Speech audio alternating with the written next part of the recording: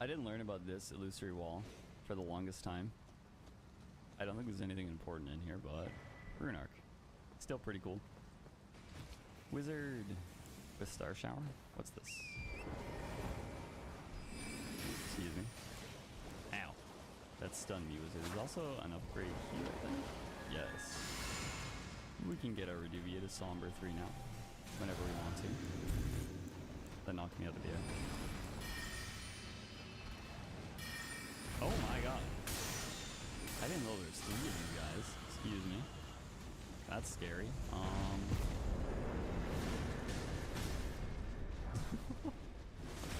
That'll give me iframes from the flailing attack. Scary. Very scary. In the graveyard, I think there's an Ash of War somewhere. Other than that, I can't think of anything that's super important in here. I guess there's like a spirit summon up there. I'm trying to really learn the game. The playthroughs are definitely helping that. Like the item locations. Yeah, Spirit Ash. There's a dog behind me. Let's get Flaming Strike at the ready. That's rough. No dog. No, you're... Ah, you made me miss it. No, you didn't. I'm still good. Now we're good. Now I gotta rerun this because of the dogs. Evil. Evil. I don't even remember what Ash of War that was. And you don't give me Gravitas, do you? No, you get that in Limgrave. I actually didn't pick that up. I could go get that if I need it, though. Oof. Bam. What in the... I missed. I'm guessing we can't backstab him. Oh, good dodge. Do you drop then? Oh, Gravity Well, the spell. Now we hit the Grace. We can just go fight the boss to get the Infusion Stone after it, and then we can actually search through the castle. Alright, I think we're gonna go with our own long-range spam. Hey there, wizard. This makes it a lot easier. Otherwise, you get just hit with endless that. Nope. Take mine. You're next. Hey, Alex. Oh, Alex Beyblades you. How long will it take doing jumping heavies to stun him, I wonder? Okay. There we go. No. Take your own long range, wizard. This matters. Wow, okay. This, I believe, is a cracked pot. No, ritual pot. I always have those confused.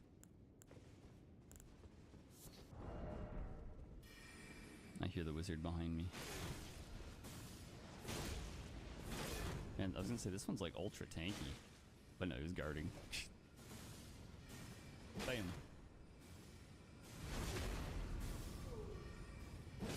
My nightmare. A bunch of wizards casting. Nice. Stop it. Okay.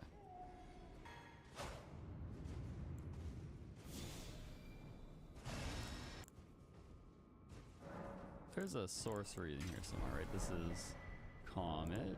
What's this then? Oh, Storm-Sided Key, okay. And then we get the Wizard Talisman. Perfect. Now it's time to fight the dog. Bleed or fire? Going in. Alright, Rata Dog. Shoot your wizardries at me. I know you want to. Ooh. Let's see how much damage this does. I can do the follow-up. Disappointment immeasurable. Ooh. Ooh. Open face. Stop dodging me, wizard. Ooh. You're just a wizard with extra steps. Ow. I hate this one the most. It tracks so well. Can't see right now. Woo! We heal. Munch. Okay. Fire. Jumping heavy. This you do good damage to him. Oh, you jumped that last second. You're lucky. Foaming Soul Mass Spammer. Goodbye, Ratadog. Ow. Nice. Hey, Rusty. Now I just quickly run to get the stone, and I feel like that's a pretty good place to end this part of the playthrough. That way we have the Frostbite Infusion to start with next time. Maybe we'll upgrade some weapons, depending. What level am I? 40 right now. Gonna look into the good level brackets that are popular for invasions. Feel like we can have a higher grade weapon by this point. Goodbye, wizard. Grab this. So I'm going to call it there for now. I'm going to look into what's the best weapon upgrade to have. At the level we're around, I feel like by the time we're upgrading from Liurnia, we can get to 50. So I'm going to look at the good level brackets. If you guys have any recommendations for that, always feel free to comment those below. As well, if you'd like me to pick any weapons, incantations, or anything up along the way of my playthrough, I always appreciate all the input that you guys give. All my weapons are currently +6. We're level 40, and we're going to start by going through all of the castle when I come back for the next part of the playthrough. Until the next video, though, this is goodbye. I will see you guys all next time. Thanks so much for watching. Goodbye. Goodbye.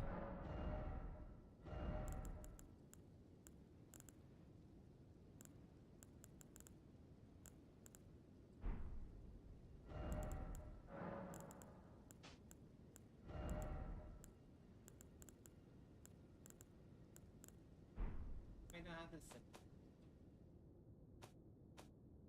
Oh, it doesn't work on deck.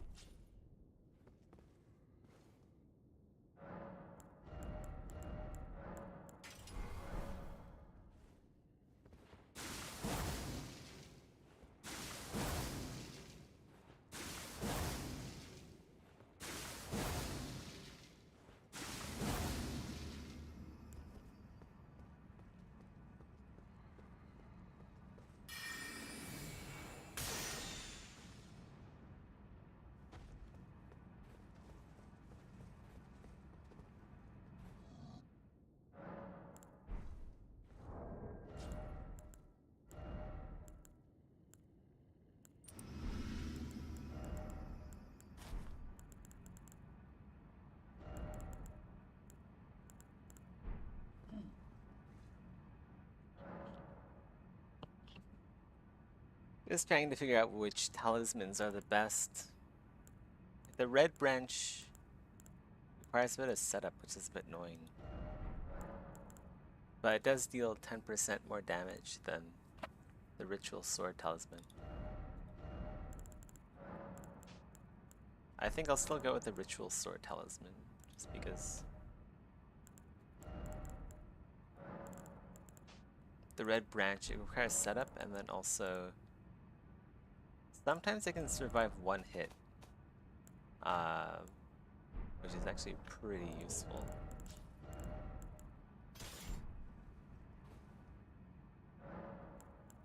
If I'm going 10 Vigor and just running Red Branch, and I will literally die in one hit if anyone like throws daggers at me.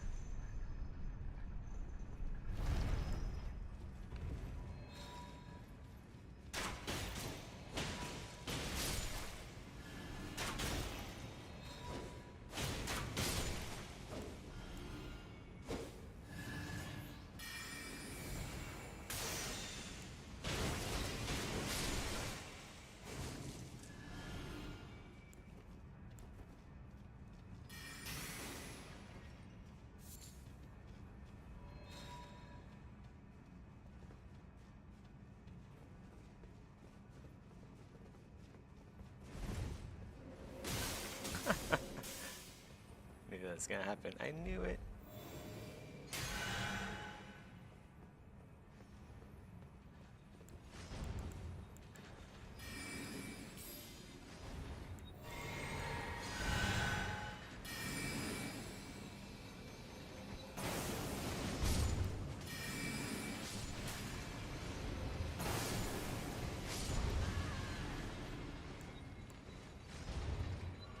Did the invader leave? He straight up just leave?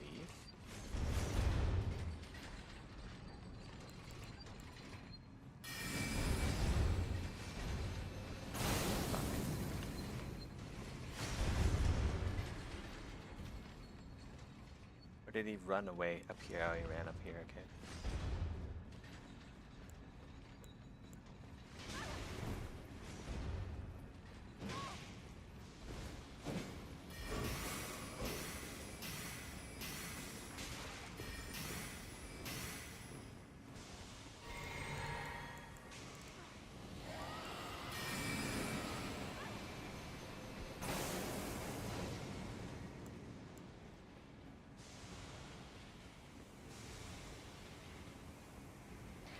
Shit, there goes my buff.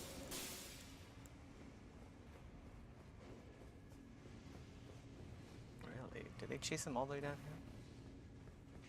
Just like that, huh? Just like that. Oh my god. That was almost the end of me. Oh, he's dead. That's why you don't chase invaders.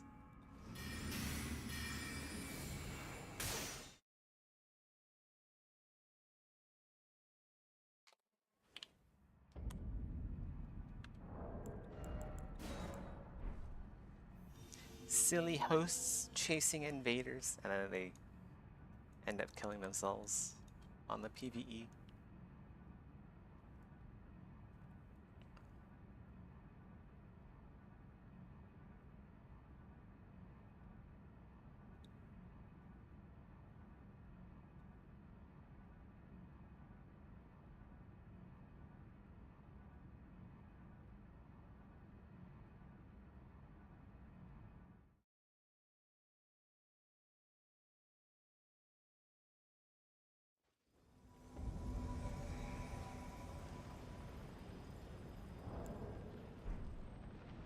It's always fun getting summoned here. You never know if the host will die to the first banished knight here. I feel like this guy has a fighting chance, but sometimes they just run past it and then they don't realize that the banished knight will just chunk their health for like in like 2 hits and then they're dead.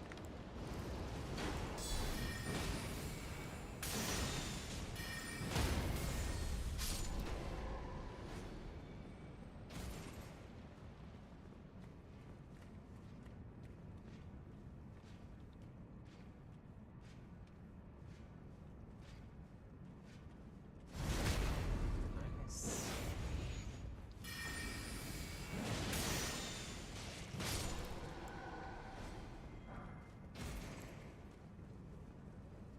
He's fat rolling though. He's doing the fat walk. But he's sprinting.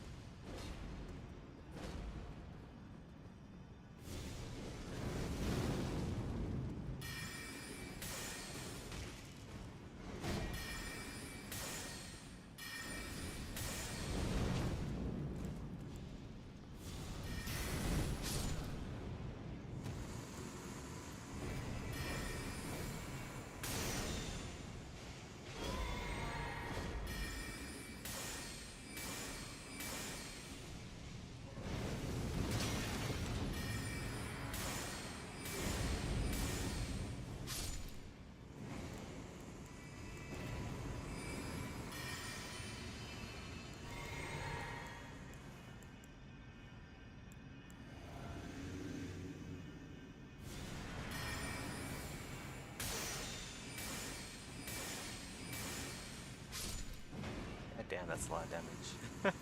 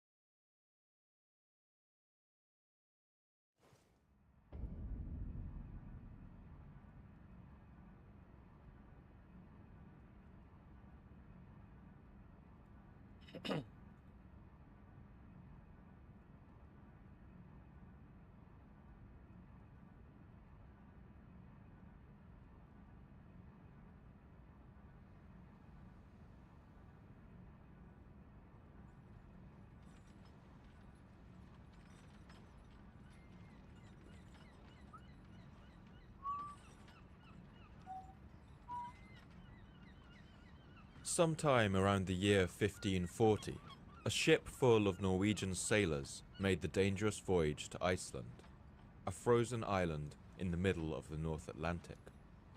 It was a notoriously dangerous voyage, and when they saw dark storm clouds begin to brew on the horizon, they knew they were in trouble.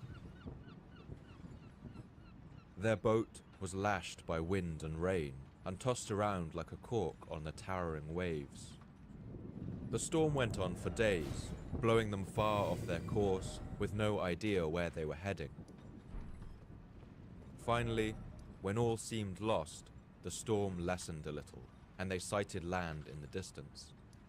They managed to beach their boats through the rough waters in a small cove choked with ice, and there they waited for the remainder of the storm to blow over.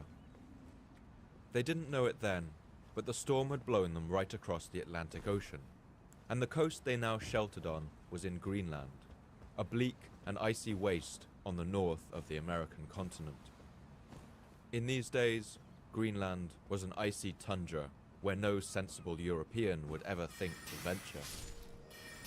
But as the men waited for the storm to die down, they spotted something not far from their boat. It was a man, face down, dead in the snow. They saw his clothes made from seal skins and the fur in his hood, and they thought that he must be an Inuit, one of the indigenous inhabitants of Greenland. But as they approached, something didn't look right. They turned the man over and saw with surprise that he had red hair and pale skin. He was a Norseman, just like them, but he was dressed in the clothes of an Inuit hunter. On his head was a hood, well made, and otherwise clothes of frieze cloth and of sealskin.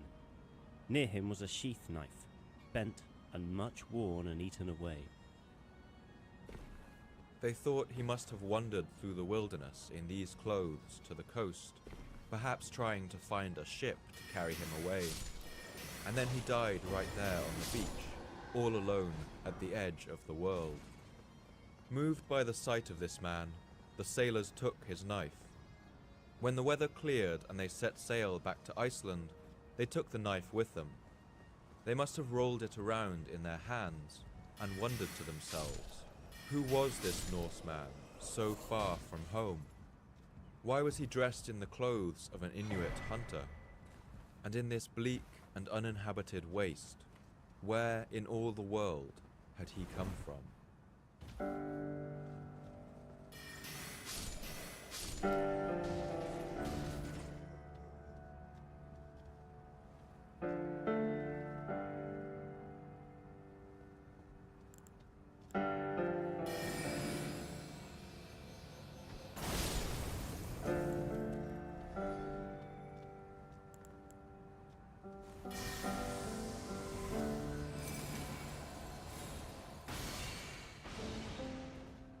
My name's Paul Cooper, and you're listening to the Fall of Civilizations podcast. Every episode, I look at a civilization of the past that rose to glory and then collapsed into the ashes of history. I want to ask, what did they have in common? What led to their fall? And what did it feel like to be a person alive at the time, who witnessed the end of their world? In this episode, I want to look at one of the most unlikely tales of a society's fall, the incredible saga of the Vikings of Greenland. I want to show how these European settlers built a society on the farthest edge of their world and survived for centuries among some of the harshest conditions ever faced by man. I want to explore how this civilization was able to overcome the odds for so long, and to examine the evidence about what happened to cause its final and mysterious collapse. If I were to ask you, who was the first European to discover North America, you might think of Christopher Columbus landing on the sandy shores of the Bahamas at the end of the 15th century. But actually, Columbus was far from the first. In fact, Europeans had made routine journeys to America for more than 5 centuries before Columbus was even born, and their story begins over 1,000 years ago in the 10th century.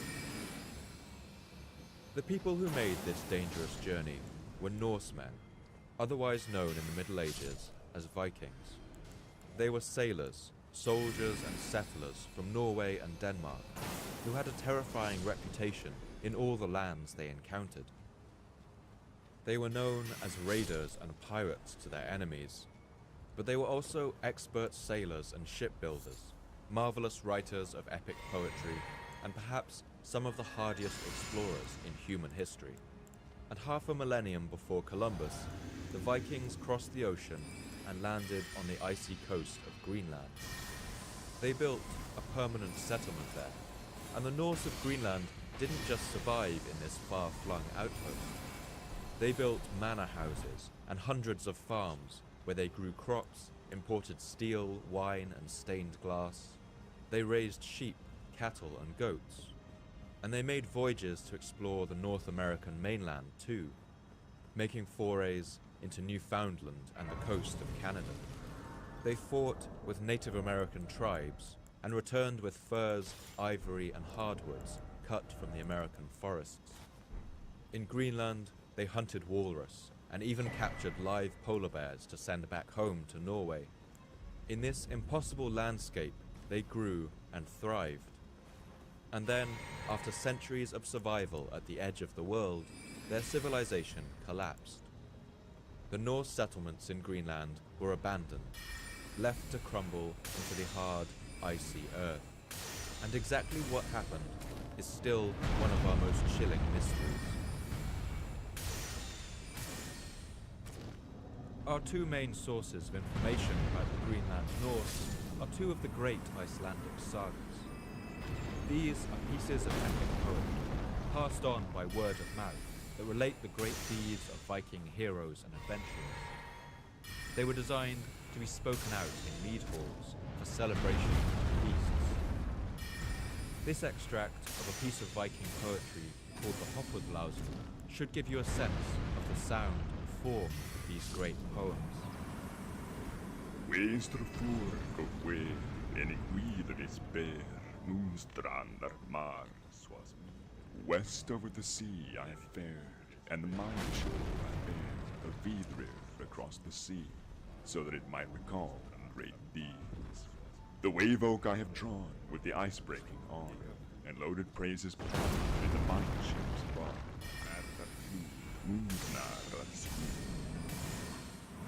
Later, these sagas were written down, and today they give us an incredible insight into the lives that these men and women lived as they explored the icy lands of the North Atlantic. And our story begins right there, on the snowy slopes and steaming vents of Iceland. Iceland is a volcanic island in the northern Atlantic, about a third of the way between Europe and North America. And until around the year 874, it was completely uninhabited. Only flocks of seabirds and the reclusive Arctic fox roamed its snowy hills. But then, the Vikings arrived. From their homeland of Norway, it was a journey of over 1,500 kilometers by sea, through some of the harshest weather on Earth.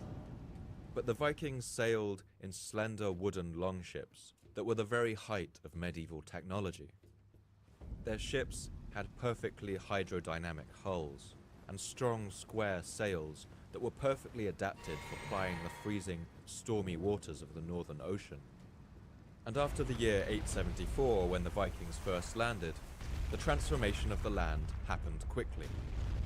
Back home in Norway, land was scarce, and competition over farmland meant that many people were eager to start new lives in a completely unexplored land. Within 60 years of their first landing, the Vikings had already built over 1,500 farms in Iceland, and the population rose to over 3,500 people. But the ambitions of the Vikings wouldn't end here. By the year 930, it I hate when seems, someone edits just voice to about be all deeper, of the usable it land becomes in hard to Iceland understand. had already been claimed. Oh, did And he already, edit his voice? stories were beginning to spread among the Norse sailors. I can't tell. Stories about a new land, a land of blue ice and mists that lay somewhere Yeah, over I'm the streaming stormy again, sea. just like yesterday and According the day to the before. sagas, the first person to attempt to find this new land was a Yeah. man named Eric Thorvaldsson, and he would be known to history as Eric the Red. Eric the Red was born around the Look at year that screen space 950 texture. Whoa. into a Norway that had only just been unified screen into a space, single space, but- state. It's like camera facing. Norway has a ragged, undulating coast, broken by wooded fjords, Camera great space mountainous texture. inlets, and dotted with rocky islands out to sea. But Eric was born in the south of the country, where the flat land meant that the sea always stretched out before his eyes, calling to him with its inviting horizon. As a boy, he must have gazed out at the ships sailing off in the direction of the sunset, watched them sink below the horizon, and he must have wondered what lay beyond that tantalizing vanishing point. And Eric was about to find out. That's because he was the son of an outlaw named Thorvald, who had an explosive temper. And this You read the temper bit would from the have saga dire with the ultra consequences deep for voice. Thorvald's family. Is it him or is it another voice actor? When his son Eric was only 10 I years didn't old, pay attention. Thorvald killed a man in a quarrel. And in Norway, murderers didn't only what's have up? the law to fear. You guys Viking want honor attention? meant that the family of the dead man would soon be out for blood in revenge. Fearing You guys want reprisals, attention? Eric's family managed to gain passage across the sea to Norway's newest settlement, the freezing land of Iceland, where Wow. smoke was said to rise from So the very dramatic. earth. The young Eric must have looked out from the ship on that voyage and seen the sea stretching out Wow. in all directions, grey and bleak and forbidding. But it must have been exciting for the young boy too. Here, at last, was the adventure that he dreamed of. By this time, in the second half of the 10th century, Iceland was already well settled by Norway. The Norse had brought large amounts of thralls, or slaves, from Ireland and Scotland to help them populate their new colony. They'd introduced horses, cattle, and rabbits, and Iceland's snow forests had been cut down to clear farmland for the cultivation of barley. Its people ate cod from the sea, unsalted but dried on wooden racks by the wind and cold. But this success story of a settlement also meant that most of the best land had already been taken. When Eric arrived with his family, all that was left was a plot of uninhabited wasteland in the forbidding tundra of the northwest. But that was all the choice they had, and Thorvald and his family settled down and began to work their farm. We can imagine that as a child in Iceland, the young Eric must have listened to the stories that the sailors told when they passed through, when they stopped on shore to repair their ships. Norsemen of this age navigated the oceans with no compasses, using the sun, moon, and stars to find their way, as well as following natural cues like the paths of seabirds and whales. But although they were expert navigators, it only took a strong storm to sweep them far off course, as Maybe we'll learn a he's few just times speaking in a throughout this very episode. dark, deep voice. The Vikings of Iceland believed that they lived on the edge of the world. But already at this time, stories were beginning to spread of sailors who had been blown off course and seen strange things in the distance.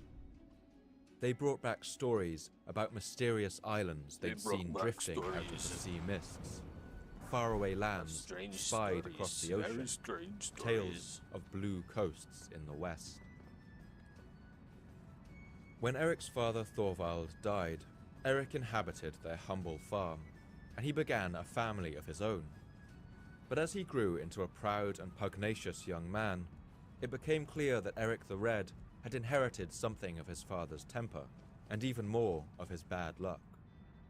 One day, a group of workers on Eric's farm caused a landslide that tumbled into the neighboring farm. This belonged to a disagreeable neighbor, known only as Eyjolf the Foul. And Eyjolf seems to have lived up to his name. Run away. Enraged at the damage caused to One his of those farm, things was Eyjolf one-shot me. killed Eric's workers. But Eric was his father's son. He wasn't to take this insult lightly. Okay. He chased after Eyjolf, It's like and a the two dang of them all fought. right so far. In the brutal struggle that ensued, Eric Oh prevailed, my god, I and almost Eyjolf died. the Foul was killed. How much But health once do I the have? heat of battle had I died down, have, 7 Eric HP. realized what he had Very done. nice. Just like his father, he feared the beginning of a blood feud. In the society of the medieval Norse, Come one on. death could be like a spark in dry heather, Get that. setting There we off go. a cycle of violence and revenge that could last for generations. So it may have felt like something of a relief for Eric when the law, and not Eyjolf the Foul's family, finally came down on him. For the killing, the lords of Iceland declared that Eric the Red was banished for 3 years. Soon, just like his father, Eric would have to flee the land that he had learned to call Ragnar home. the Red. But Eric didn't have many good options before him. His family had many enemies now.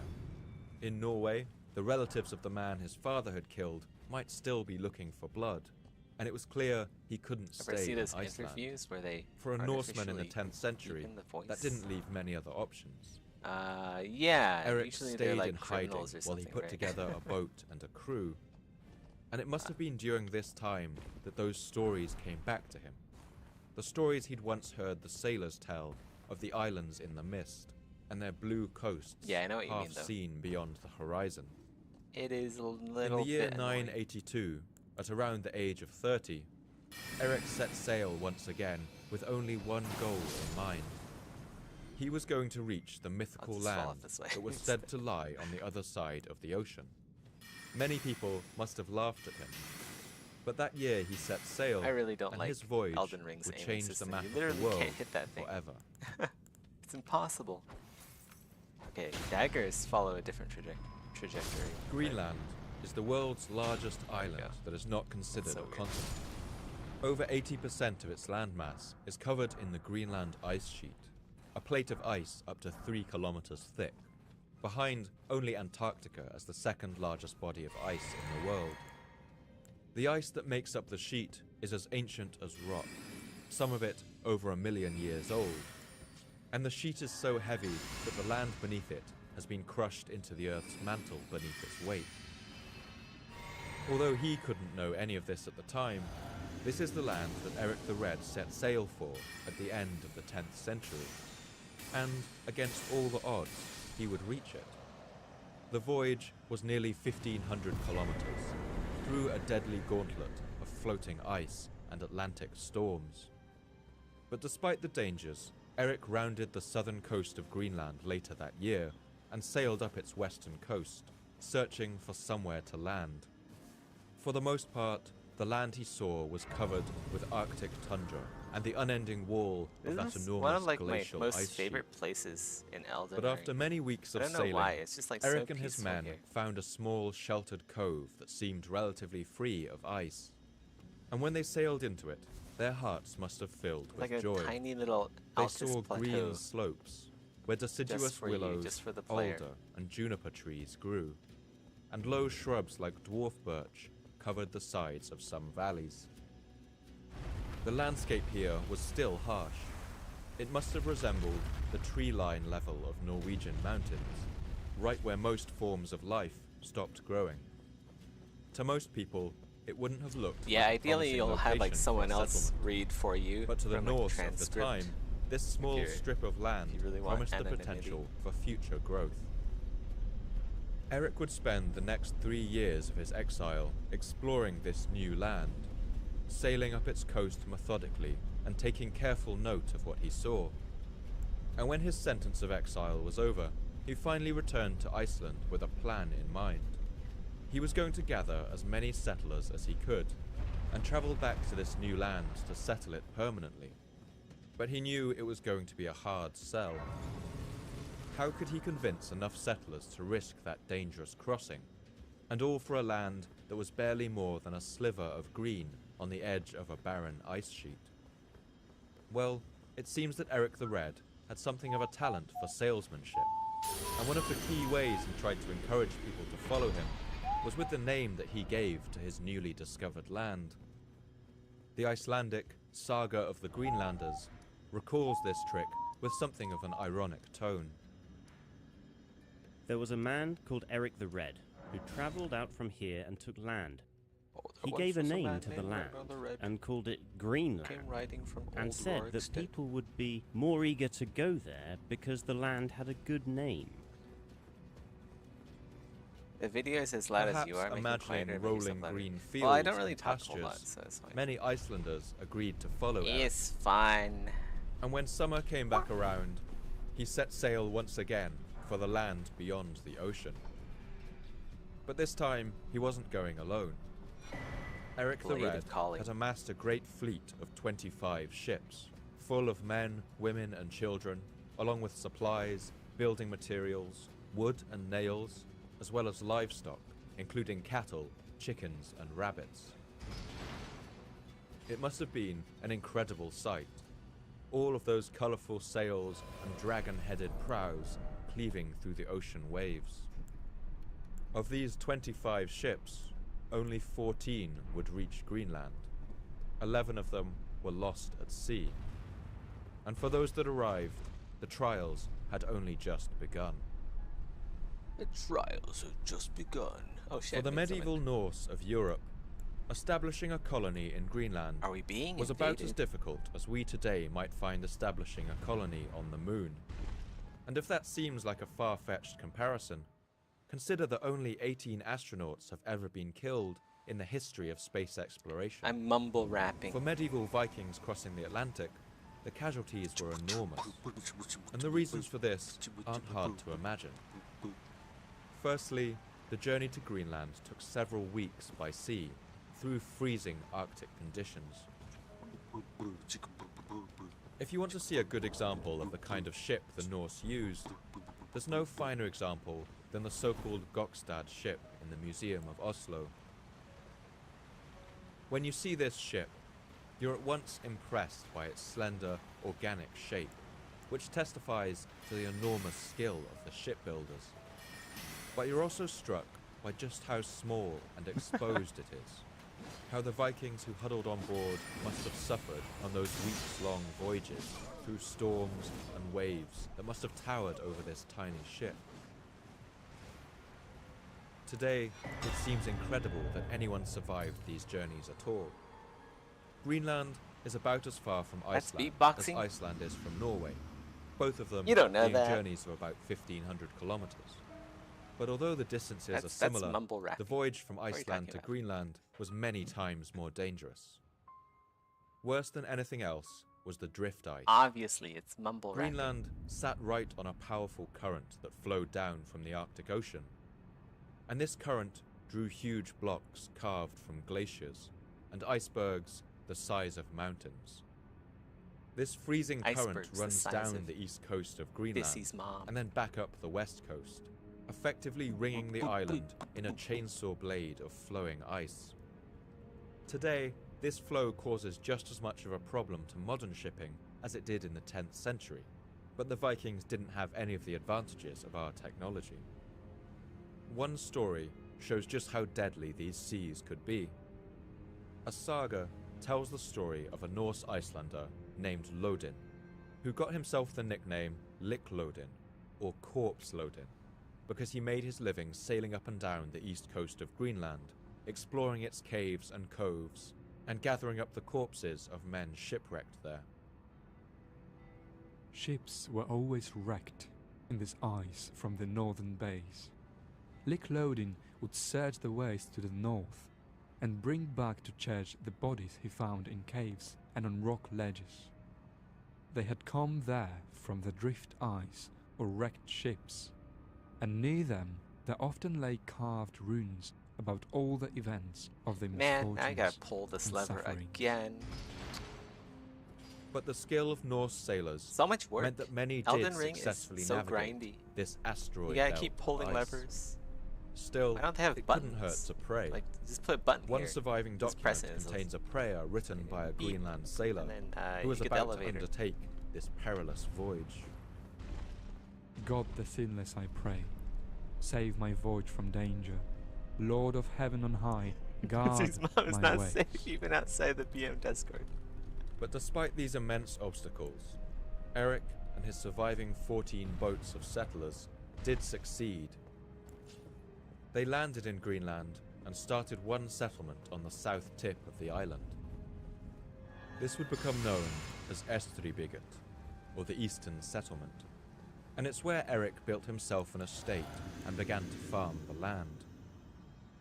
Later, the Norse would sail up the western coast of Greenland and found a second settlement. This was called Vestribiget, or the Western Settlement. Life in Greenland was hard.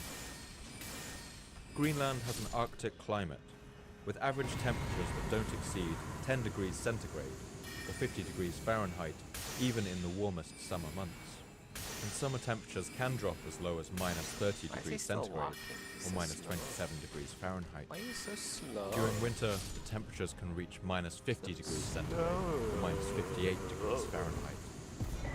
For 2 to 3 months in summer, there is continuous daylight, the so-called midnight sun. And during winter, the sun never quite rises, with only 3 to 4 hours of daylight peeking over the horizon. But the Norse were expert settlers. There's evidence that they adapted to the difficult farming conditions of the Greenland winters by aggressively fertilizing the soils around their Aggressively farmsteads. fertilizing, yeah.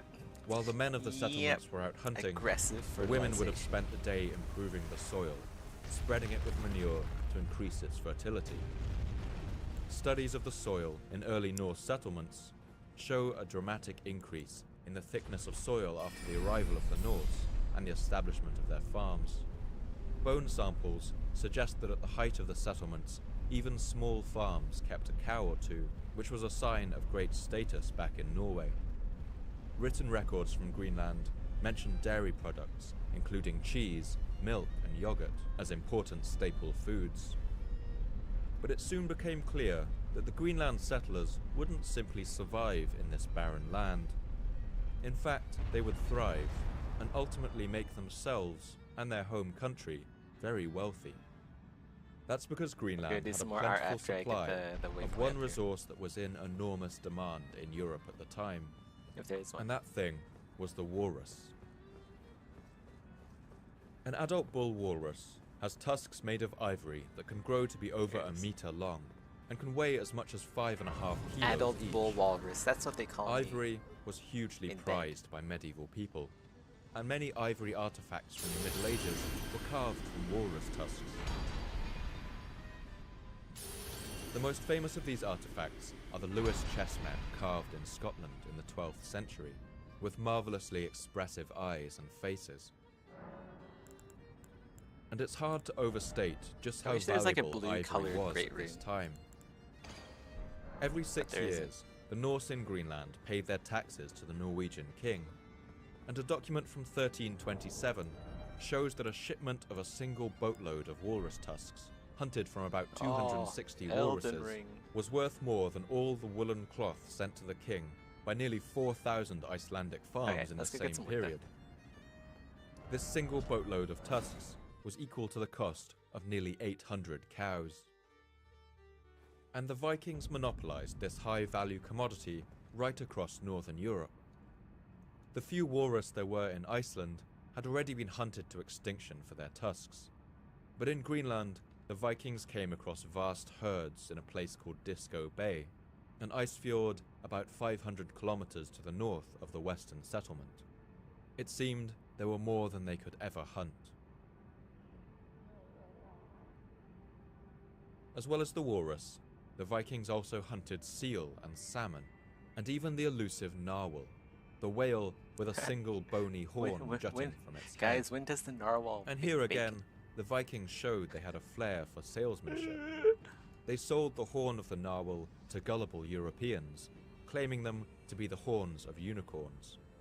Suddenly, unicorn horn became in great demand throughout medieval Europe, with the powdered horn being used to treat a variety of ailments. It was believed that unicorn horns could detect poison in food and drinks, and the horns themselves were used to make the scepter and imperial crown of the Austrian Empire, and the unicorn throne of the Danish kings, among other artifacts across Europe. This growing economy attracted more people to Greenland, and before long there may have been over 5,000 inhabitants spread over the fjords and valleys of Greenland's coast. Most of these would be in the eastern settlement, which was the closest to Europe and the better connected of the two. In the eastern settlement, at a place they called Garda, the Norse built an ornate Christian cathedral out of sandstone that they quarried from the Greenland hills, probably using the skills of stonemasons brought from Norway. This cathedral was complete with stained glass and a heavy bronze bell shipped over from Europe, and it must have been quite a sight when the eerie lights of the Aurora Borealis flickered blue, green and violet over this church. Streamers of charged particles thrown out from solar flares, impacting the Earth's atmosphere 100 kilometers overhead. But just as impressive today is the remains of a barn in Garda, itself the size of a cathedral. Its doorways are built of enormous solid stone blocks that today look like the pillars of Stonehenge. Here, the prized animals of the Greenland Vikings, perhaps as many as 100 cows, would shelter through the bitter winters, protected from the biting wind and snow by thick walls covered in banks of earth. Viking chronicles record that in spring, the Vikings would often have to carry their cows out of these sheds, since the animals' legs grew so weak from inaction through the long, dark winter months. But despite their impressive advancements, the colonies of Greenland never became truly self-sufficient. We can see this demonstrated in the story of one Greenlander named Asmund Kastanrassi. In 1189, Kastanrassi built his own ship in Greenland, which is quite an achievement considering the lack of timber, steel, and other building materials in the environment. Kastanrassi's ship was held together with wooden pegs and lashings made of walrus sinew, and amazingly, he sailed it successfully back to Iceland. Although we don't know exactly what this craft looked like, we can tell it was a strange sight by the way people reacted. When he landed, the Icelanders on the shore gathered around to marvel at his strange Frankenstein's monster of a ship, returned from beyond the edge of the world. But Kastanrassi's inventiveness could only take him so far. Somewhere on the next leg of his voyage to Norway, the tendons and wooden bolts that held the craft together gave way. The ship came apart, Oh no. and Kastanrassi went down with his ship, somewhere in the North Sea.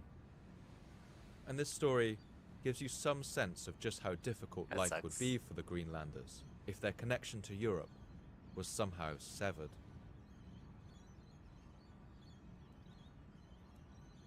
Have I seen The hardcore harsh heavy? weather conditions of Greenland weren't the only opponents that the Greenlanders I'm faced. not into men, so I haven't. When the Vikings first arrived in this new land, they began to find clues that told them that they weren't the only people to have set foot there. In fact, the sagas recall how the Vikings stumbled upon the ruins Where is that? of a Is that on previous Pornhub? habitation. They found their people's habitations, both to the east and the west on the land, pieces of skin boats and worked stones, from which one could tell that a people were already there, whom the Greenlanders call I'm curious now. Skraelings. The word Skraeling is the only word from the old dialect of Greenlandic Norse that has survived into modern Icelandic. In the modern language, it means something like barbarian. And in the Middle Ages, the Greenland Vikings used it to describe all the various tribes and peoples they encountered during their exploration of the New World. In Viking folklore, the indigenous peoples of North America are often referred to as semi-mythical creatures and less than human. In the stories, they transform into witches, pygmies, and trolls. The first people that the Norse encountered in Greenland were called the Dorset, but their contact was fleeting. The Dorset were later supplanted by a people known as the Thuli, who were the ancestors of all modern Inuit peoples, and were at this time spreading their influence across Canada, Alaska, and Greenland. You're saying it's a In the vast POV expanse of Greenland, it took the movie. Thuli and the Norse a long time to come into contact. Huh. But by the end of the 12th century at least, it seems they had Huh. encountered each other. One explorer, known as Thorfinn Karlsenfi, wrote down an account of these peoples. They were short in height, with threatening features and tangled hair on their heads. Their eyes were large and their cheeks broad. And we don't just have the Norse side of this story. Today, tales of the arrival of the Vikings still survive in Inuit folklore, and it's fair to say that at times relations between these two cultures were not always friendly. In the Inuit folk tales, the Vikings are sometimes referred to simply as the enemy. In their stories, encounters between the Inuit and the Norse are often violent. For instance, in this ancient Inuit tale. It once happened that a kayaker from Arpat Civic came rowing up the river trying his new bird javelin.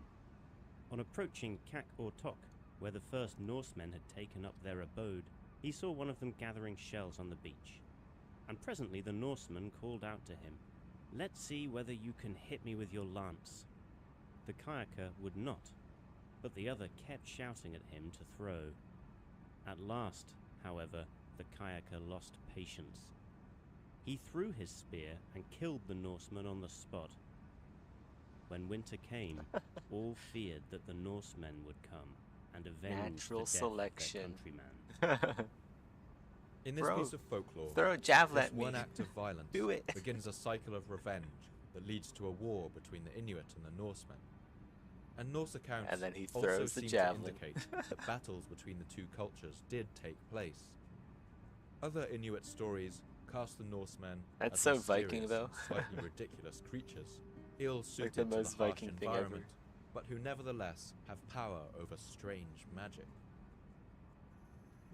A kayaker one day went to the Bay of Imingwit to catch fish. He found there a tent belonging to some Norsemen and weird, heard them joking and talking inside. He was curious, audio and he thought he'd make balancing a joke this on one. the Norsemen. So he left his kayak, went up to the place, and began to strike on the sides of the tent. Inside they fell quiet, and so he struck harder on the tent. Then he took a peep inside, and the lot of them shrieked with fear. They were forefathers and their children, and they fled in fear across the ice. But the ice was thin and broke through with them so that all were drowned. It's said that some nights they can still be seen through the ice, and when they are visible, it is an omen that someone will soon die. By the 14th century, the Thuli peoples had moved south towards the settled areas of the Vikings. At some sites, they even occupied the same fjords, although at different sides of the water. And it's worth pointing out that the images of friendly Eskimos you may have seen in children's books shouldn't fool you into thinking that the Inuit were a meek or pacifist people. Although they were not a particularly warlike society, they were more than capable of defending themselves when challenged, and they frequently defended their southern borderlands against other Native American tribes like the Cree. Their warriors wore armor made of hardened walrus hide and sinew, and they carried bone harpoons and knives with stone blades. Their bows were particularly powerful weapons, as the Inuit enhanced their tensile strength by coiling them with dried sinew. This all meant they could be a serious threat to the Norse settlements. In 1379, for instance, Viking chronicles record that the Thuli attacked the eastern settlement, killing 18 men and capturing 2 boys and a woman. This isn't to say that contact between these two cultures was always violent. In fact, it seems a rich tradition of trade went on between them. Items such as comb fragments, pieces of iron cooking utensils and chisels, chess pieces, ship rivets, carpenter's planes, and oaken ship fragments have been found in several Inuit sites, far beyond the traditional range of Norse colonization. A small ivory statue that appears to represent a European has also been found among the ruins of one Inuit house. And it's clear that there was more than just goods being exchanged. Today, we can trace I'd some recommend you words watch in it, but it's modern 18 Inuit plus, sorry, kid. languages back to their Viking origins, borrowed Oh, nearly okay, 1,000 years mister. ago from their Norse I won't neighbors. watch it then. But while there were periods of peace between these two cultures, they were often at odds. And the Vikings' inability to make a lasting peace with their new neighbors would certainly not help matters when their luck took a turn for the worse. The Vikings' difficulty in making friends in the New World would extend beyond Greenland too, and this can be seen more than anything when they made their famous voyages over to the mainland of North America, 5 centuries before Christopher Columbus was born. The Icelandic sagas vary on their accounts of who was the first Norseman to discover America, but many believe that the most plausible account gives the honor to a man called Leif Everyone Erikson. knew the Chinese discovered America. In Norse naming conventions, the name Ericsson means literally that he was the son of Eric, and the Eric in question was the one we've already spent some time with, Eric the Red. Born the son of this high chief of Greenland, Leif Erikson shared some of his father's adventurous spirit, and a little of his appetite for trouble.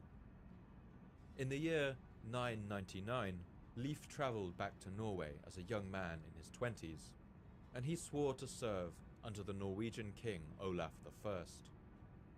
Olaf was the first Norwegian king to convert to Christianity, and to turn his back on the old gods of his ancestors, Thor and Odin and Loki. While serving under King Olaf, Grinding Gear Games, I believe former art director. His name is Eric Olofsson. So I keep thinking about that whenever I hear like Viking names. the young Leif also converted to Christianity, and soon the new king had a mission for him. He's the He son was of to return Olaf. to his home of Greenland and convert the people there to Christianity too. So Leif was soon back on the sea, but whether by divine intervention or by the fickle nature of fate, Leif was blown off course like so many Vikings before him. And after many weeks of sailing through open ocean, he landed on the coast of a strange land he had never seen before. Wild grapes were growing here, fields of wild wheat, and even butternuts that he and his men gathered for food. They also found 2 shipwrecked Norsemen who had been blown off course like them. They rescued the men and took them on board, and if Leif's story is to be believed, these shipwrecked sailors were actually the first Europeans to ever discover America, and we will never know their names. When he returned to Greenland, Leif was determined to put together an expedition to explore this new land. He gathered as many men as he could and got back on the sea Nobody as soon as possible. and Blair Vidin. They crossed the choppy waters and soon landed in a desolate and rocky place that he called Helluland, or the land of flat rock. From there, they sailed south to a place he called Markland, or Forest Land. And finally, they returned to the land that he called Vinland, after the great vines that he once again found growing Try there. not get murdered by Here, this there was thing. a mild climate and bountiful Get one hit. supplies of salmon. Possibly. This was most likely the coast of what we today would call Canada, I'm dead. where you can still find this particular species of Ah! growing Why do I always do that? Why do I Leif and always his do that men to myself? Spent the winter on the North American coast. In a I get small so settlement greedy. They called Leifsbudir. Ah, And when spring came, they sailed back to Greenland with a cargo of timber and killed grapes. by a bug. Leif's Can you journey believe that? and the stories he brought back would encourage other Norsemen to make the same journey. Not to be outdone, Leif's brother Thorvald, named after his hot-blooded grandfather, made the journey in the year 1004. But he was to have far worse luck than his brother. At first, the journey seemed to be going well. Thorvald landed at Leif's abandoned camp and spent the winter there without incident. But in the spring, they sailed south and came across a strange sight on one of the beaches. They saw 9 people sleeping under 3 skin-covered canoes. They were indigenous Americans, or what the Norsemen would have called Skraelings. Thorvald attacked these sleeping men and killed 8 of them. Oh my But among them, god. one managed to get away and flee through the forest that fringed the beach. The Norsemen celebrated their victory and set up camp, but their celebration wasn't to last long. Soon they heard the noise of an approaching force and shouting voices coming through the trees. They realized too late that the man who had escaped had come back, and this time with reinforcements. Arrows began whizzing out of the forest, and the Norsemen fled back to their boats in disarray, hastily throwing up a barricade while they prepared to set sail. During the flight, Thorvald was struck by an arrow, and it pinned him to the wooden hull of his ship. As he died, he is supposed to Connection have shouted error. out a final Returning to my bellowing world. proclamation. What a fat joke. We've found a land of fine resources, but we'll hardly enjoy any of them. The group retreated back along the coast, and without a leader, they fell to infighting and bickering. They only just managed to make it back to Greenland alive. We may never know how things might have gone had history been just a little different. But it's possible Imagine that if this fierce reaction if by your the father's indigenous name was Dick. inhabitants of Vinland may Then have you'd be prevented Dixon, the colonization of son of America Dick. for another 500 years. Partly because of their unwillingness to coexist with native peoples, the Vikings were never able to establish a permanent settlement in North America. The Norsemen did set up a number of temporary camps in Canada, often places where they would spend the winter before abandoning them and returning to Greenland. Today, only one confirmed Norse site has Biologically been discovered accurate in North America, at a surname. place called L'Anse aux Meadows, or the Bay of Meadows, in Newfoundland, Canada. In 1960, a man called George Decker, who lived in a small fishing village nearby, led archaeologists to what he called the Old Indian Camp. But when the archaeologists began to We have excavate, some they realized Japanese that these ruined buildings didn't match the profile of any Native American building methods. In fact, the only thing they resembled were the Viking buildings in Iceland and Greenland. Rough stone walls covered over with turf to keep in the warm. 8 buildings were discovered in total, which could have held up to 150 people. And Viking artifacts were uncovered at the site too. A stone oil lamp, a whetstone, a bronze fastening pin, a bone knitting needle, and part of a spindle. But it seems that this too was a temporary settlement. There were no findings of burials here, or tools, agriculture, or animal pens. But archaeologists did find carpentry work and iron ore, suggesting that L'Anse aux Meadows was used as a way station to repair boats damaged on the violent seas. I gotta drink my potion. Partly helped by repair stations like this, the Vikings made routine voyages to North America to collect wood to build their ships, and probably to collect the furs of foxes, bears, and lynx too. But Greenlanders simply never had the resources to establish a permanent settlement in America, Their links back to Europe were just too fragile Pew, pew, to pew. support anything other than a temporary base. And for a number of reasons, these links were about to weaken. In fact, events would soon occur that would threaten the very survival of the Greenland settlements themselves. What if your father's surname was Sun?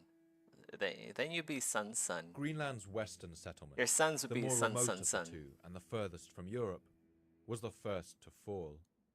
And strangely, nobody at the time seems to have known what happened. The last person to set eyes on the western settlement was a man named Ivar Bardason, who sailed to Greenland in the year 1341. For more than a decade, no one had heard any news from the western settlement. For centuries, it had sent taxes to the Norwegian king, and although these shipments were often many years apart, they had never failed to pay what they owed to their distant homeland. But the last payment to arrive from the western settlement had been in the year 1327. That's 14 years earlier. Ivar Bardason was given one task: to make the terrifying voyage across the North Atlantic, to find the He western had settlement, one job: and to demand to know why their taxes were so late. to go to the new land. It was a long and dangerous voyage through icy waters. to We can demand imagine taxes. the eerie lights of the aurora borealis flickering far overhead as Bardason made the journey, but he survived the trip. He arrived in the eastern settlement in Greenland and began asking around, seeing if anyone knew what had happened in the west. But no one could tell him anything. There too, no one had heard anything from the western settlement for years. And so Bardason set out on the next leg of his voyage with a growing sense of foreboding. When am I And gonna when he wash finally you? arrived at the western settlement, he saw why. The entire place was in I'm ruin. too busy streaming to wash you. I saw nobody, neither Christians nor heathen. Only some wild cattle and sheep, all running free. Bardason explored the ruined settlement, but he could find no sign of the settlers, and he couldn't find any clue about where they might have gone. Since the domestic animals were still there, wandering free among the crumbling buildings, it can't have been long since they left. The animals wouldn't have survived long without shelter. Bardason wandered around the surrounding area and found 4 more farms in similar condition. He and the men with him knew that the farm animals wouldn't survive the winter, so they slaughtered them and took as much meat as they could carry back to their ships. And Bardason felt sure that he knew what had happened.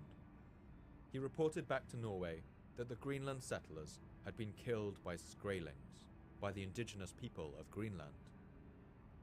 But to the end of his life, he must have wondered, why were there no signs of bloodshed at the western settlement? Why no signs of battle or the burning of buildings? And if the Skraelings had done this, then what had they done with the bodies?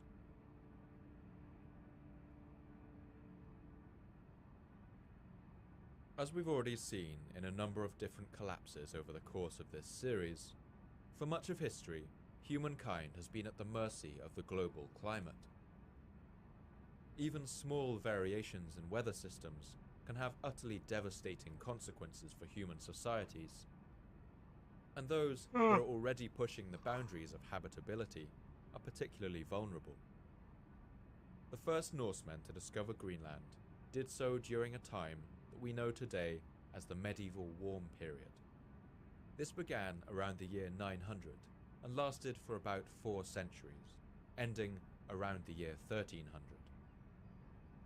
During this period of warmth, sea ice decreased in the North Atlantic, so sailing from Scandinavia to Greenland became less dangerous.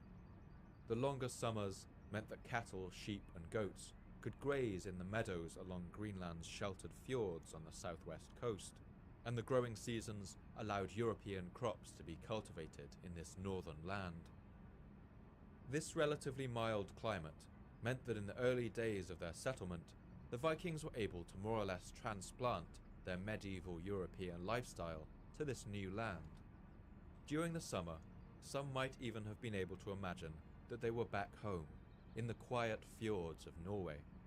But this warm period wouldn't last forever, and soon the Norsemen of Greenland would realize that they were actually very far from home.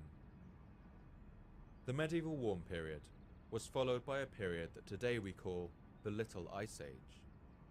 This describes a period that began in the late 13th century, when summer temperatures around the world underwent a dramatic drop.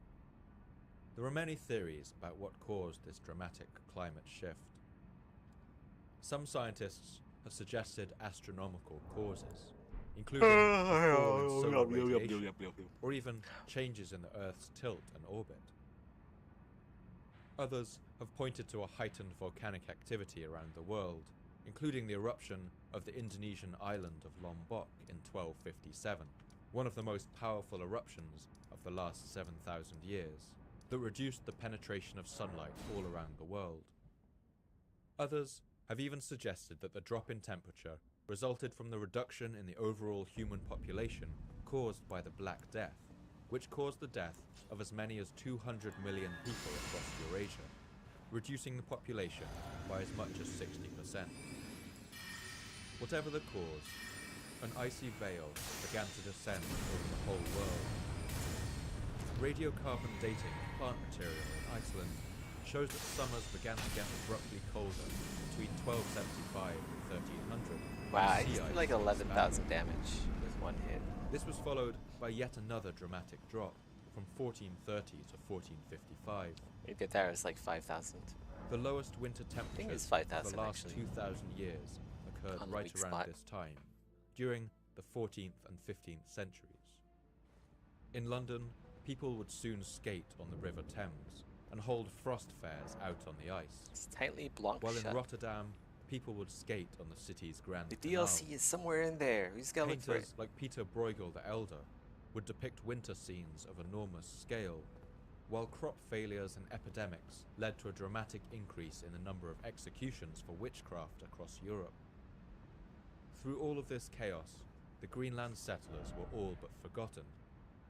But for them, the results of this changing climate would be the most devastating of all. The Greenland Norse settlements were already built on the edge of the Earth's habitable zone. Only 300 kilometers to the north lay the Arctic Circle, beyond which the sun If didn't Olaf show in winter. Bjorn's son And just over the had a hills to son, the north the of son the would Viking be settlements, the from vast Ralof expanse of the Greenland Olafsson. ice sheet How did the stretched. system work for their In daughters? Greenland, temperatures would now plummet to as much as 6 to 8 degrees Uh. lower than summer temperatures today. Soon, sea Be like- ice would choke up the fjords and be like prevent ships from landing. Bjorn, The ice would crush Bjorn the ships' Daughterson. hulls in a vice-like grip and freeze the ground to stone so that nothing would grow. The number of storms coming in from the sea also increased dramatically during this time.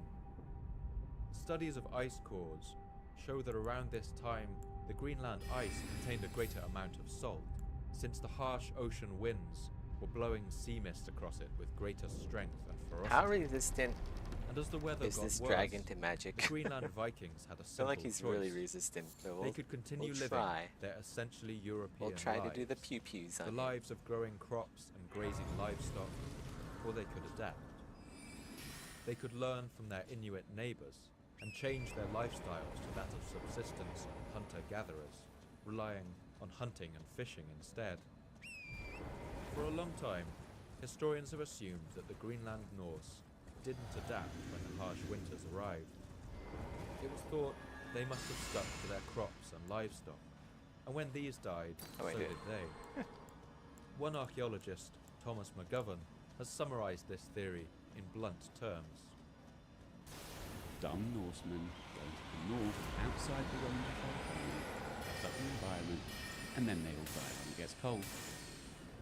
Oh, I To missed some extent, twice. it's true that the Vikings clung to their European culture even Oh, when shit. conditions worsened.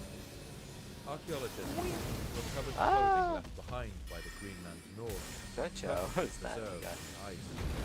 Some even have the brilliant red dye I feel like I still on might their die here. fabric, as bright today as the day that Odin left them. And from these clothes, we can see that well into the 15th century, the Greenland Vikings still wore woolen clothing, and even kept up with the latest European fashions. hooded clothing with long Might capes. just die here.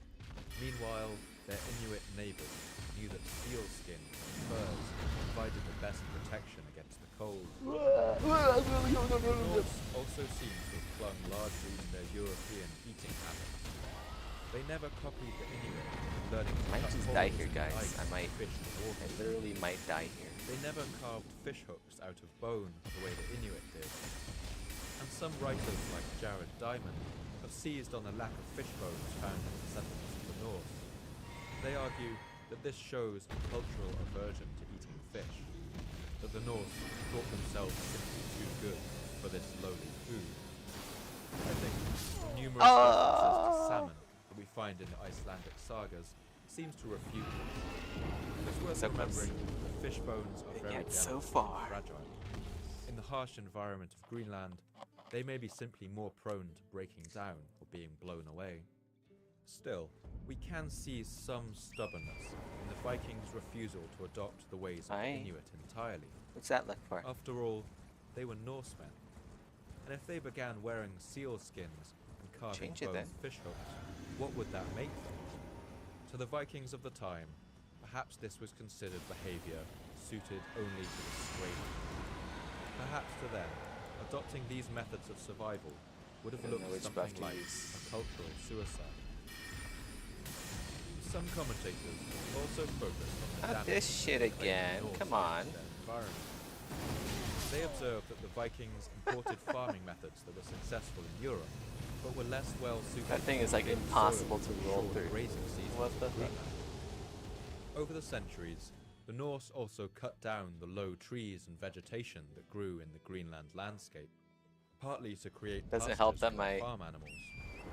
And while the Inuit my night burned comment does seal like blubber 0 to heat damage. and light their homes, the Norse continued to burn wood in their Alright, this is it. stoves and hearths, Third time is just the as they would charm. have in Europe. Or so they This say. deforestation gradually exposed the lands to the brutal icy winds, and soon the topsoil was blown away and covered in sand and ice. In one settlement, known as Vatnaverku, the ruin of one Norse house has been found completely buried in sand dunes, up to 10 feet deep, It's this shit surrounded again. by barren plains that were once fertile farmland. So some Okay, of rolled the a bit collapse early there. can be attributed to these factors. That the Greenlanders didn't sufficiently adapt, That's me when I get and that they impatient with caused bosses. some damage to the environment. But new Yeah. evidence has shown that this might not be a Yeah. complete picture. New excavations of Norse settlements have shown that around this time, Alright, the Norse Fourth did time is undergo the a charm. dramatic I said shift third in their time's charm, diet. but it's really the fourth time. Like the Inuit, they began to hunt seals, and the amount of seal bones found in the rubbish heaps of their settlements increases dramatically around this time. Bone analysis shows that food from the sea would increase as a proportion of the Norse diet, until it made up about 80% of the final days in the settlements. And far from committing the irresponsible environmental damage, it seems the Norse were careful to manage that. their scarce resources. Clean. For So instance, clean. they show that efforts to Cleanest fertilize dodge the ever. harsh soil naturally increased during the Little Ice Age. And another example is how the Norse conducted their seals. Look at that. There So are two clean. I kinds got of seals this. that live in the fjords of Greenland. This required like, The first is the harbor seal. look at that. Today, Look at that this dodge. That species dodge is so critical good. endangered. It's not hard to see why. Harbor seals are so called because they raise their young on the beaches, making them easy prey. Watch this. for I'll do the hunters. same dodge again. He's gonna do that But despite breath their attack desperation, shit. The It'll Greenland be so Norse easy to dodge. seem to I'm have just limited gonna their run into this methods of wall here. escapation, being careful Look at not that. to drive them Just to like that, destruction. guys. Instead, they went after the more abundant, Clean, just but like more that. difficult to Just catch drink the carp potion seals, now, and then you just which keep migrate spamming every away. year up the west the coast of Greenland magics. on their way to Canada. Oh, he's gonna pull this shit again, huh? Dodge, Despite look at their that, so efforts to clean. adapt, Oh my god. Studies on human remains found in Norse See, settlements this boss is show that the this boss is population easy. began to become severely All you gotta do malnourished is around get this good, time. right? Skeletons buried in the late period of settlements Look at that. are stunted Clean in dodge, growth, clean as and fuck. the teeth are worn down from eating poor quality Look at that. food. But in all of this, perhaps the Greenland Norse might still have survived. Despite all these pressures, it's worth noting that these settlements continued for over a century. Look at that guy. even You just after run the away, climate of the just like Ice that. Age reached So its easy. coldest point. He And can't part get of you this reason with is the that breath their attack and connection you to just run Europe away. allowed them to continue getting supplies of food to the hardy settlers. You see, just like that. You just miss This a couple connection times, remained, but then you get it, and then Greenland settlements it's just that easy. fallen. But for a number of reasons. what a as the nerd, 14th century nerdy grew on, ass dragon. I told that you guys, connection was fourth going to time's be the charm. put under increasing strain.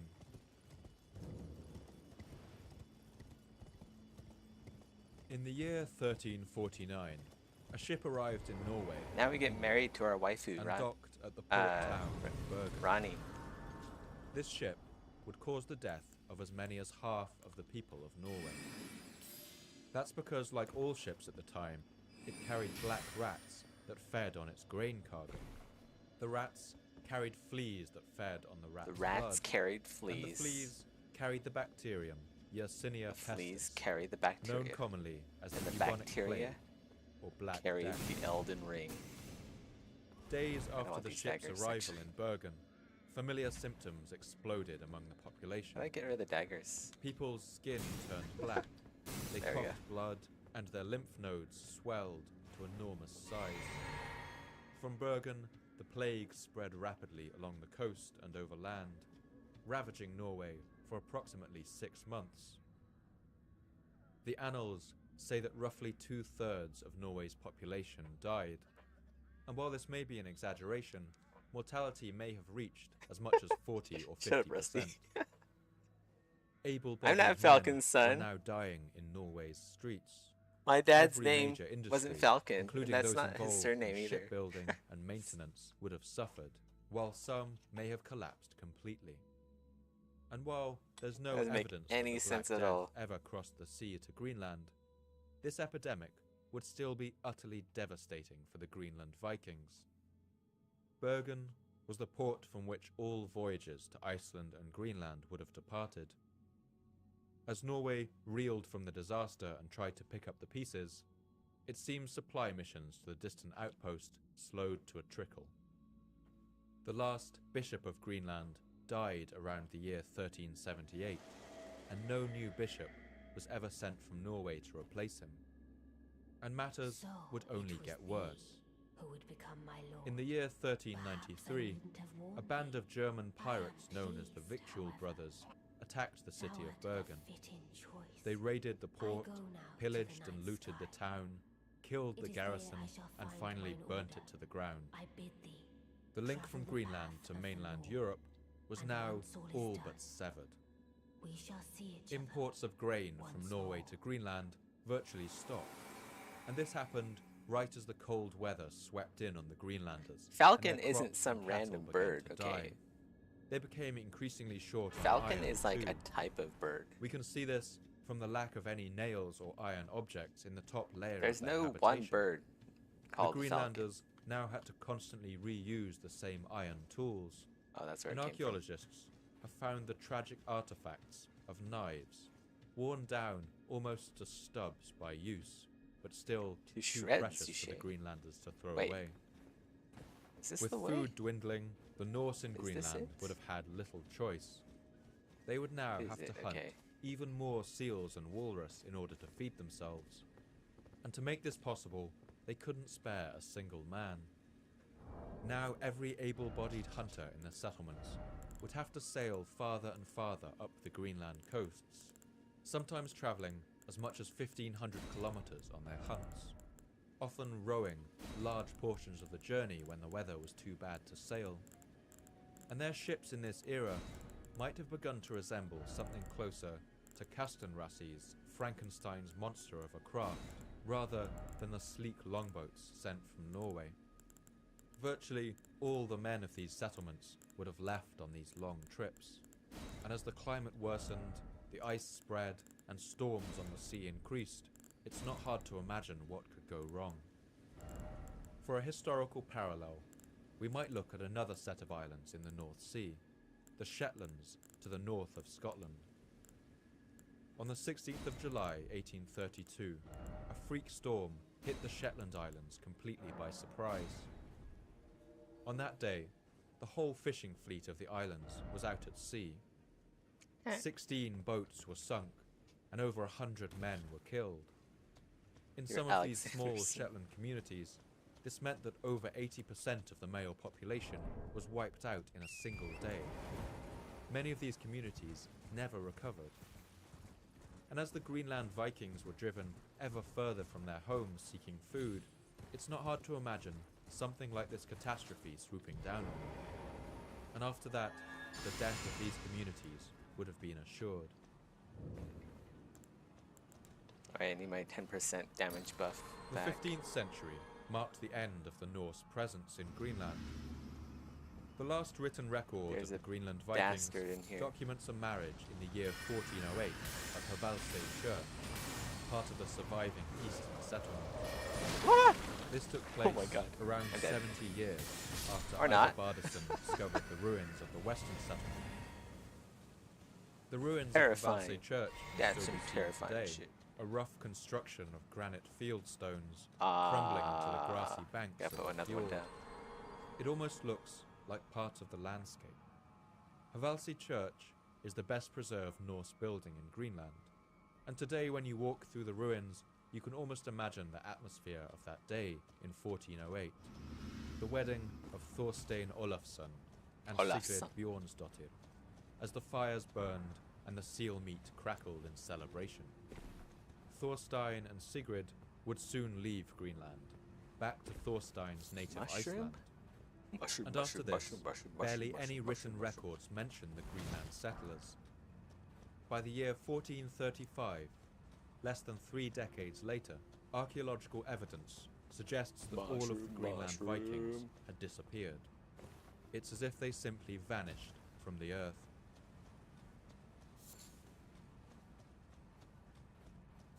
At least some of this decline there like a seems to secret have been economic. Area here we go. Evidence suggests that walrus ivory, the most Mushroom, valuable mushroom, export mushroom, from mushroom. Greenland, simply began to lose its value towards the end of the Norse Snake. period. It's a snake. This was the beginning of the Oh, age of it's a European snake. empire. And around this time, Portugal and other Smithing stone Mediterranean E. countries were beginning to Look at open that. up their trade routes with sub-Saharan Africa. This meant that high-quality elephant ivory began to enter the European market. Elephant tusks yield Would you an ivory look of at higher that? quality and size than the walrus hunted by the Norse. I should go And get so with black the climate knife worsening, quiche. with the cold winters falling on them harder and harder, some of the It'll be Greenland nice to Vikings have for the may DLC. simply have drifted back to Iceland or Norway and never seen any point in Gotta get returning. the black knife As waifu. with any tale of economic downturn, this certainly seems to have been the case with the younger generations. In the later stages of Norse settlement, most of the human remains found are of older people. Don't tell me there's another All one of in the here. Oh my god, there seem is. to have left for somewhere else. Aren't But productive. this emigration doesn't seem to have happened en masse. There's no mention in the Icelandic chronicles of any kind of exodus or evacuation from Greenland. And if thousands of people had started arriving on Iceland's shores looking for food... Oh my god, and another one? wouldn't Oh, there be okay, some so they're mention the of weak this ones. in the histories? Scared me. At other sites around Greenland, the situation looks to have been pretty bleak. Studies have shown that the remains of blowflies have been found in the living areas of some Norse ruins, suggesting that at some point the bedrooms and living areas were home to rotting carcasses. Ew. And of course, that no one Home was to around rotting to bury the dead. carcasses. Is there The an silted underground up area? ruins of one Norse farmhouse tells another chilling I don't think so. story. Here, archaeologists have found the remains of 2 animals. One, a newborn calf, and the other, a Norwegian elk hound, a large hunting dog. Both sets of If I bones run into it, will were I get covered in hit by knife the marks, knife? meaning that these animals had been butchered and eaten. And it's fair to say that no It's fair. family would have killed and eaten this dog unless Oh my they God. were on the edge of starvation. Wait, how come my knives aren't attacking the bear? Hunting dogs were useful. They helped the Vikings to catch What was animals that all like about? caribou in the spring, and so they were vital to survival on the settlements. And we can imagine that the Norse were probably no more inclined to kill their 4-legged companions than Oh. we might be today. Oh my god, But at this point, there's a lot of they may dastards have here. had little choice. Look at all the dastards. Remains also show that the Vikings around this time began eating the hooves of cows and hunting small animals like birds and rabbits that up until that point they wouldn't have considered worth hunting. So this is the most pessimistic theory. That as the climate worsened and ships from Europe stopped coming, all the Greenland Vikings who remained simply starved and froze to death in their homes. But there's one final theory that I think it's worth mentioning. And this theory changes the outcome of this story completely. What's in Could here? it be that the Greenland Vikings didn't simply freeze and starve as we might have thought? In fact, might they have left for somewhere else? It's another chest. In Cerulean 1723, amber medallion. a Norwegian explorer named Hans Egede visited Greenland with the intention of finding the Norsemen who he believed still lived there. Like Bardason before him, he was disappointed to find only rubble and ruins left behind. But while he was there, he spent time among the Inuit people of Greenland and tried to see if they knew anything about what had happened to the Vikings who once lived here. The Inuit had no clear answers for him, but they showed him the ruins of a stone church where once the Greenland settlers had worshipped. I inquired of the savages whether they had destroyed the stone building, but they replied that the Norwegians did it when they left this country. But if they left this country, where did they go to? It's true that at some settlements, it seems the Norse did depart in an orderly and planned fashion. They took all their valuables with them, and in some places even closed the doors behind them. But where did they go? Why did no one back in Europe know what had happened? Where did they come from? Where did they Why go? did Hans Egede think he might find Norsemen still living there? Could it be that when the climate became impossible in Greenland, the Vikings did what they had always done? That's set sail and find a new land to call home. This is where we came from? I think so, right? The land that the Oh, I'm being Vikings summoned. called Vinland, and we today call Are we Canada, being a hunter? was unknown territory for the Norse. Are we up to hunting? But it's worth remembering shenanigans? that it was a much shorter journey than the voyage back to Norway or Iceland. With Arctic ice flows and the activity of pirates worsening, this might have been a major factor in their decision. And for a race of settlers and explorers, they might have found the distant shore a more tempting prospect than struggling to survive in the already well-settled land that their I'm a ancestors she-son. had left behind. That sounds like Some what? corroboration for this theory comes Sounds from like the what annals Elon of the Musk would Bishop name one of his Oddsson, kids. writing in the 17th century. He tells a remarkable story about where the Greenland Vikings might have gone. The settlers of Greenland lapsed of their own free Ah! will Oh from the no! true faith and the Christian Oh no! religion. Oh no! The Having host abandoned rip. all good conduct and true virtues, they turned to the people of America. And there is some more evidence that at least some of the Greenland Vikings may have actually departed for America.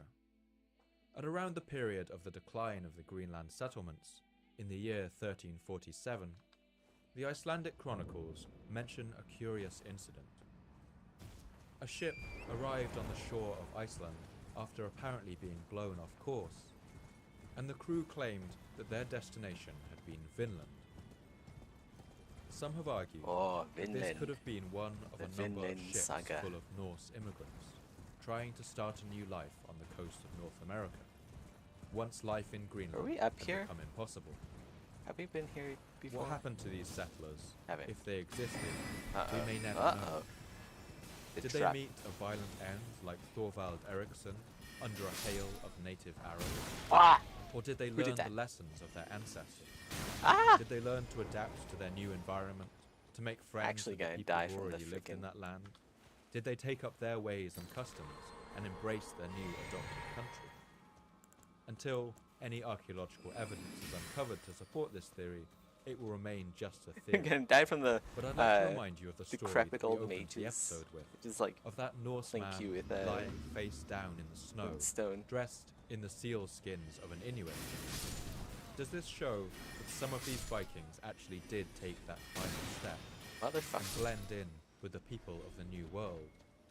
Did they learn their language and adopt Oh, is there their another one customs? there? Oh, wait, no. That's just my, While I'm suspicious of this story as a historian, as a storyteller, I do like to imagine that this is a I'm still in possibility. combat.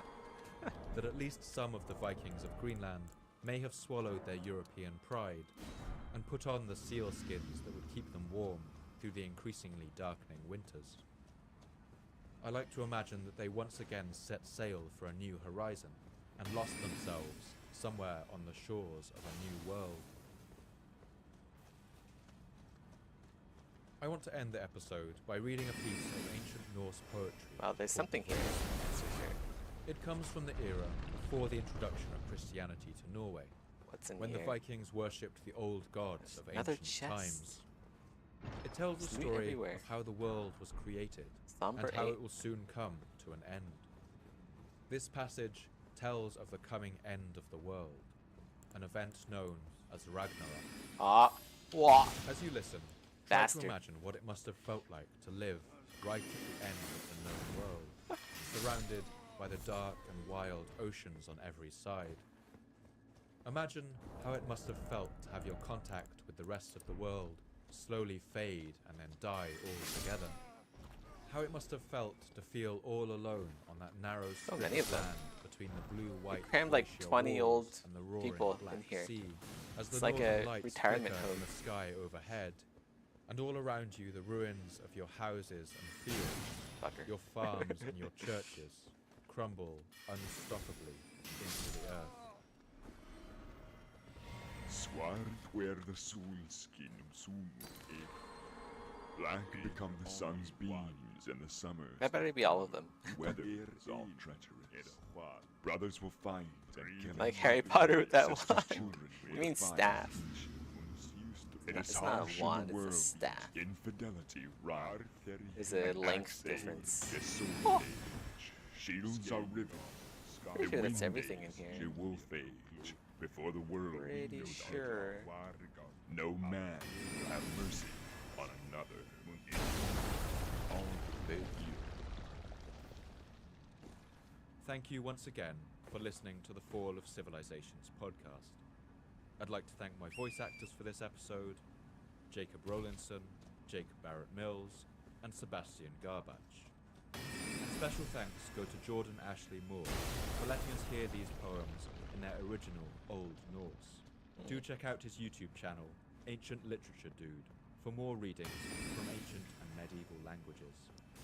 I love to hear your thoughts and Is that everything in responses on here? Twitter, so please come and tell me what you thought. You can follow me at Paul I M. feel like it is. And if you'd like updates about the podcast, announcements about new Come on, episodes, Torrent. as well as Let's images, go. maps, and reading suggestions, you can follow the podcast at Fall of Civ Pod, with underscores separating the Loot. words. This Why is that podcast glowing? can only keep going with support of our generous Oh, it's subscribers another on skull in Patreon. You keep me running, you help me cover my costs, and you also let me dedicate more time to 5 researching, skulls in one writing, area. recording, and editing to get the episodes out to you faster and bring as much life and detail to them as possible. I want to thank Okay, all not my that way. subscribers for making this happen. If you enjoyed this episode, please consider heading to patreon.com/Fall of Civilizations _podcast. If you can spare anything, What? please help keep Just this throw a podcast warning running. stem. For now, goodbye, and thanks for listening. Where is the tower? Is it over there? I think it's down there somewhere. Like more to this area. Maybe it's behind me actually. Oh no, it's down there. Okay, yeah.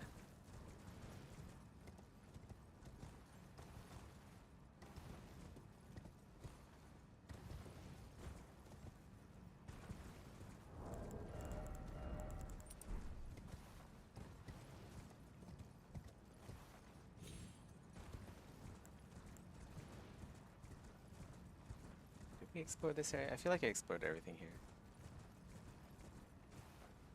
All of these rooms have been explored.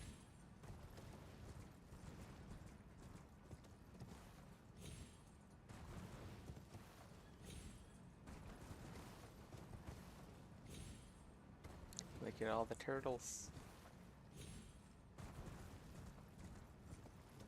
Dog paradise.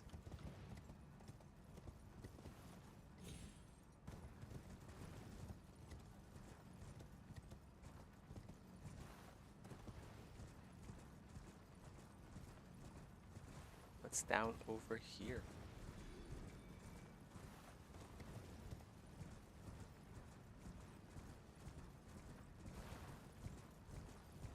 I feel like this is a trap. It's gonna be like a rune bear that just jumps out at me.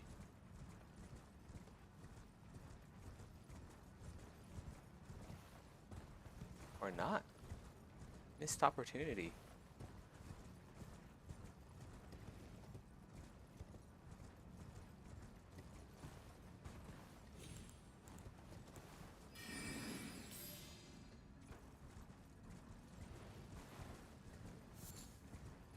Got some crystal bud in here though.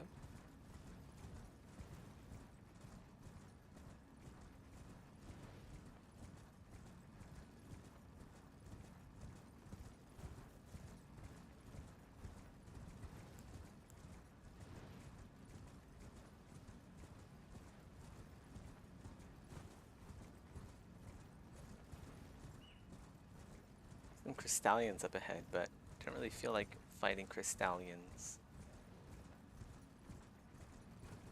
Not the most fun thing to fight as a mage, unless you have like meteorites.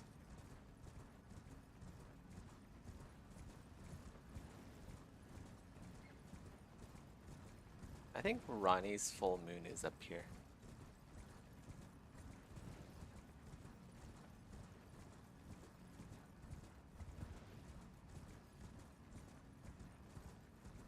I have to seek 3 wise beasts.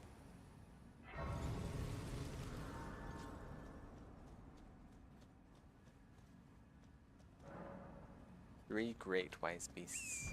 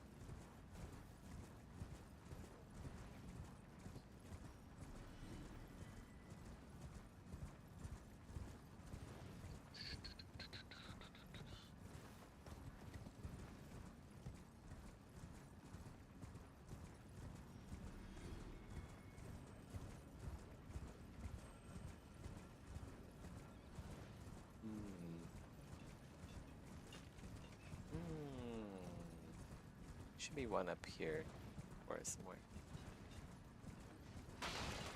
Yep, there's one. I remember the flying one. There's 2 more after this one.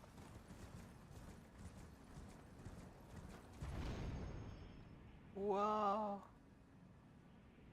What the fuck? Oh, I bopped it. Okay.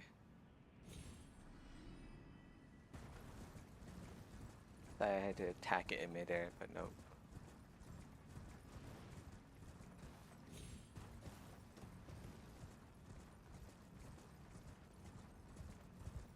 We need 2 more. I think I know where the 3rd one is, but I forgot where the 2nd one is.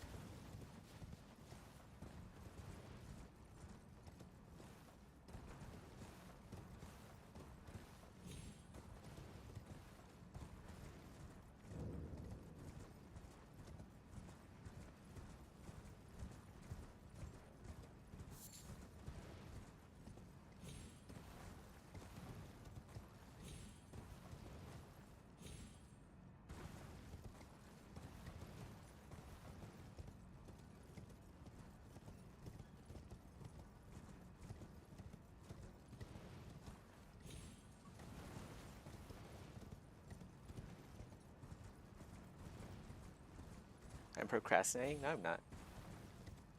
I'm gathering reference.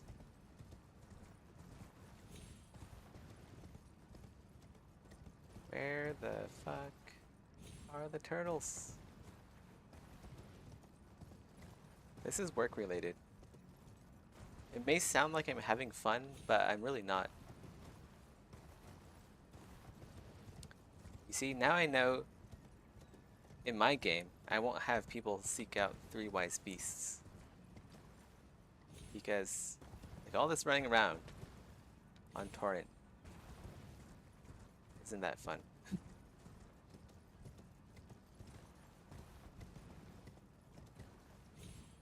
What is that? Is that like a... Is there like a cave down there? What the heck? Is that where one of the beasts are? I feel like that's where one of the beasts are. How do I get down there? Oh wait, that's like all the way down there. Okay, never mind.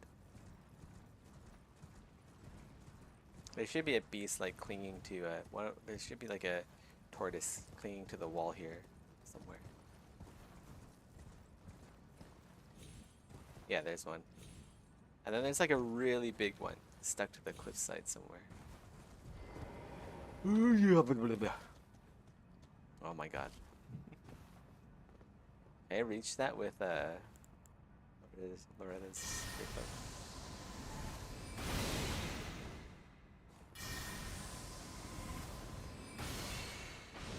There we go.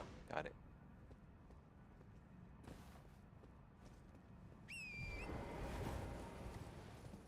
Be one more. Where is the one more? I think it's alongside the cliff here, actually.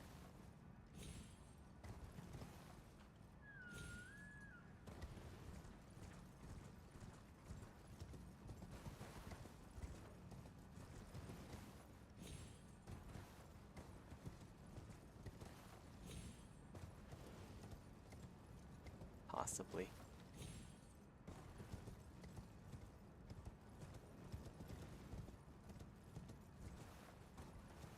Okay, maybe not this cliff. Maybe it's the next one over.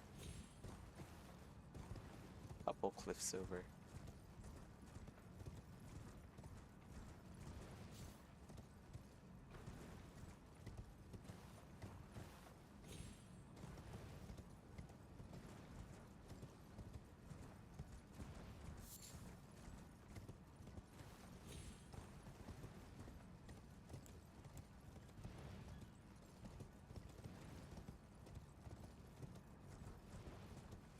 Might be behind the tower, actually. I think he's behind the tower or somewhere along there. Basically, it's somewhere where I haven't explored yet. That's for sure.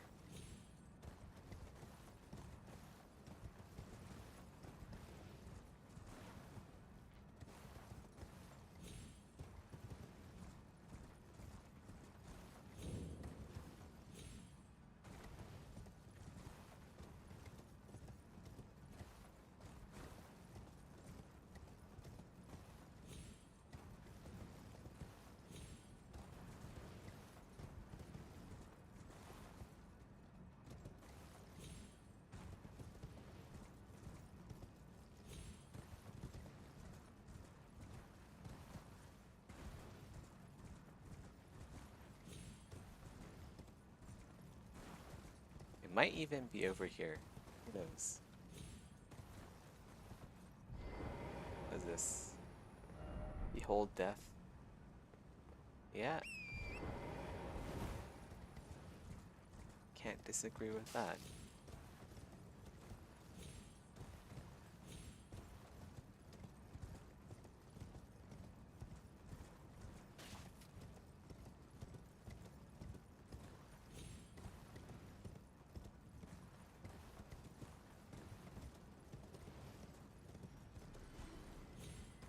Where the heck is this tortoise?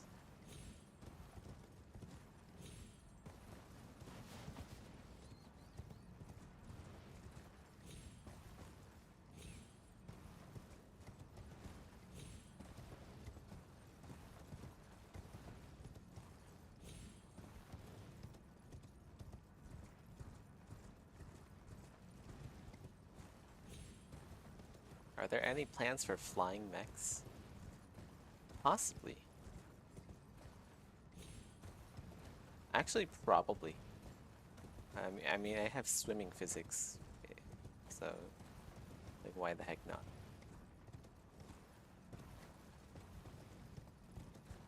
Flying is basically the same as swimming in games.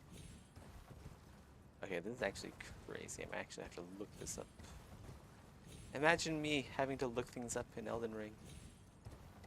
What a humiliation that is.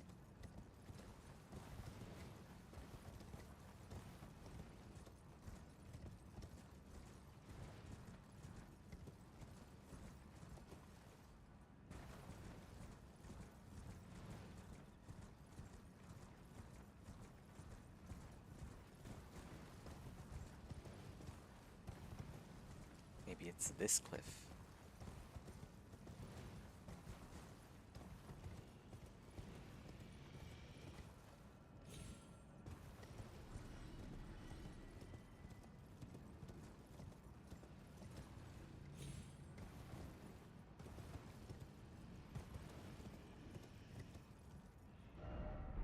Try jumping off.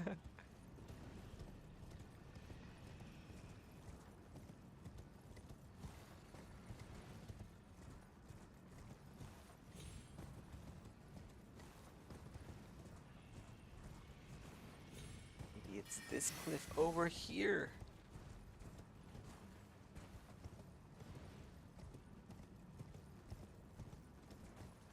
What about this cliff?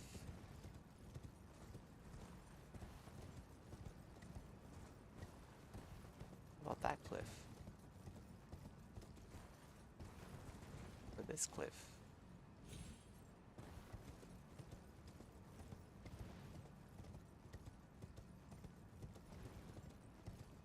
What about over here?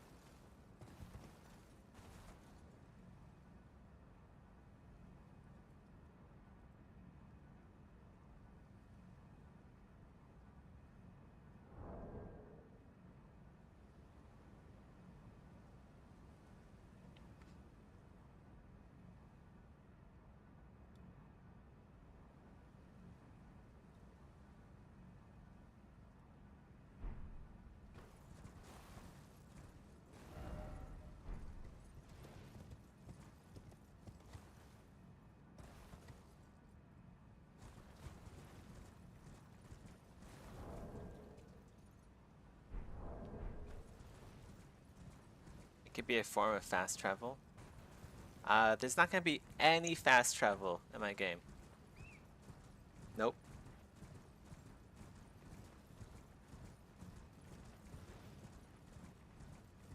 One of the main aspects of Project Nova is that you have to like prepare for traveling. So you have to make sure your mech is repaired and tuned. You have to make sure you have ammunition in your mech. You have to make sure you have food and water and whatever kind of energy source mechs end up using.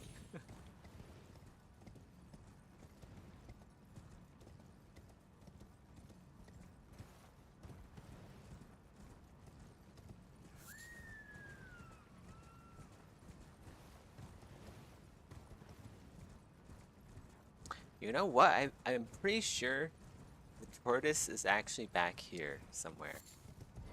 You know, I just have this feeling that it might be back here somewhere. We have to like jump over this way a bit. Like around that way. And then like over this way. And then maybe over here somewhere.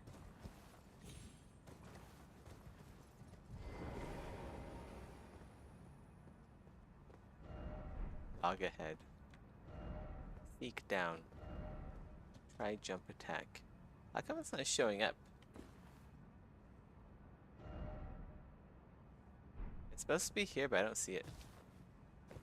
Do I have to like tap the sign again? Because it took too long to like unlock it.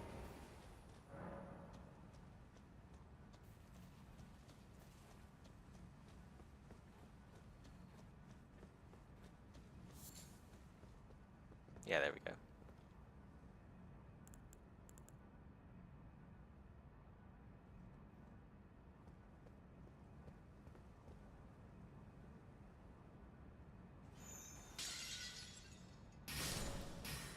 There we go.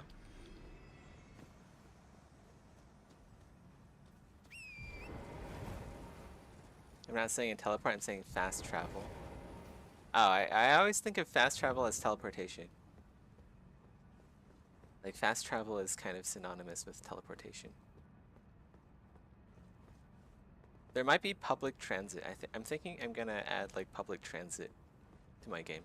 Sort of like how WoW has the subway system in from it's the deep rail tram from Stormwind to Ironforge. And they also have blimps and well, they have zeppelins and they have, oh, what the fuck is that? Oh, that's the tower. They have zeppelins and then they have the boats. So there'll be stuff like that, probably. Ronnie's Dark Moon. I kind of want to try that out.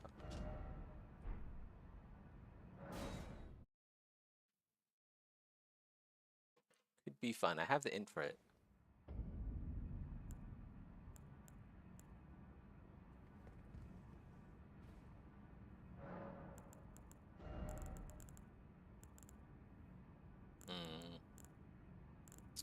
It costs like 2 spell slots, huh?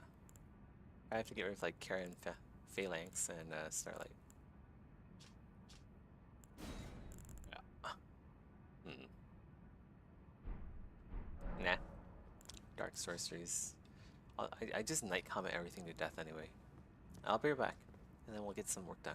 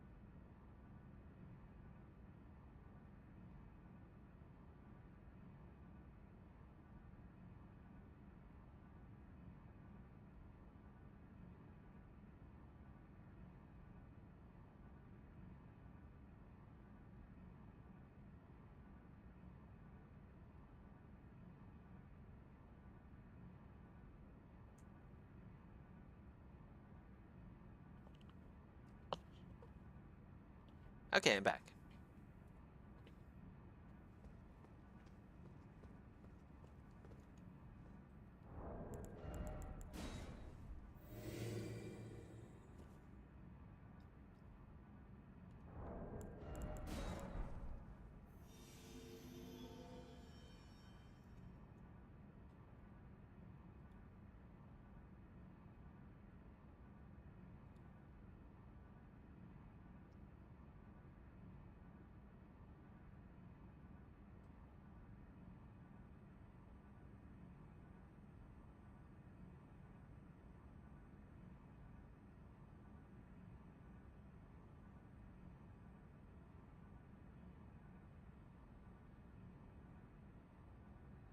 In the year 1586, towards the end of the 16th century, a Portuguese missionary called Antonio de Magdalena was part of a group exploring the deeply forested interior of Cambodia.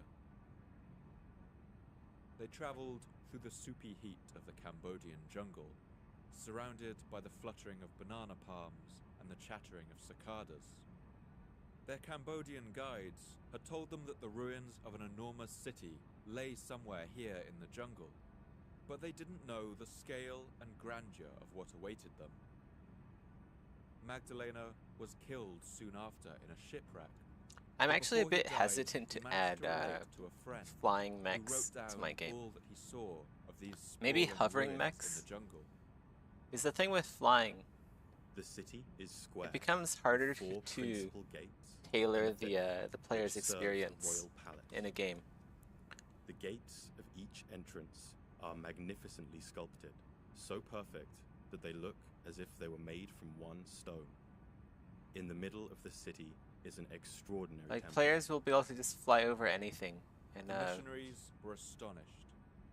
This city like was grander level and more design is going to magnificent than have to anything be they had ever seen back home in vastly Europe. different to what Great it is banyan trees traditionally. and creeper vines clambered over the ruins. You'll have to like provide a The fun city experience seemed completely abandoned. in 6 But here and degrees there, of Buddhist monks in tangerine movement. robes still performed rituals Instead of among just, its like, crumbling shrines. X and Z.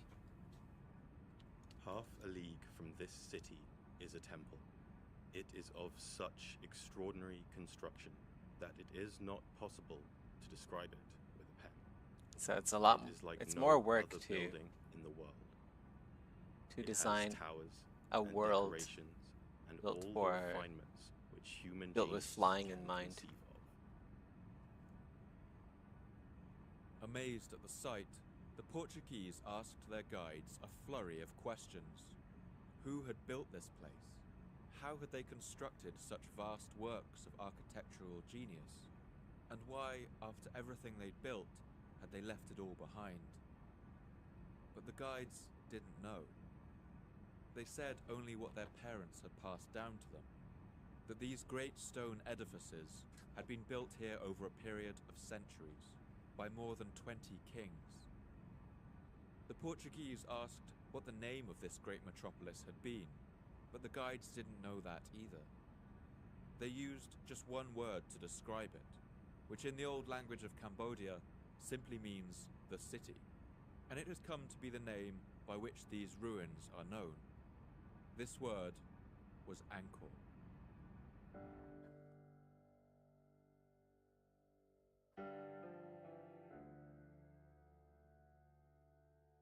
Flying can take much more fuel and will require plotting your route around gas stations. Yeah, that's one way to do it.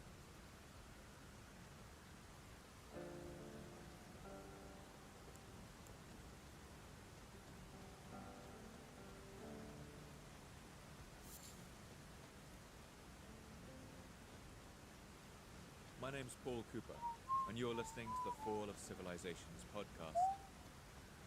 Each episode, I look at a civilization of the past that rose to glory, and then collapsed into the ashes of history. I want to ask, what did they have in common? What led to their fall? And what did it feel If there like is to be flying a in the game, it'll person probably alive at this revolve time, around who witnessed the end of their world. like lighter than air.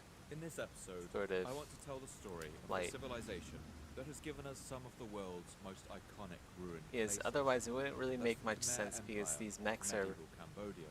Basically small I want to buildings. explore how this great civilization rose to a size and wealth virtually unprecedented in the world at this time. How it overcame the formidable challenges of its climate and landscape, and all the factors that led to its final and dramatic collapse.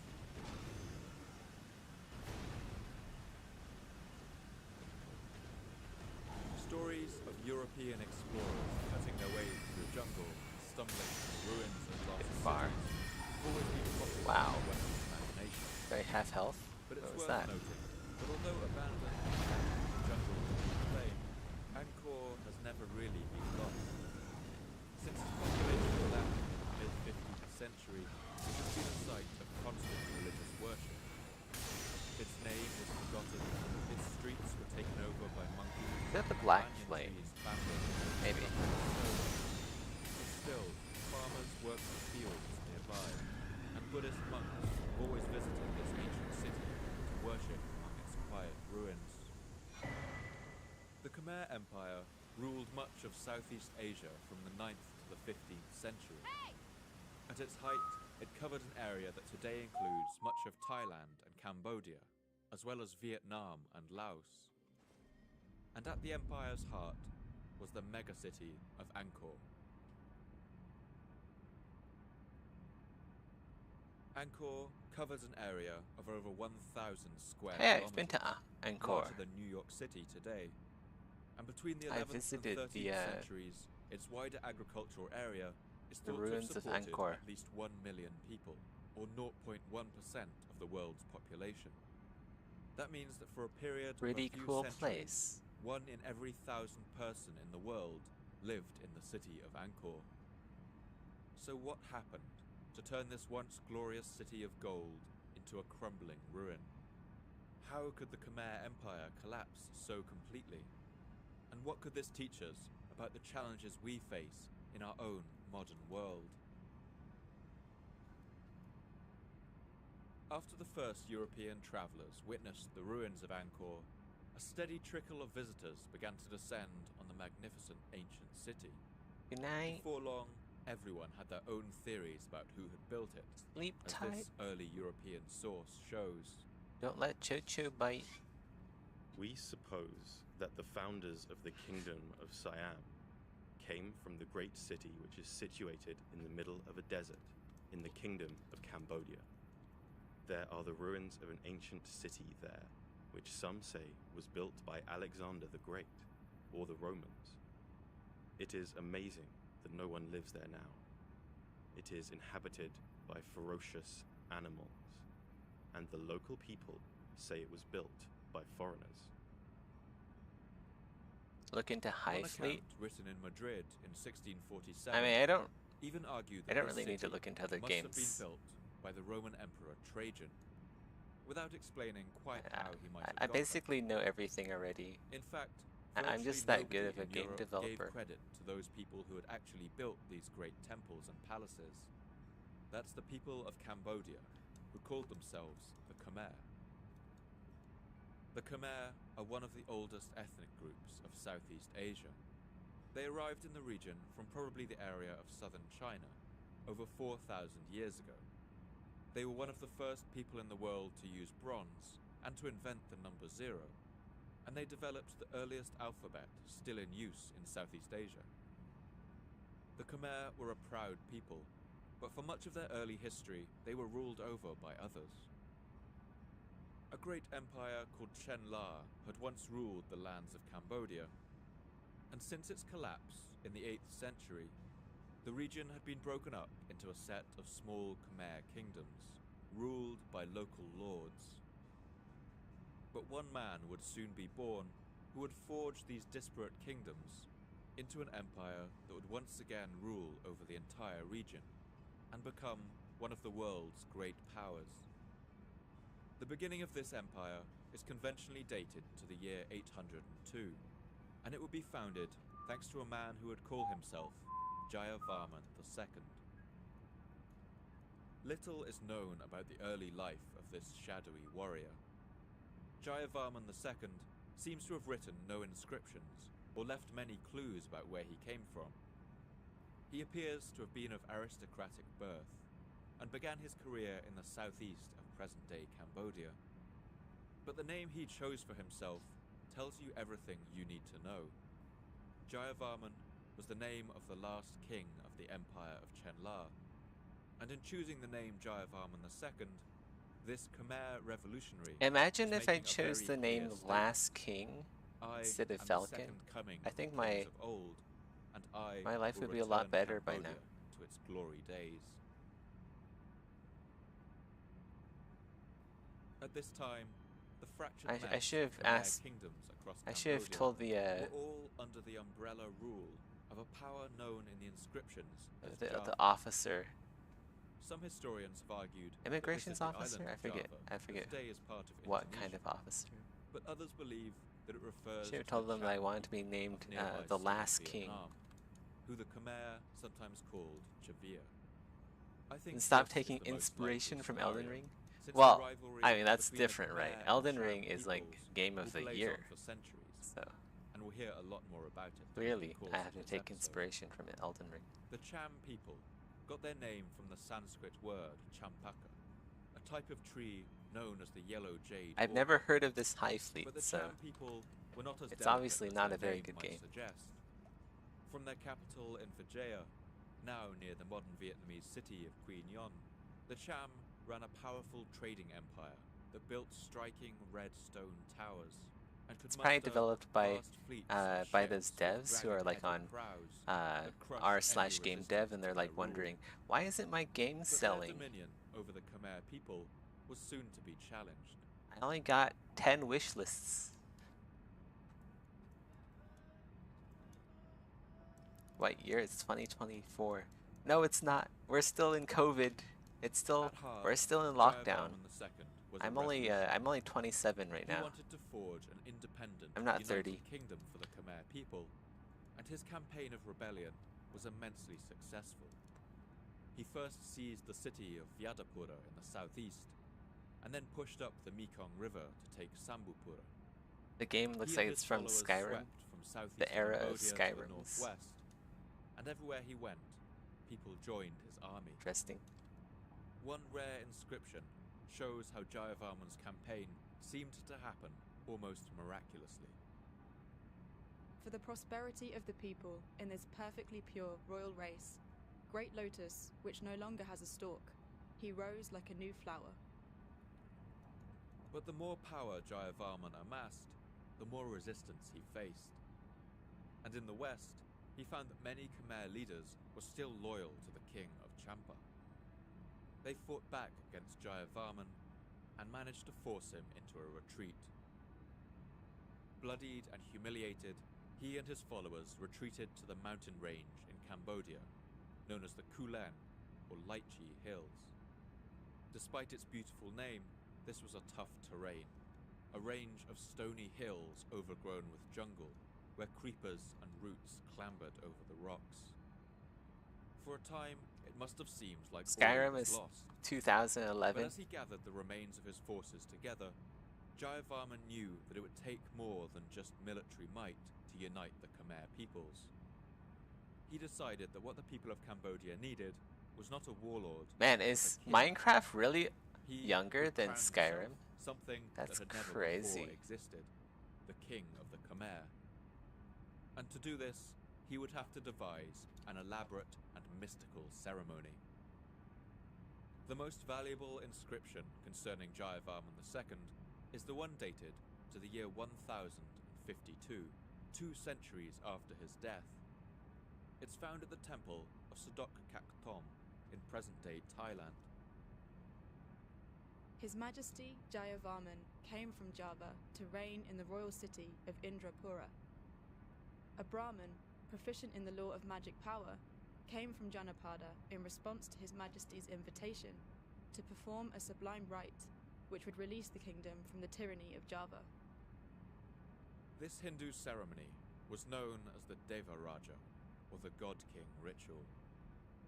What exactly was involved in the ritual isn't recorded, but from similar ceremonies in India, we can imagine perhaps an animal sacrifice, along with the burning of sacred kusha grass and incense, and the chanting of incantations in the ancient language of Sanskrit. That's because the Demon Souls Whatever remake it is in involved, Unreal Engine, we isn't know it? the effect this ceremony had. I bet it has widescreen. By the time the ritual was finished, I bet the Demon Souls Jayavarman remake had has established widescreen. himself not just as a king of the Khmer, That's so but cool. as a kind of deity. And the symbolic power of this ritual seemed to work. When the remaining kingdoms of the Khmer heard that a god king had I been bet it doesn't crowned, have frame rate their issues will when I to start fight it. dissolved. Start up Demon Souls as well as Jayavarman Unreal was cunning. Engine. Through a smart program of Unreal military Engine 5. campaigns, alliances, marriages, and land grants, Can you imagine he gradually gathered the all pure remaining elation? kingdoms of the Khmer under his banner. He had achieved the unthinkable, a unification of Cambodia that stretched from China to the north and bordered the old enemy of Champa to the east, the ocean to the south, and to the west, a place identified by one inscription as the land of cardamoms and mangoes, which is likely Myanmar or eastern India. Once his conquest was complete, Jayavarman built a capital at a place he called Hariharalaya, and it would be a city suited for a god king. He built his palace on high ground, and nearby dug a vast reservoir, marshalling enormous workforces to build embankments, drain swamps, and dig ditches. And he even diverted the course of the Siem Reap River to build his new capital. The ambition and scale of this project was vast and completely unprecedented in the region. And everything that was built for the new God King was designed to testify to that direct link that existed between him and the gods. In Hindu belief, the gods Shiva, Vishnu, and the rest of the pantheon live on a great mountain called Meru, similar to the idea of Mount Olympus in ancient Greek mythology. Mount Meru is believed to be surrounded by a sea of milk, and when Jayavarman built his capital at Hariharalaya, he designed it to emulate this cosmic image, his palace on a hill overlooking the great reservoir. This building work must have been truly awe-inspiring for the people of the time.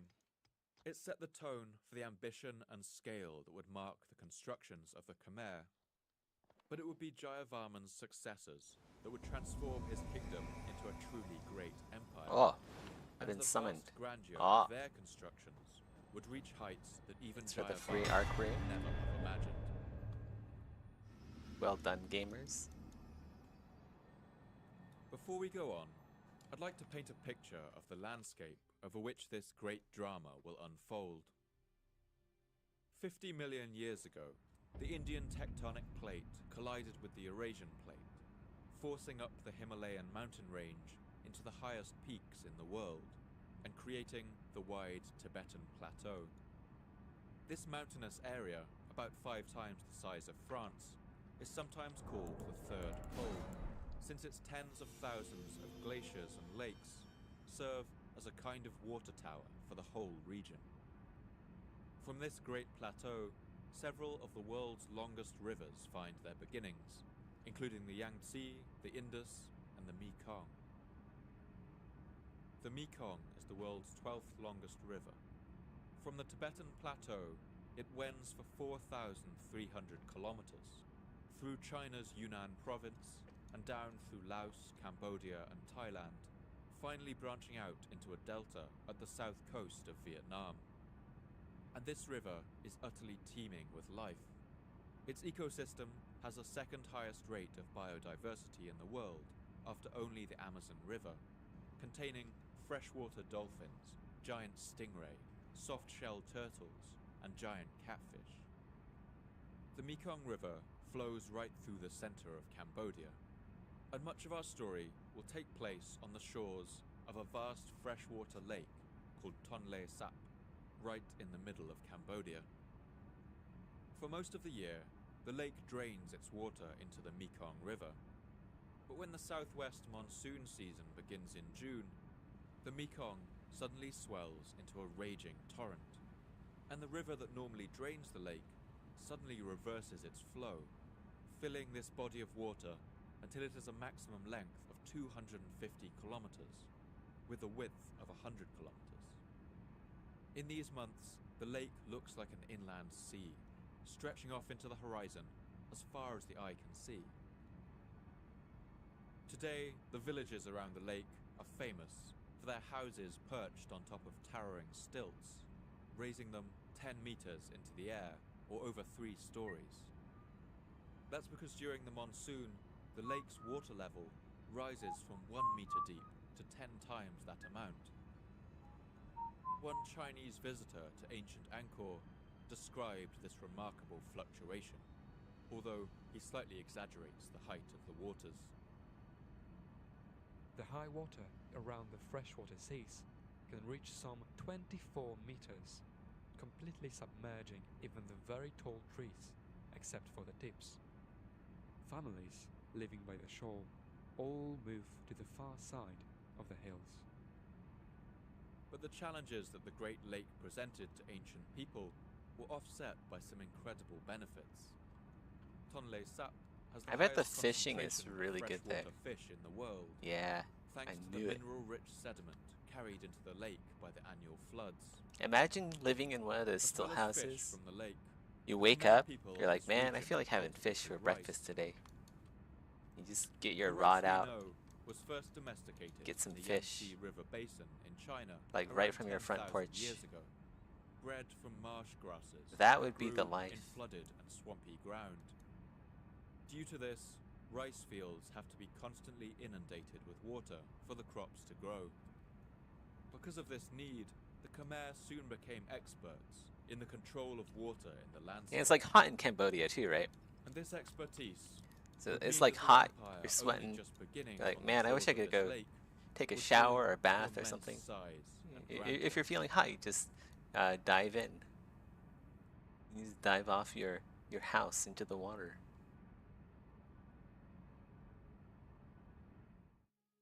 Every king who followed after Jayavarman II would follow his example in conducting the Hindu ritual of the Devaraja to crown themselves as the god king of Cambodia. Gilberto. And this title What? was not just a metaphor. What kind of name is that? For much of Angkor's history, its king was both the wielder of executive power and the center of an Open. opulent religious cult Open up. emanating from the great temples of its capital. The Hindu religion, originating in India, You don't have has a hunter-gatherer long urges? history in Southeast Asia. Fishing is so And damn boring. Cambodia at It this is. time was what's known as an Indianized kingdom. That's the fun part. It's The boring. ancient Khmer folktale tells the story of how the lands of Cambodia were founded. A long time ago, in the time of myths and legends, there was a prince of India named Kaundinya, who was descended from the god of the sun. One day, Kaundinya heard a mysterious voice calling out to him, telling him to set out on a journey to the land of gold, where he would become king. This was a dangerous journey by sea, following the monsoon winds and dangerous ocean currents. But he gathered his What? courage and set I'm out. not locked on. Upon nearing the foreign coast of the land of gold, Kaundinya's ship was attacked by a fierce sea beast. It was a serpent woman with sharp fangs and a whipping tail. Her name was Nagisoma, and she was the beautiful daughter of the serpent king. Kaundinya fought her, and after a long battle he emerged victorious. Whoa! He spared the serpent woman's Giant life, crusher. and she was impressed with his skill. She offered her hand in marriage. In celebration, Kaundinya hurled his golden lance at the Oh, coast, endure. and where it landed, Endure he on the resolved to giant build his royal city in crusher. the land of gold, which he gave the name Kambuja. This Khmer story, like many legends of its kind, may have some grain of truth to it. The Kambuja that was founded with the throwing of that golden lance is of course the original name for Cambodia. And the Kombucha. story expresses how the Khmer culture traced their lineage back to India. At this time, the cultural impact of India in this region was immense. Great Indian superpowers like the Pallava and Chola empires had already risen and fallen, spreading their culture across the whole area of Southeast Asia. Just as people all around the world today drink American sodas and fast food, so in ancient Asia, nations were slowly adopting the culture, religion, and customs of India. The kingdoms of Southeast Asia adopted India's Man, Indian hierarchical food is social so good. structure I based feel on like caste, ordering something right now. its Hindu myths and Order some philosophies, and perhaps chapati or most something. importantly, the language of Sanskrit. I wonder if Naan Sanskrit is still is a open. It language should that be. originated It's only in 11 North p.m. India. here. I think they're still open. It was once a living language, but today it occupies a similar role to Latin in the European tradition. What did I eat today? It's no longer spoken by ordinary people, but has become I a did have language of food, but I didn't scholarship eat a whole and lot religion. today. And in the Western Yeah, world, have a bit it's of most food. commonly encountered in our yoga classes. And get some naan and You may tandoori. think that this ancient Indian Holy language shit. is about That as foreign sounds to so you good as you right can now. imagine. But that's not actually true. In fact, Sanskrit is part of the Give me a Indo-European sec, guys. I'm family gonna of order languages, some the same Indian family takeout as our food. own English. This means that there are actually some Sanskrit My- words my that phone. you might recognize. For instance, the Sanskrit word for tooth is danta. This shares a common ancestor with our English word dentist, which has passed through French, medieval, then ancient Latin, Here we go. ancient Greek, We got some. and finally Ah, the theoretical oh, language we do call they- Is the naan Proto-Indo-European, oven which closed? branched off around 5,000 Yeah. years ago. They're closed here. Let's go look At the for another time restaurant of the then. Khmer Empire's flourishing, classical Here we go. Sanskrit became the language used among the elite of Southeast Asia, just like Greek and Latin were once required learning among Europe's nobility. Why is the rating so low for But it's this one? important to note that while the elites, the wealthy, and the nobles of Angkor Let's go look for a were different one. enraptured with Sanskrit and Hinduism, a And why great many of the the rating common is so people low. of Cambodia were not Hindu. Ah, here we go. We'll They get were some either Buddhist ayam or they tandoori. So followed that's their own chicken ancient tandoori. folk rituals Get some. that asked Do favors they of the have butter spirits naan? who lived in the trees Butter and the garlic naan. mountains. This division between the wealthy Hindu nobles and the different beliefs of the They common have people would form a naan stress butter. line Yeah, I'll get that. across Cambodian society. And then We will maybe a return to naan this garlic fracture cheese. a number of times over this episode, as it causes ruptures and conflicts, and ultimately threatens to tear the entire That's empire a apart. plenty of food. Maybe a bit too much. The Khmer king who would build the first great city at the site of Angkor was a man named Yashovarman. Okay, I'm done He was the son ordering of a king stuff off my named phone. Indravarman. And We got perhaps some you've already Indian noticed food something of a pattern on the in way. names of these Cambodian kings. In fact, every king of the Khmer for the next 500 years would follow this convention, adopting a name that ended in Varman, a Sanskrit word that means shield. Why is this so or damn armor. hot today? The What's name up with that? Jayavarman, for instance, means something like victory shield. When the old king Indravarman died, I'm gonna take a quick he left shower. behind Give me like 2 sons. 5 minutes. One of these brothers Just a was quick rinse Yashovarman. off to get rid of my His gamer name sweat. means something like glory shield. And he was a vain and short My gamer boy sweat. We're back. He was the eldest son, and he must have expected that one day he would sit on the throne that his father now occupied. But it seems that for whatever reason, Yashovarman was not his father's favorite. Instead, the old king named his younger brother the heir to the throne. Insulted and humiliated, Yashovarman flew into a rage. He immediately began to gather his armies, and a bitter civil war erupted across the country. The fighting was vicious, with armies clashing on the land and fleets of boats battling on the great lake Tonle Sap, that beating heart of the Khmer world. Inscriptions of the time claim that Yashovarman was a fierce and competent commander, and he may well have been. But it's worth mentioning at this point that the kings of the Khmer had a great weakness for flattering themselves in their own inscriptions, and those written by Yashovarman are some of the worst offenders. A lion man, he tore the enemy with the claws of his grandeur. His teeth were his policies. His eyes were the holy scriptures. For obvious reasons, it's difficult to rely solely on the way these kings describe themselves in their own inscriptions. But I think each one does tell us something interesting. That is, how these kings wished themselves to be seen. Lion man or not, we do know that after much bitter fighting, Yashovarman finally defeated his younger brother, and claimed the crown for himself. But Yashovarman was still clearly hurt by his father's decision. When he was finally crowned king, he refused to claim the throne through his father's line. Instead, he had his royal scribes concoct an elaborate new family tree that completely bypassed his father, just as his father had tried to bypass him.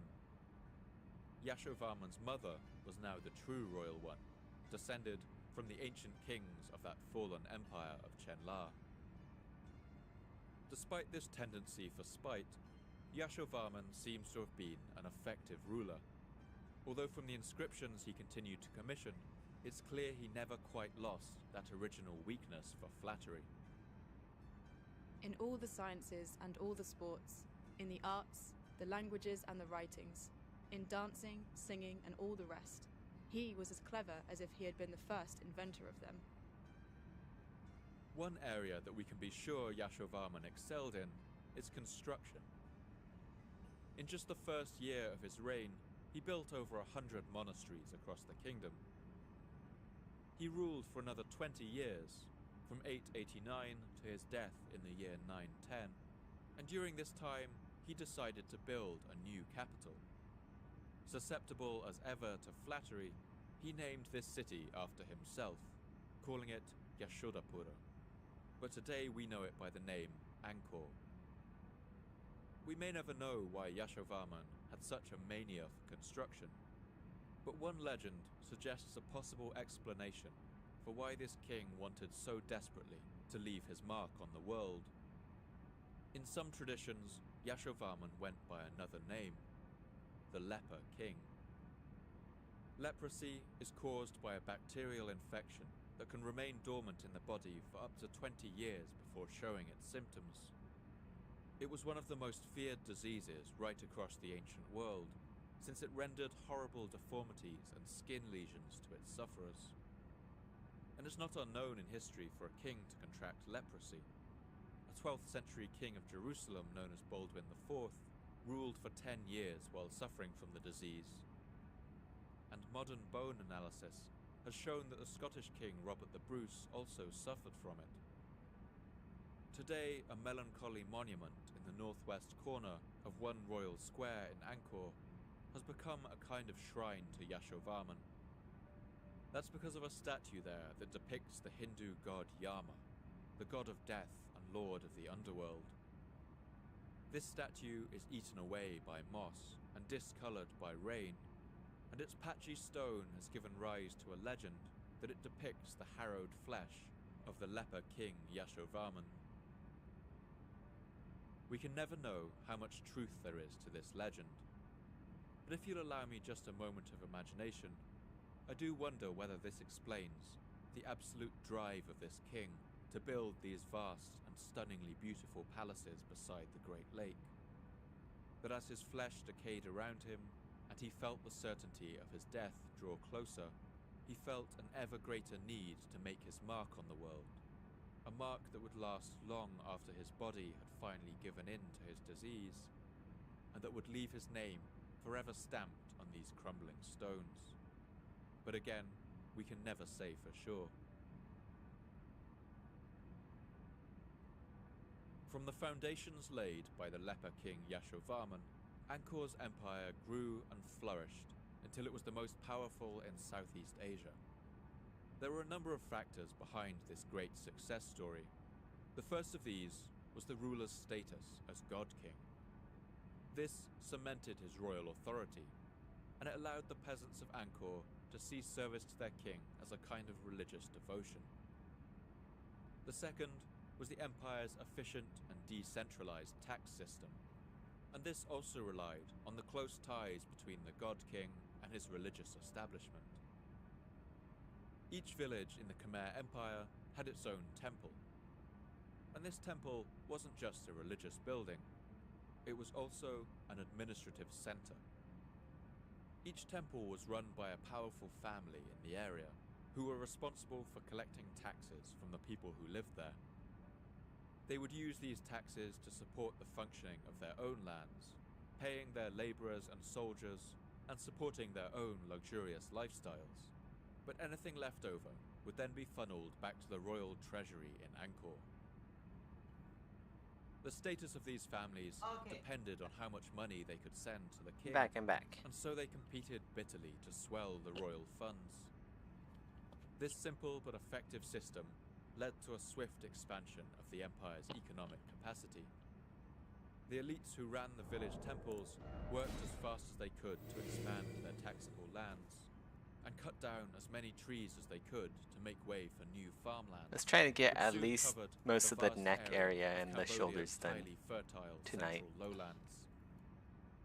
And the final factor in the Khmer's success Definitely need was more their polys. ingenuity Might in need the one more management of subdiv after water. this. In its early history, the enormous lake and the floodplains around Angkor allowed its people to conduct multiple rice harvests throughout the year. But as Angkor grew into a true city, strain on this agricultural system increased. To deal with the increased demand of the population, Angkor's people developed an ingenious system of water control that turned their capital into what is known as a hydraulic city. If you were able to soar like a bird over ancient Angkor, you would see the whole land below you etched out in remarkably regular lines, like the marks on Oh a yeah, I circuit remember board. that. There These lines are would flash in the aqueducts sun as you everywhere passed over around them. Angkor They Wat. are canals and inlets that allow water to flow around the whole city, inundating its fields very cool. in a vast Very cool place. interconnected circulatory system.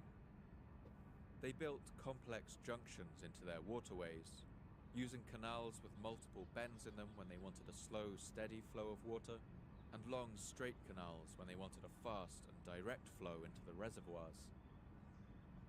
As water drains from the Kulen Hills in the north, the engineers of Angkor channeled it into two enormous reservoirs, known as barais. These were the largest human constructions built until the modern industrial era. The so-called West Barai measures roughly 8 by 2 kilometers, or the size of 2,000 football pitches, while the East Barai is only a little smaller. The ancient engineers didn't dig the earth out. They built up instead, heaping up enormous mounds of earth into banks, and then diverting rivers and canals to fill them. These enormous banks could be as much as 100 meters wide and 10 meters tall, containing 8 million cubic meters of earth. Today, the West Barai is still an enormous lake, but the East Barai contains no water. Farmers grow their crops on what was once its lake bed. But its outlines remain clearly visible in the landscape, and together these barais make Angkor one of the human constructions most readily visible from outer space. These vast reservoirs served a dual purpose. They acted as overflow tanks in the monsoon season, preventing the rice fields from flooding in an uncontrolled way. But they also allowed the Khmer to store water through the dry season when the rain didn't fall. Through the dry months, the Khmer could drain as much water from the reservoirs as they needed, diverting it through their complicated system of channels into their fields, possibly using wooden lock gates to give greater control over the direction of the water.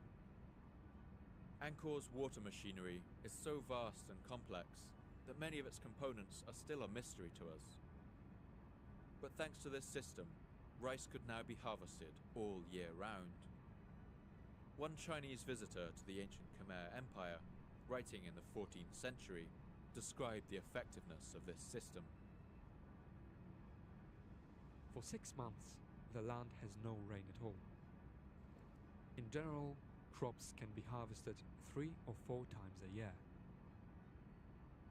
This huge agricultural potential allowed the city of Angkor to boom to unprecedented size. While London had a population of less than 20,000 people in the 12th century, central Angkor may have contained as many as 250,000. Like a modern city, it was divided into a grid of regular city blocks. A traveller or pilgrim arriving at Angkor during the rainy season might have sheltered beneath the canopy of a roadside rest stop, and warmed their hands by the fire, heard the chanting of monks in the temples nearby, the sound of bells and the smells of incense and animals. They might have crossed a bridge wide and strong enough to hold the king's elephants, and seen the green water of the reservoirs rushing beneath them. Today, our cities are made up of dense residential, commercial, and administrative buildings. We've banished our farmland to the countryside, outside the city limits. But in Angkor, every available plot of land would have been given over to farmland, which shared space with temples and palaces. I just realized, The whole city would being have been a fields blue with an sentinel enormous or village, like a thousands of a blue villages hunter bleeding in into Elden one Ring, another. it's a lot like fishing in real life. So these are the three main strengths, the three pillars that allowed the Khmer Like Empire hours of to just boom sitting to around such doing enormous nothing in Elden size. Ring, and then you have like Firstly, they had a one powerful moment central of authority in the king, who was intense also worshipped as PvP. God. Secondly, Possibly they had an intense effective PvP. tax system that incentivized growth and competition among regions. It's kind of, so that I guess that's why I find Finally, it fun they for were me. experts at managing It's just water like long in a way stretches that of got the nothing and maximum amount of relaxation, food and out then of the landscape. bam, combat. These three Whether you like it or pillars not. supported a system that would allow the Khmer to build and flourish for over 400 years. But for a number of reasons, this period of flourishing wouldn't last. That's because for each of Angkor's strengths, it had a weakness. Each of these three pillars contained a fatal crack. Firstly, while its king was powerful, his power depended on his status as a god king.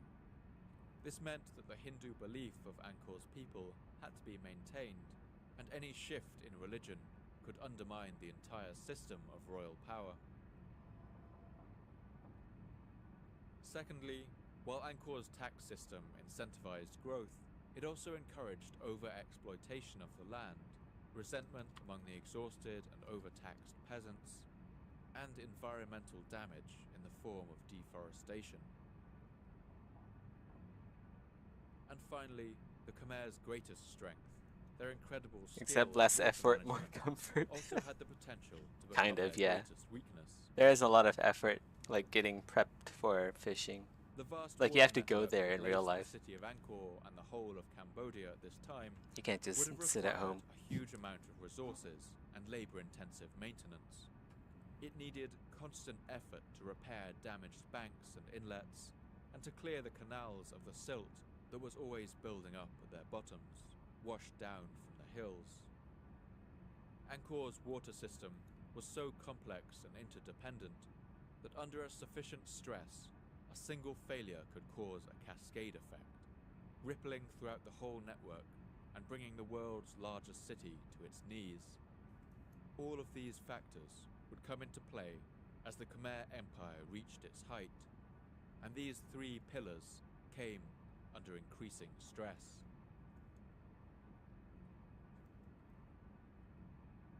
As so often happens throughout history, the rise of one empire begins with the fall of another. To the north of the Khmer Kingdom, China's Tang dynasty had presided over a golden age that lasted nearly 300 years. It was a flourishing time of arts and culture, when prosperity was widespread and trade boomed. But around the time of King Yashovarman, the Tang dynasty was entering into a nosedive.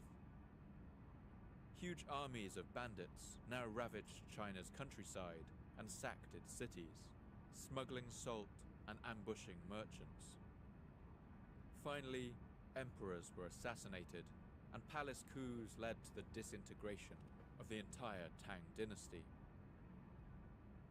Now 5 different dynasties fought over who would rule China, and meanwhile southern China fractured into 10 warring states. This period of chaos in China would provide an opportunity for an ambitious, young empire like the Khmer. Kings like Indravarman and Yashovarman now had a free hand to expand their territory inland, and the anarchy in China meant that merchants and traders would look to the golden towers of Angkor to provide security on the roads. By the 12th century, the the Khmer had come to totally dominate the lands of Southeast Asia, and the magnificence of their architectural works were a testament to the glory that their empire had achieved. The most famous of all Khmer monuments today is Angkor Wat. By some estimations, it is the largest religious structure ever built, 4 times larger than the Vatican City in Rome. Angkor Wat was built out of perhaps as many as 10 million sandstone blocks, each weighing up to 1.5 tons. The stone was quarried from the sacred Kulen Hills 40 kilometers to the north, cut out of the bedrock by teams of workers using iron tools, and the blocks were then floated down to the lowlands on barges that traversed the wide canals.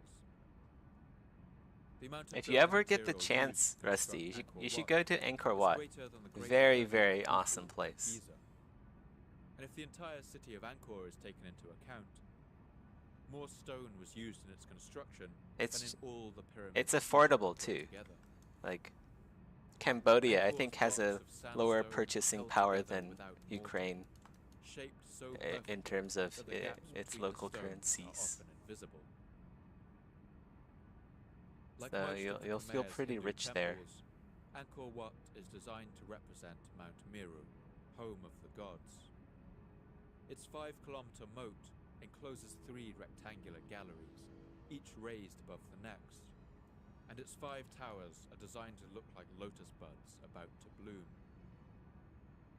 When the French explorer Henri Mouhot was shown the ruins of Angkor Wat in the 19th century, now overgrown and clutched in the embrace of huge banyan and silk cotton trees, he wrote back to the French colonial authorities about what he saw. One of these temples, a rival to that of Solomon, and erected by some ancient Michelangelo, might take an honorable place beside our most beautiful buildings. It is granted. Does it look like I have a chance? I mean, it's possible, right? The ingenuity of the people who built this temple It's can't be possible. overstated. The medieval Khmer built Angkor Wat in just under 37 years, while at the same time the Normans took centuries to build their own cathedrals. Angkor Wat was built by the Khmer king Suryavarman II in the early 12th century. He You had a just gotta passion for sneak out architecture somehow. that would turn his capital into one of the world's wonders. You gotta be like, Unfortunately, both for I'm himself gonna and the kingdom, going off to Suryavarman the also had an store to insatiable go to appetite buy some for milk. warfare. And unlike some of his predecessors, he showed absolutely no skill in it whatsoever. A Definitely low-relief not doing carving anything in the treasonous. South Gallery of Angkor Wat shows King Suryavarman as he would like to be seen, as a mighty warrior riding into battle on the back of an elephant. He looks the perfect image of a Khmer warrior, his chest covered with armor, a sharp weapon in his right hand, and hordes of foot soldiers below, armed with spears and shields. But the reality Man, it's crazy how, is different. think about it, in like a couple It's true that Suryavarman liked 100 to years lead his maybe, there's men gonna into be battle, podcasts and he did so on many like this one occasions. about the Throughout Russian his reign, invasion of He had Ukraine. set his sights on the 2 coastal nations that made up the area of what is today And Vietnam. then people in the One of future are these gonna we be looked like, at man, already, the land this of shit Champa, keeps happening. who had once ruled over the disparate Khmer kingdoms of Cambodia. before being Humankind never expelled by learns. Jayavarman II. While the Khmer were an inland people, the Cham were seagoers, mariners, and traders. One low-relief carving at the Angkorian temple, called the Bayon, shows Cham sailors fighting against the Khmer, sailing in long rowing boats with dragon-headed prows and umbrellas overhead to shade them from the sun. To the north of Champa was a kingdom called Dai Viet, home of the Viet people who give their name to the modern country of Vietnam. Vietnam in those times was divided between these 2 kingdoms, Champa and Dai Viet. And Victory writes interestingly, history. the border between them was close to the same line that split the country during the Vietnam War. Some of the famously time. separating north and Definitely south more along often the than not. 17th parallel. But I would say like King Suyavarman That's not was determined to necessarily conquer true. these ancient coastal kingdoms, and Because take like a advantage of the lot rich of traffic and people trade that live on passed the down world, coastlines live of in the China. planet, right?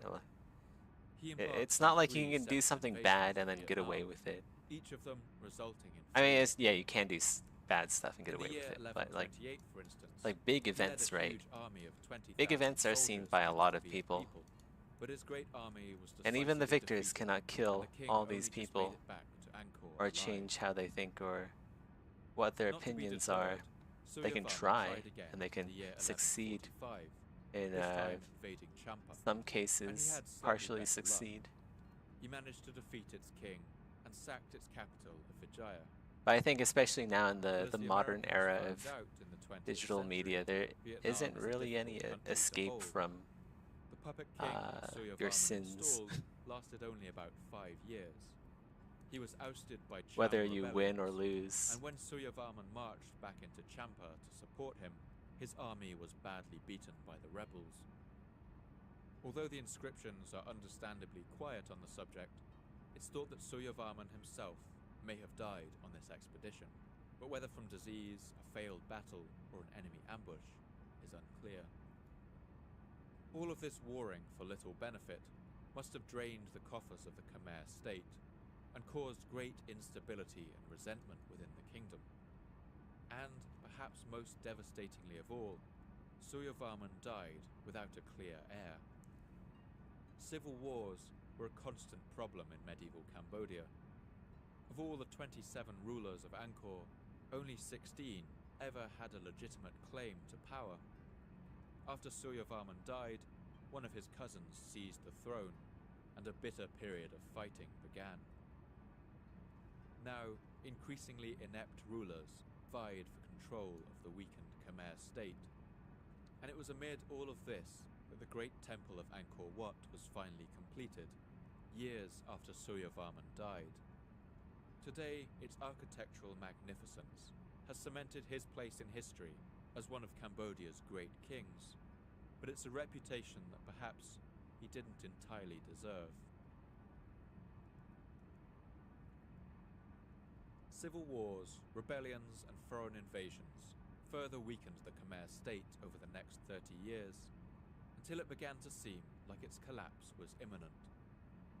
But in the year 1120, a prince was born who would change its fortunes for the better, a man who would be remembered as the greatest of all Khmer kings. And the incredible story of his rise to power should tell you just a little about what kind of man he was.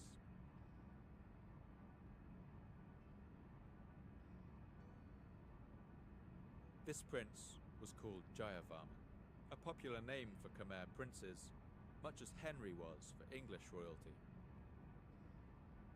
Since Jayavarman II founded the empire and crowned himself the first god king, there had been a further 4 King Jayavarmans. But despite this common name, there was something very unusual about this Jayavarman. Unlike previous Hindu princes of Angkor, he was a devout Buddhist. From the various sculptures that depict him, we get an impression of Jayavarman as a man with a broad, strong body and a large head covered with close-cropped hair. His eyes are always closed in the statues, a half smile of peaceful contemplation on his lips, but his broad jaw is also set in an expression of fierce determination. This Prince Jayavarman was the heir to the throne of Angkor. When his father died in the year 1160, Jayavarman, at the age of 40, prepared to ascend the throne. But before he could, a rival brother made a competing claim to the crown, as so often happened in Cambodian society. This was a clear declaration of civil war. But Jayavarman's Buddhist faith forbade him from shedding blood, and to shed the blood of a brother was even more unthinkable to him. And so, instead of fighting, he gave up the crown and went into voluntary exile in the land of Champa, the traditional enemy of the Khmer in southern Vietnam. He would remain there for 5 years, watching from afar as his home kingdom descended into chaos. That's because Jayavarman's treacherous brother turned out to be a poor sort of king. He mismanaged the country, suffered from rebellions, and soon faced a violent revolt from a bold rebel leader named Tribhuvanaditya. Astonishingly, Jayavarman seems to have forgiven his brother for betraying him.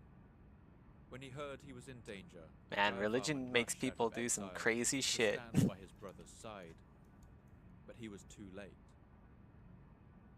By the time he arrived back in the capital of Angkor, he found his brother dead, and the rebel chief Tribhuvanaditya sitting on the throne. Once again, Jayavarman's religion prevented him from fighting, and so he fled back to his exile in Champa to mourn the brother who had betrayed him. Like, imagine if he But the rebel chief Tribhuvanaditya was a had good just as king, much luck as he would have Jayavarman's brother. been more Buddhist. He ruled for 10 years, but he was belligerent and difficult. He too Because he would be faced saving the rebellions, blood of and his soon civilians, insulting of his manner citizens. drove the kingdom of Champa to invade. Jayavarman, in his exile, must have watched the Cham armies leaving for war. The divisions of spearmen with their bright shields, the trumpeting of the war elephants, the long ships driven by oarsmen leaving the port of Vijaya. By this time, the Khmer Empire had been weakened by decades of internal fighting. The Cham armies were able to rampage through the Khmer lands and easily defeat its army in battle. But the rebel king Tribhuvanaditya still felt secure, holed up in the great capital of Angkor behind its ring of tall walls. That was until the true strength of the Cham people came into its own. Their experience as maritime traders meant that the Cham were skilled sailors. They amassed a great fleet and sailed it up the Mekong River, across the Lake Tonle Sap, and directly into the heart of the Khmer capital. It was a daring surprise attack, and when the rebel king saw those ships with their dragon-headed prows and bright umbrellas massing on the lake in their hundreds, he must have known that all was lost. The Cham army burned the city of Angkor to the ground. They destroyed its temples and palaces and set fire to the wooden houses of its people, leaving it a smoking and desolate waste. They executed the rebel chief Tribhuvanaditya, and anarchy descended upon the lands of the Khmer. Still in exile in the kingdom of Champa, and now an old man of over 50 years, the exiled Prince Jayavarman heard about what had happened with what must have been a heavy heart. He knew that he had to return home to help his people. When he crossed the border, he must have ridden through a devastated land, full of burned villages and hungry people. But his moment of destiny had finally arrived. He returned to the capital city he had fled so many years ago, and the people there greeted him as their king, crowning him Jayavarman VII. And so the pacifist Jayavarman became the king of Angkor in the year 1181, without ever having shed a drop of blood. But as he sat on the throne in the capital, Jayavarman could still smell the smoke in the air. Angkor's buildings were burned, and the bodies of its people still lay in the streets. The armies of Champa still rampaged through his land, burning villages and terrorizing his people, who now looked to him for protection. And perhaps it was this newfound responsibility And then he flees that brought again. Jayavarman's Buddhist pacifism to an end. About time, Jesus. He ordered a great army to be gathered, and marched out to meet the rampaging invaders on the battlefield. He was successful, and scored victory after victory as he drove the invaders from his lands. Wouldn't that be funny Once the though? Cham Imagine armies it, were like, expelled, Jayavarman like you VII start off as rode king, back to Champa. you This flee time not because on you're the brink of pacifist. exile, but at the You head come of his back, you army. become king again. He took revenge on the You Cham flee people once for the again destruction because of Angkor, pacifism. sacking their capital, Every time you Perth, flee, your and citizens dethroning their are king. like dying. and then became a part of the you come Khmer back as Empire, king again, which was now wider and then you flee a third time. Like, what's up, guys? You guys want to treat me as king for a bit, and then I'll just like, yeah. Just- great destruction. Its wooden houses were burnt, its gilded temples robbed, and its once opulent palace That'd be so lying in funny. ash and ruin. And so he embarked on a building project that would have few equals in The history. saying has lost its It would relevance. turn the There was no capital of internet the before. Khmer Information Empire traveled into the slowly, and it's envy much of the simpler world. to rewrite history.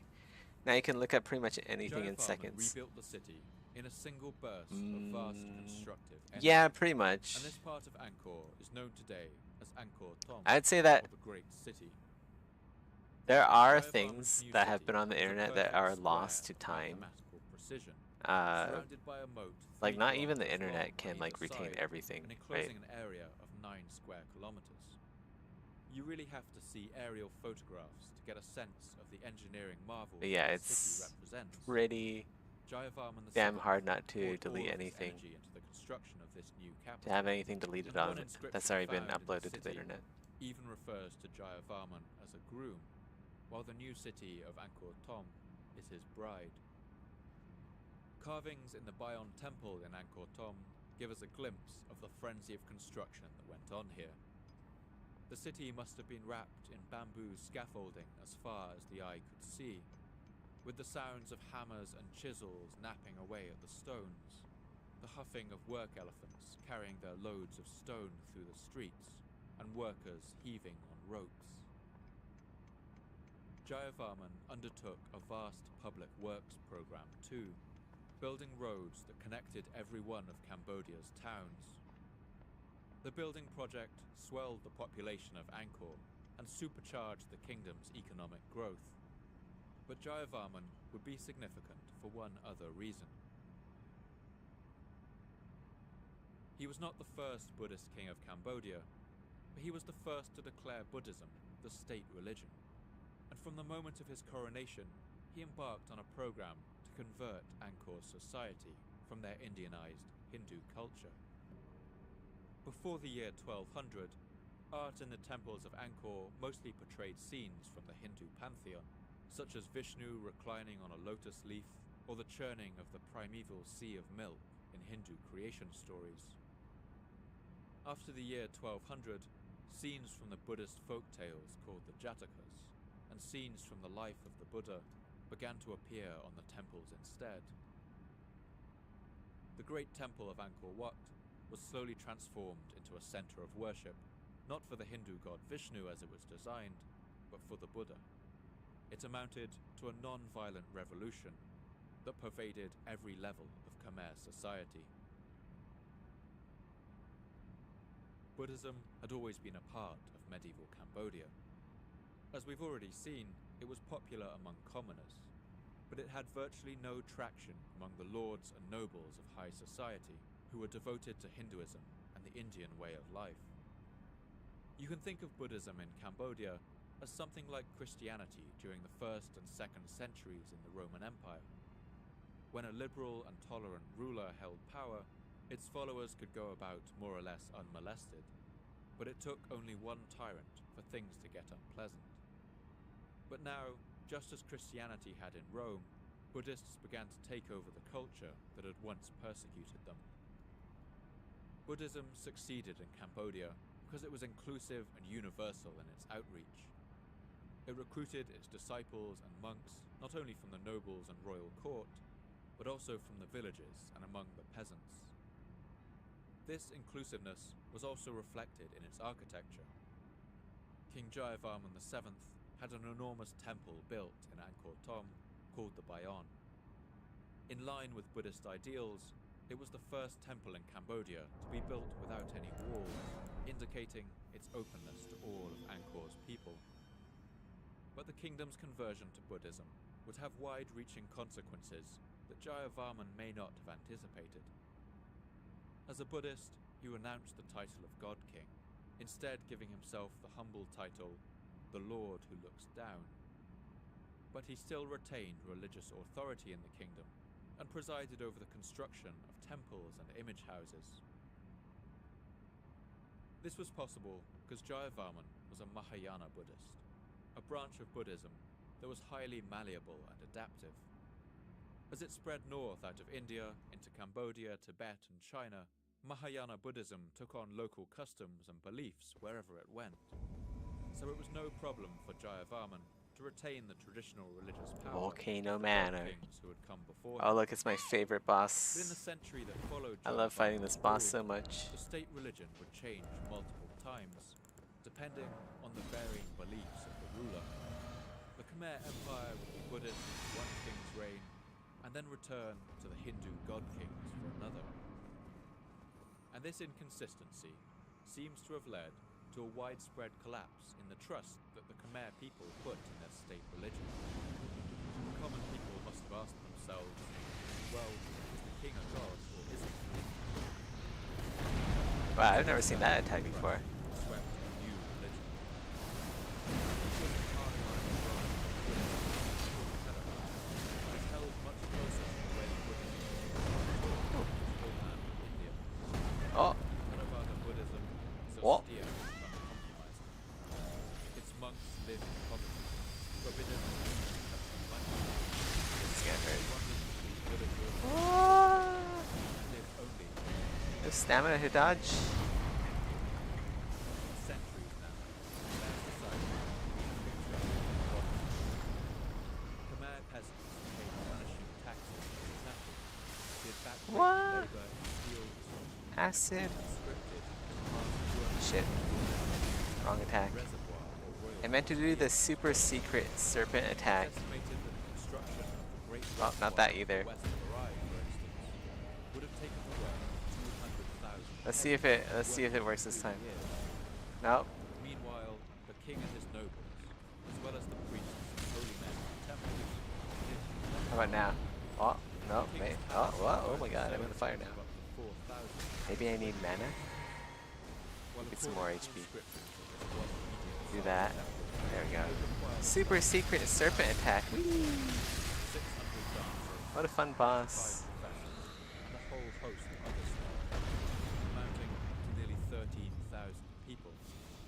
And all of this opulence came at the expense of the peasants.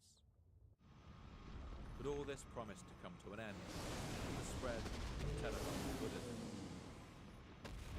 This new breed of Buddhist priests lived in grass huts in villages rather than in royal temples. It's not hard to see how the new religion was so popular in Cambodia. How famous it would soon become. Funny how my character's rotating. By the year 1295, only 70 years after Jayavarman VII's death, the spread of Theravada Buddhism meant that the king was no longer I am using the serpent hunter. religious authority.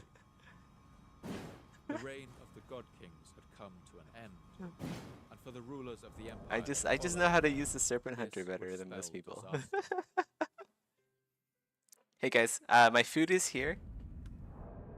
It's already 3 When hours. Jayavarman VII I know I died in mostly the year played Elden Ring this 1220, stream. he I'll would probably have eat my been food close to and then 100 go years do some old. more off stream. The morning Do some more work that is off stream. So yeah, I'll see you later, Rusty. Or maybe I'll stream again. I don't know. We'll see. I might be on later. Although it's only 12 p.m. here.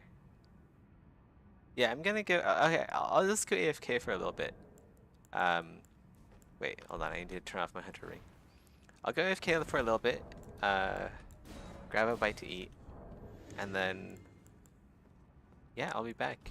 Give me a sec.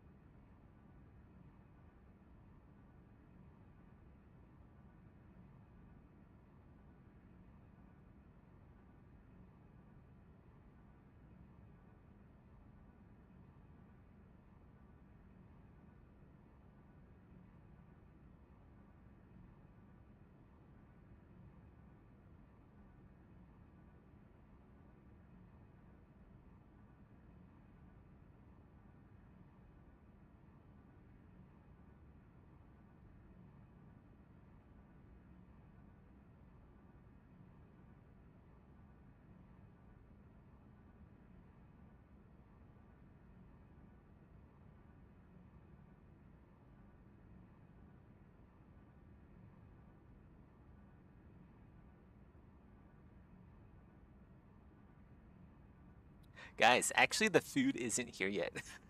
The driver, like, he pressed the delivery button. He pressed the has delivered button early. So actually he's still on the way. Yeah, I guess we'll get some work done then.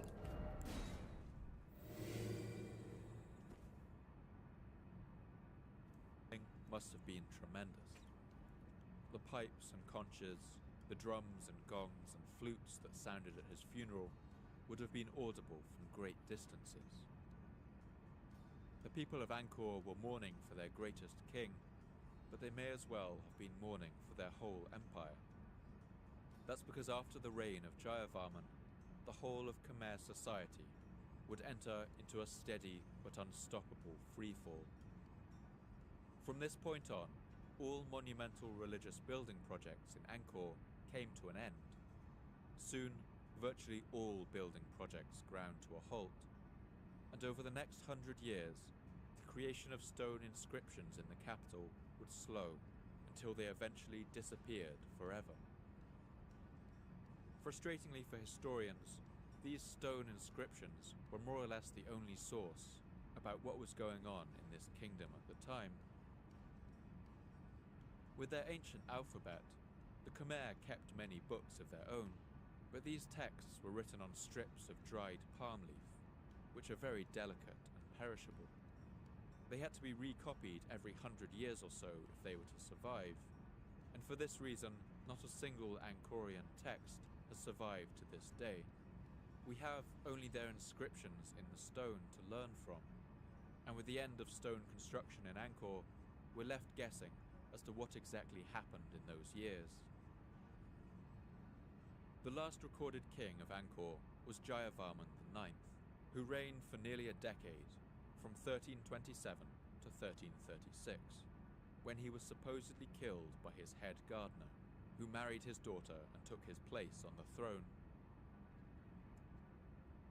After this, there are no more records. For the next 200 years, not even the name of one king has survived. This period is known as the Dark Ages of Cambodia, and the next thing we hear about the city of Angkor is the report of those Portuguese explorers who opened this episode, stumbling across the ruins of the city deep in the jungle. But what happened in those dark 200 years when the Cambodian inscriptions came to a stop? What fate befell this great empire that had once been one of the world's mightiest powers? And how did the world's largest city turn into nothing more than a string of scattered ruins?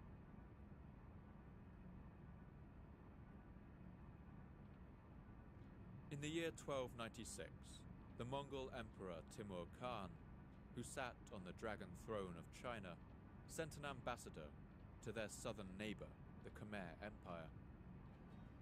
One member of this mission was a man named Zhou Dequan, who spent a year in Angkor. When he returned to China, Zhou Dequan wrote a long report for the emperor on what he had seen of the society and culture of Cambodia. This document has survived to this day, and it forms one of the most crucial pieces of testimony about what life was like in medieval Angkor towards its end. Zhou was particularly struck by the architecture of the Khmer capital. All official buildings and homes of the aristocracy, including the royal palace, face the east. The royal palace stands north of the Golden Tower. Yeah, I and got to bridge explore the before royal palace. It It's is 1.5 mile in circumference. very impressive. Other dwellings are covered with yellow-colored pottery tiles. Carved or painted Buddhas decorate all the immense columns and It's like a lintels. big ziggurat, and at the very The top, roofs are impressive too. there's like an indoor swimming Open pool. corridors and long colonnades arranged in harmonious So the patterns aristocracy stretch away on all sides. lived well back Zhou in Dequan also noticed back in the large day. numbers of Theravada Buddhist monks walking the streets. After nearly a century of growing influence, the Khmer king Indravarman III had finally made the austere religion of Theravada the official state religion. But despite this, It seems that the pomp and magnificence of the Khmer kings hadn't dimmed in the slightest. When the king goes out, troops march at the head of his escort. Then come flags, banners, and music. Palace women, 300 to 500 of them, wearing flowered cloth with flowers in their hair, hold candles in their hands, bearing royal treasure of gold and silver.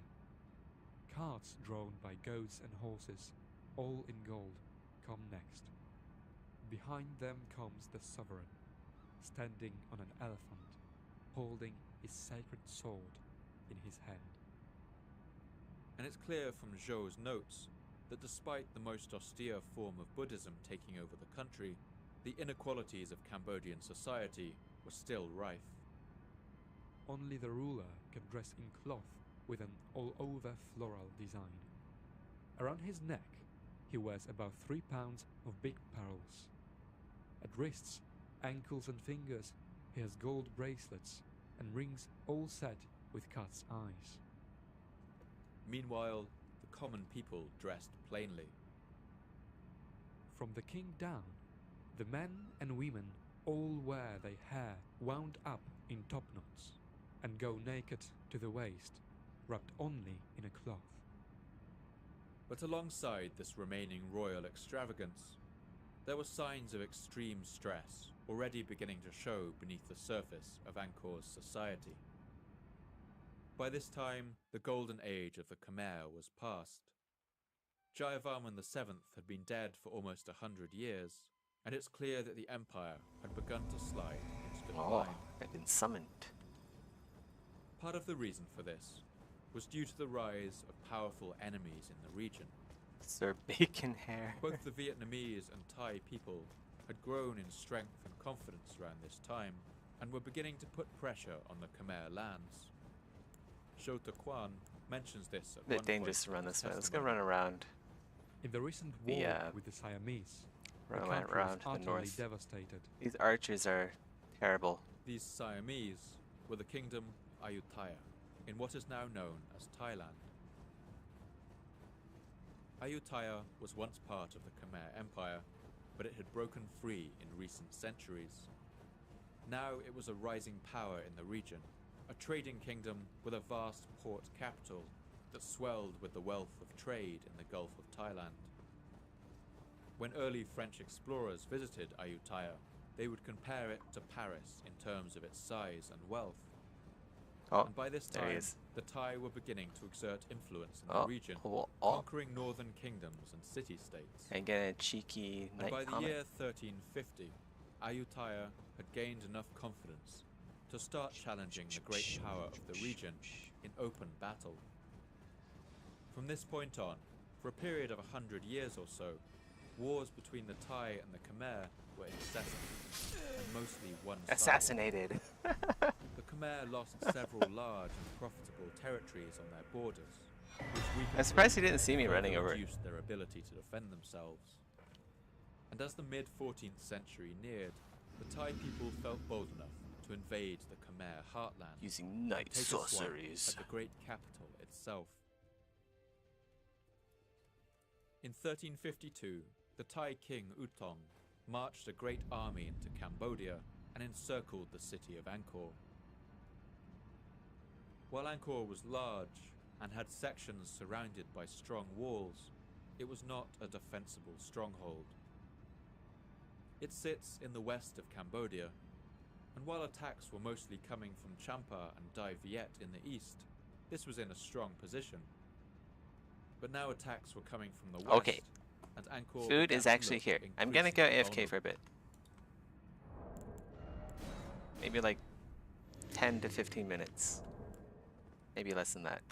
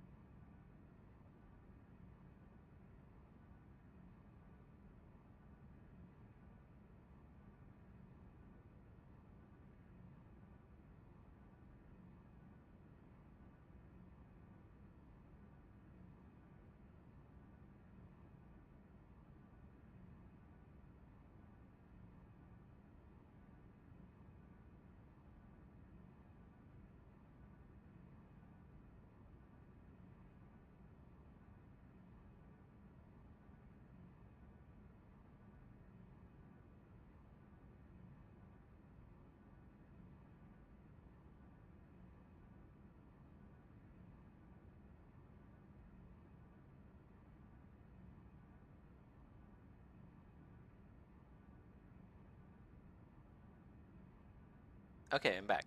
Let's get to it. The very features that made Angkor perfect for rice farming, its wide, flat plains, made it a difficult city to defend in times of war. Some historians have also argued that the extensive system of roads built by Jayavarman VII, which had boosted the empire's economy for over 100 years, would now work against it. On these well-maintained roads, its enemies could now march across Cambodia at great speed, and since the road network was so dispersed, the only defensible choke point in the country was at the gates of the city. And by the time the enemy had reached there, it would have been too late. King Utong's siege succeeded.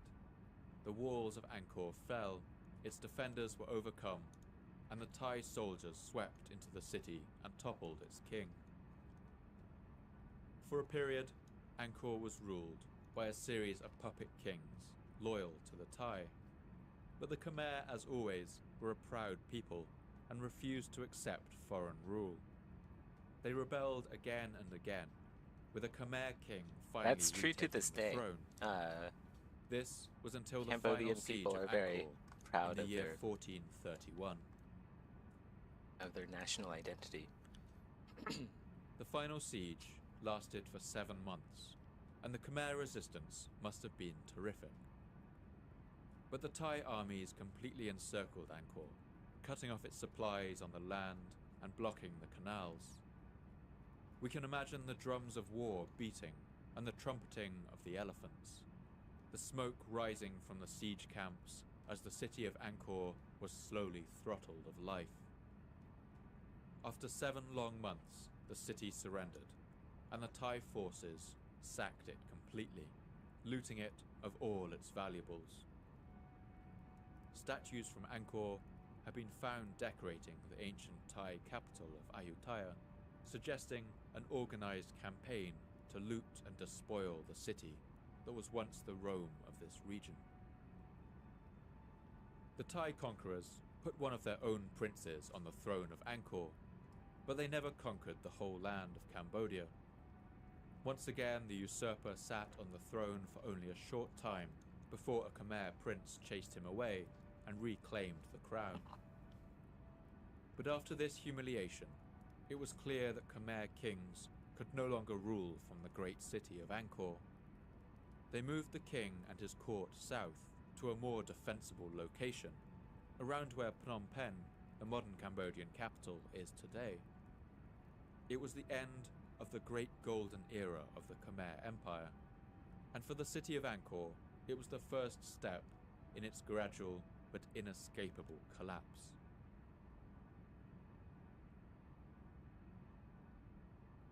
It's worth noting at this point that Angkor had recovered from the destruction of war in the past. In fact, some of its greatest architectural achievements had risen out of the ashes of destruction, such as Angkor Thom in the time of Jayavarman VII. And this shift of administrative power to the south doesn't seem to explain the wholesale abandonment of the entire city. So what happened? Many explanations have been given for the abandonment of Angkor. Some historians have argued that only a cataclysm, like a great earthquake or the arrival of bubonic plague, can account for the disappearance of such a vast population. But because of the scarcity of inscriptions through the Cambodian Dark Ages, we're left with only the archaeological record to go by. And recent evidence suggests that Angkor's decline was not a thunderclap. It didn't happen all at once, and there is little evidence of a mass die-off of people. New scientific evidence shows that the intensity of land use in the center of the city had declined gradually for more than 100 years before its supposed collapse. Analysis of sediment cores shows that in the first decades of the 14th century, tree growth increased in the region, while signs of soil erosion and burning all declined, pointing to a reduction in human activity. By the end of the 14th century, Angkor's moat was covered in a floating mat of swamp vegetation, indicating that it was no longer being maintained. And as with the collapse of many civilizations we've looked at already, it seems that climate was to play a large part in the demise of Angkor.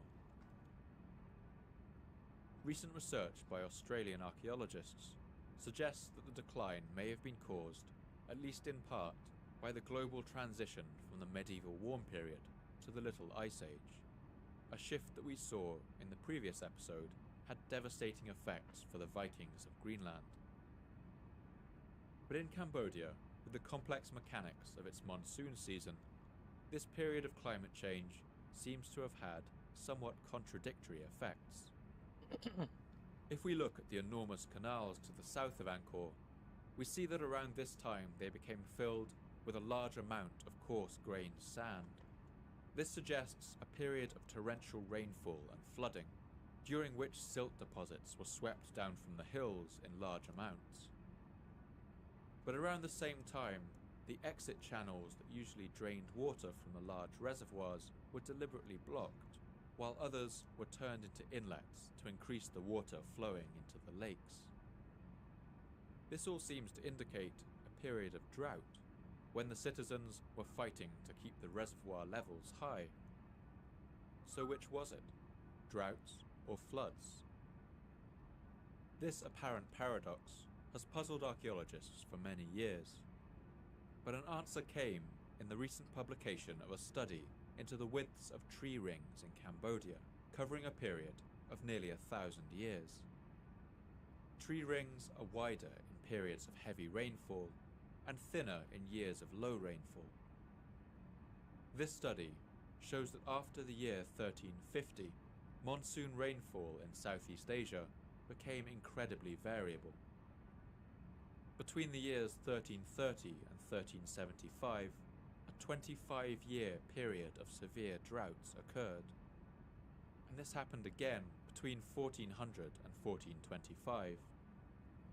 Between these extreme dry periods, the rains fell in a deluge. The period from the mid-14th to the mid-15th century contains an astonishing number of both the wettest and the driest years of the last millennium, and this would spell doom for the city of Angkor. The Khmer were well prepared for droughts that lasted 1 or 2 years, but a nearly 30-year drought would have caused immense damage to this primarily agricultural economy, and the people must have decided that their water system needed to adapt. They hurriedly built emergency canals, running from the hills directly to the city, long and straight so that more water could flow into the reservoirs and fields. They might have celebrated, having solved the problem as they had learned to do over the centuries. But when the drought came to an end, the rains that year were a deluge of unexpected force and volume. There would have been little time to react before the water rushed down from the hills and the entire system was overwhelmed. The emergency inlets that had increased water flow during the drought would now become the city's downfall. Water would rush down them in greater volumes than the city was designed to withstand, and the reservoir would fill to bursting. The Khmer may have made some attempts to drain their tanks, desperately digging emergency outlets and trying to block the canals they had built only years before, but it would do no good. The reservoirs began to overflow. It must have been a terrifying sight as the water began to pour down the sides of the banks, flooding into the city, turning streets into rivers and sweeping away the fragile wooden houses in a torrential flood of water. The people of Angkor would once again work to re-engineer their enormous water system back to its previous state. They blocked the new inlet canals and widened the outlets to drain the reservoir, and just when they had finished, the drought would return, and the whole cycle would begin again. This repeated cycle of severe drought and flooding seems to have been a stress that Angkor's water system simply wasn't versatile enough to withstand, and it led to a series of cascading failures. A cascading failure can occur in any system of interconnected parts when one part of the system fails. Other pieces of the system must now compensate, and this in turn overloads them. Nodes throughout the system fail one after another until the whole infrastructure grinds to a halt. One bridge leading into the temple complex of Angkor Thom tells a chilling story of what must have happened during that time. The first thing we notice is that this bridge appears to have been hastily constructed, with none of the refinement of the nearby constructions. And when we look closer, we see that it was built out of building material recycled from nearby temples. Some of its stones show the intricate carvings of a temple wall, but mismatched and jumbled in this new structure. The fact that the Khmer people had to hastily build this bridge shows that something had gone terribly wrong with their water control system, and the fact that they had to reuse stones from their most sacred and revered buildings shows that the situation was desperate. Judging by the damage done to the bridge, efforts to control the floodwaters were unsuccessful. In the end, the river that was supposed to run under it carved a way around the bridge, and its eastern end collapsed. But one question remains. Did the people of Angkor leave because the infrastructure failed, or did the infrastructure fail because people had already left? We may never know the answer to this question, but I would argue that a feedback loop exists between these two factors. A vicious cycle came into play as Angkor diminished in relevance. As this happened, fewer resources were spent maintaining its vast and complex water system, and the cycle of drought and flooding finally broke it completely. As larger parts of the city flooded, sewage and sanitation systems, such as they existed, would have failed, and diseases like dysentery and cholera would have spread among the flooded streets. As water in some areas stopped flowing and became stagnant, mosquito populations may have thrived in the still pools, and cases of malaria would have increased. As has happened with other dying cities around the world, word may have got around that the city was cursed, that devils lived there that caused disease, and now ever fewer resources will be spent maintaining the water system of a dying city. The enormous amount of maintenance required in the water system meant that Angkor essentially had the minimum possible population. Below the certain number of people required to maintain it, the system would have failed utterly. The city would have flooded permanently, and life there would have become unlivable. Now, only monkeys would clamber among the temple roofs, and the jungle would amass outside the city walls. This is like pretty rough for filth here. ready to reclaim its streets and palaces. Soon saplings, shrubs, and wild grasses would burn into the once opulent streets. Since few valuables or artifacts have ever been uncovered in Angkor, it's That was likely that brutal. I looters feel bad for scoured the filth. ruins too, That was stripping really them brutal. of anything of value. Most buildings in Angkor were wooden and thatched with palm leaf. As the first years and decades passed, these disintegrated quickly and left few traces. But the stone buildings remained. Someone entering the city of Angkor in the later half of the 15th century, a scavenger or a fisherman on his way to the Great Lakes, Spicy curry. would likely have found streets still flooded by the bursting of the city's waterworks, now overgrown with lilies and lotuses, and covered by the shade of the jungle canopy. The writer Malcolm MacDonald described the eerie quiet of these ruins after his visits in the 1950s. Daylight is filtered through many thicknesses of green foliage and has a mysterious, eerie quality. It is half light and half darkness, a greenish twilight, a lifeless, haunted sort of illumination such as might glimmer in a ghostly underworld. Those stone buildings still standing would soon become wreathed in vines and creepers. Where once vast crowds of people had gathered to watch royal processions, Now the only sounds were the chirping of parakeets and the movements of monkeys in the trees. The stone arches of the city's palaces became home to bats and owls. And already, the species of tree that we most readily associate with the ruins of Angkor would have begun its steady conquest of these crumbling ruins. The banyan tree is an endophyte, the closest you can get to a predator in the plant world. It lives by devouring other trees. The tiny red seeds of the banyan are eaten by birds and then deposited in their droppings. Banyan seeds that fall on the ground usually die, but when they land on another tree, they put down roots into its bark. From that point on, the banyan grows swiftly, and the fate of the host tree is sealed. Banyans put down hanging roots that reach to the ground, and then wrap themselves around the unfortunate host, growing to cover it completely, and eventually strangling the life out of it like a boa constrictor. The host tree dies and decomposes, and soon only the banyan remains, with a hollow space in the tree's center where the unfortunate host once stood. But banyans are just as happy growing on a human construction as on a host tree. For this reason, removing sprouting banyan saplings from buildings is still an important part of building maintenance in countries like Cambodia and Sri Lanka today, much as it was in the time of the ancient Khmer. But in Angkor, there was no longer anyone left to do this. Soon after its abandonment, the seeds of the banyan would begin to fall on its abandoned temples and palaces.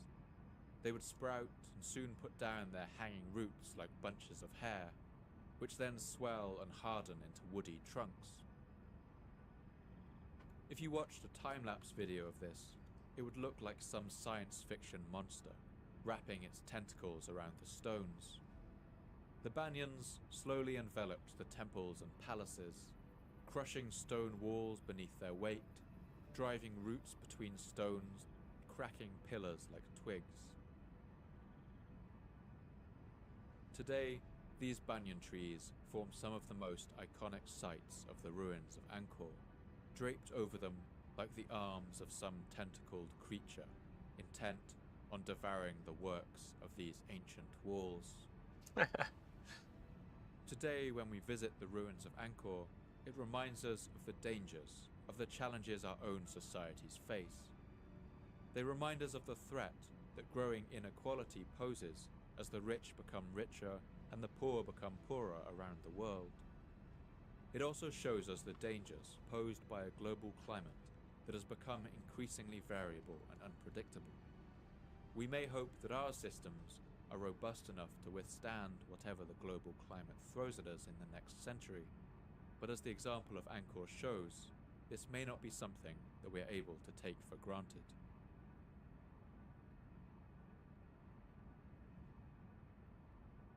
I want to end the episode by listening to a piece of music we've heard a few times already. It's an ancient Cambodian epic called the Riamka, performed by dancers in Cambodia. It's the Khmer version of the Hindu epic, the Ramayana, about a man called Rama whose wife is stolen from him by a demon king. It's a song of loss and love that sings down to us through the millennia and is still being performed in Cambodia today. As you listen, try to imagine what it must have been like to live in that vast and ancient city of golden towers as its age of glory came to an end. Try to imagine what it must have felt like to live in a time when the great machinery of water control built by your ancestors was beginning to fail, and people are leaving the city in droves. As streets emptied and markets closed, as the monks left the temples and the fires in the rest stops began to go out. Imagine being one of the last people to live in the city of Angkor, watching the sun set over the grand temples that are already beginning to crumble against the skyline, sprouting with their first banyan saplings, as the cries of the parakeets and the monkeys sound in the growing darkness.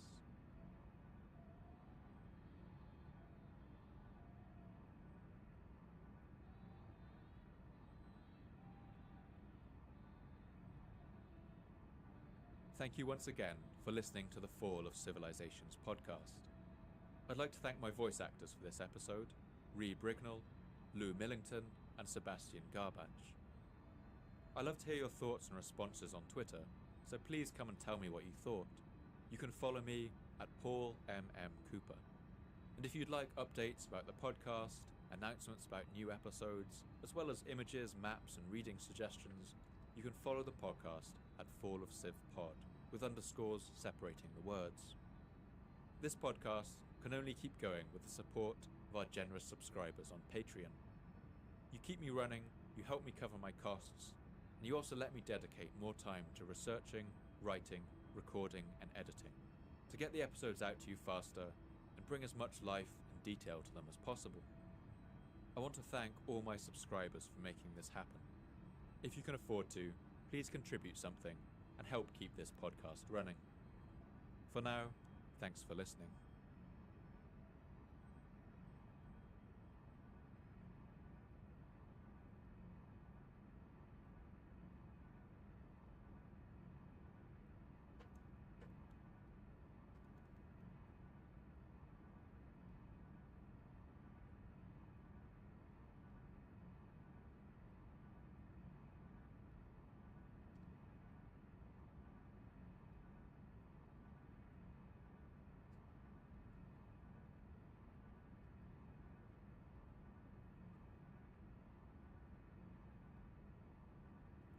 What is this? Are we in a video game crash? Asmongold reacts.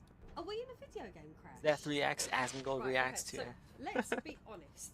The majority of news coming out about gaming at the moment has been like a constant spiral of doom and gloom and misery. That's and right. it's just constant. And at present, gaming history is literally unfolding before our very eyes. We are living through something. Yeah, I want y'all to keep in mind that the Helldivers 2 fuck up, people will bring that up in 10 years. In 10 years from now, people will be like, remember whenever everybody from Helldivers got together and they made the company not do the thing, and everybody's like, yeah, those were the days.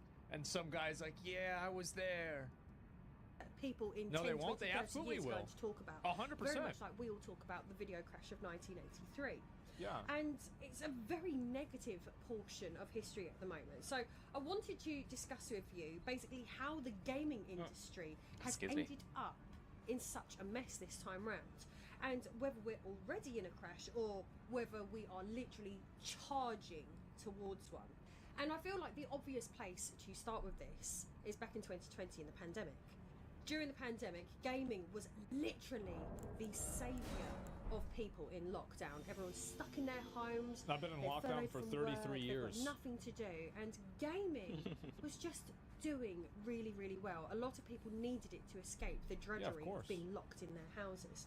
There was only 3 choices: social media or TV. Well, Oh, you couldn't watch wow. sports How anymore exciting. because no one was allowed to even play Triple A sports in the game's first place, bad. let What alone else get to is watch new? it on TV. Right. I mean, Therefore, there used to be gaming a was pretty time much when one of they the only were options good. for many people. And the gaming industry, as a result of that, Back was in the days absolutely of the booming, and to an Yeah, extent. it doubled the amount of When- people when playing Angkor video games. Wat Probably. was I would say still COVID probably doubled the amount of average video game players, at prosperous, least the during home the time of of COVID. the king. Like if there was and 100 people playing video games for every Back 1,000, then, now there's 200. And Triple A games are probably good. it was even more than that. Because like yeah, like you remember Twitch numbers were super fucking high then. Everything on the internet was like massively juiced. They saw themselves as pandemic. I think that, you know, we were just talking about Genshin Impact. I think Genshin Impact was like one of the main beneficiaries of that. Like Genshin Impact came out at a time where there were no other games that were really kind of like that were very good, that had like that anime style. you had a bunch of and it was during COVID. It was lonely, crazy. That was horny perfect young fucking men. timing. It's this place again. I As ain't in, got like, the connection whole error. world Nice. was burning Perfect. down Just what I wanted. around them. Yeah. Yet they were growing and growing. It was like nothing could stop them. Through this period, did the gaming industry gain a false sense of security. Well, one thing... I think that every industry did, and I don't think it's a false sense of security. I think that it was just irresponsible expansion, where they saw how much the company was growing from COVID, and they expanded the company in so many different ways that it was unsustainable after COVID kind of stopped happening or fell off. And then they're stuck with all these people, and they're stuck with like all this extra stuff. And like this is happening, like you're kind of burning the candle at both ends here, where you have like obviously people that are like not having to deal with COVID anymore, but you also have the factor of AI, and you have the factor of like other types of like automation that's removing jobs that people had in the industry as well. So not only are you losing customers, in the short term, but you're also losing functionality. For sure. According to the news, the gaming industry is Guys, constantly bad news. complaining about I not haven't been making affected by AI yet. Money, Yeah, I wonder why. considering the vast amount of I'm cost sorry that to it say needs I and have everything, not with been how many replaced yet hundreds by of millions AI. this cost and how many hundreds of millions I that know how costs. many Well, people of course, would they're want an probably not AI going to make Zeth their money back on boyfriend. this, but this that has just seen is not happening yet. various companies, as a result of that, laying off thousands and thousands of members of staff to basically try to meet shareholder promises.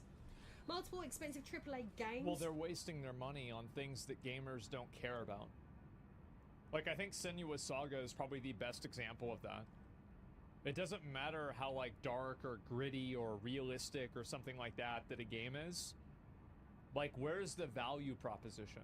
Where's the reason that you're gonna log into this game? Why would you do this? I don't think that... I think that's the real problem, is that games don't understand. A lot of these like big game developers, I think that they want to make video games in the same way that people make movies, or in the same way that people like maybe make music or something like that, like TV shows. It's not a TV show, it's not a movie. Like, people are like utilizing this for a different reason. Aren't hitting the sales play their own figures games. expected or needed, essentially.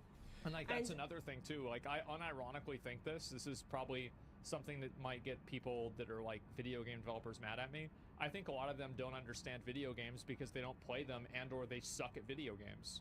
Meanwhile, you see Kojima playing new video games every single fucking day. He's posting pictures of it constantly. So it's like, he's like, watching movies, everything like that. He's like in it, doing it constantly. And it's like, yeah, of course this guy's going to outperform. See, guys, you. I'm just like Kojima. Because he's wired. And Not he's only do I locked play in. games Like, every day, meanwhile, what are you doing? You're I'm playing also some Asian. bullshit indie game. Like, you don't even understand your own game. How are you gonna do Goddamn. this? So I think that's the big reason. Yoshi P2, yeah, exactly. Like, and all of the guys. Think about all of the game developers that play a lot of other games. Like, you remember whenever Blizzard developers started talking a lot about how good Elden Ring was and other games that they started playing, and that was just coincidentally the same time that the game started getting better? Yeah, because they started actually playing other games. That's the issue that a lot of game devs have. I don't think that they understand gaming because they're not gamers. They're not playing games. Games like Suicide That's just Squad one of and the Final issues. Fantasy VII Rebirth are like prime One examples of the this. many issues. I'm not even going to go into like the details about each of those. I've made a video about Final Fantasy VII Rebirth and Square Enix. That's right, Seth. Now make Elden Ring 2. Bro, I will make Bloodborne Others are using Bloodborne the 3 that basically and the then rising cost of have game it be development PC is exclusive. making predatory microtransactions an essential Like, the part of controls games' will feel future so for it to be good. sustainable. An example The of this graphics, would be Tekken 8 stealth immaculate. paywalled features There will only be after widescreen receiving available. glittering, sparkling reviews, which is cause a huge amount of distrust in their player base. Square Enix released their notification of recognition of extraordinary losses. It will be the best I'm pretty game sure if this happened that in ever America, gamed. it would be followed by a public execution, or maybe multiple. Extraordinary losses, which is absolutely mental. Again, as I said, I've done a video That's on bad. it. It will be the Xbox skibidi has to your just toilet. The other day, basically closed a load of subsidiaries for Bethesda, which was horrendous considering some of those have released. Yeah, games which it'll are be the absolute Lisan bangers. to your And then Gaib. Warner Brothers have announced that they're going to only focus on key franchises such as Mortal Kombat and Harry Potter going forward, and even those are going to an extent get bastardized into service games apparently. Just you wait. Yeah, and People Warner will be Brothers is talking making about the me. right call. What the fuck does Warner Brothers In know about 15 making years, video people will be games? talking about me What are you trying to make like all these new IPs and do all like they this new talk stuff? about Oh yeah, we're just gonna go into J.K. this Rowling. industry and make a bunch of money. How? You I'll don't be even some understand famous it. old dude. That's the problem.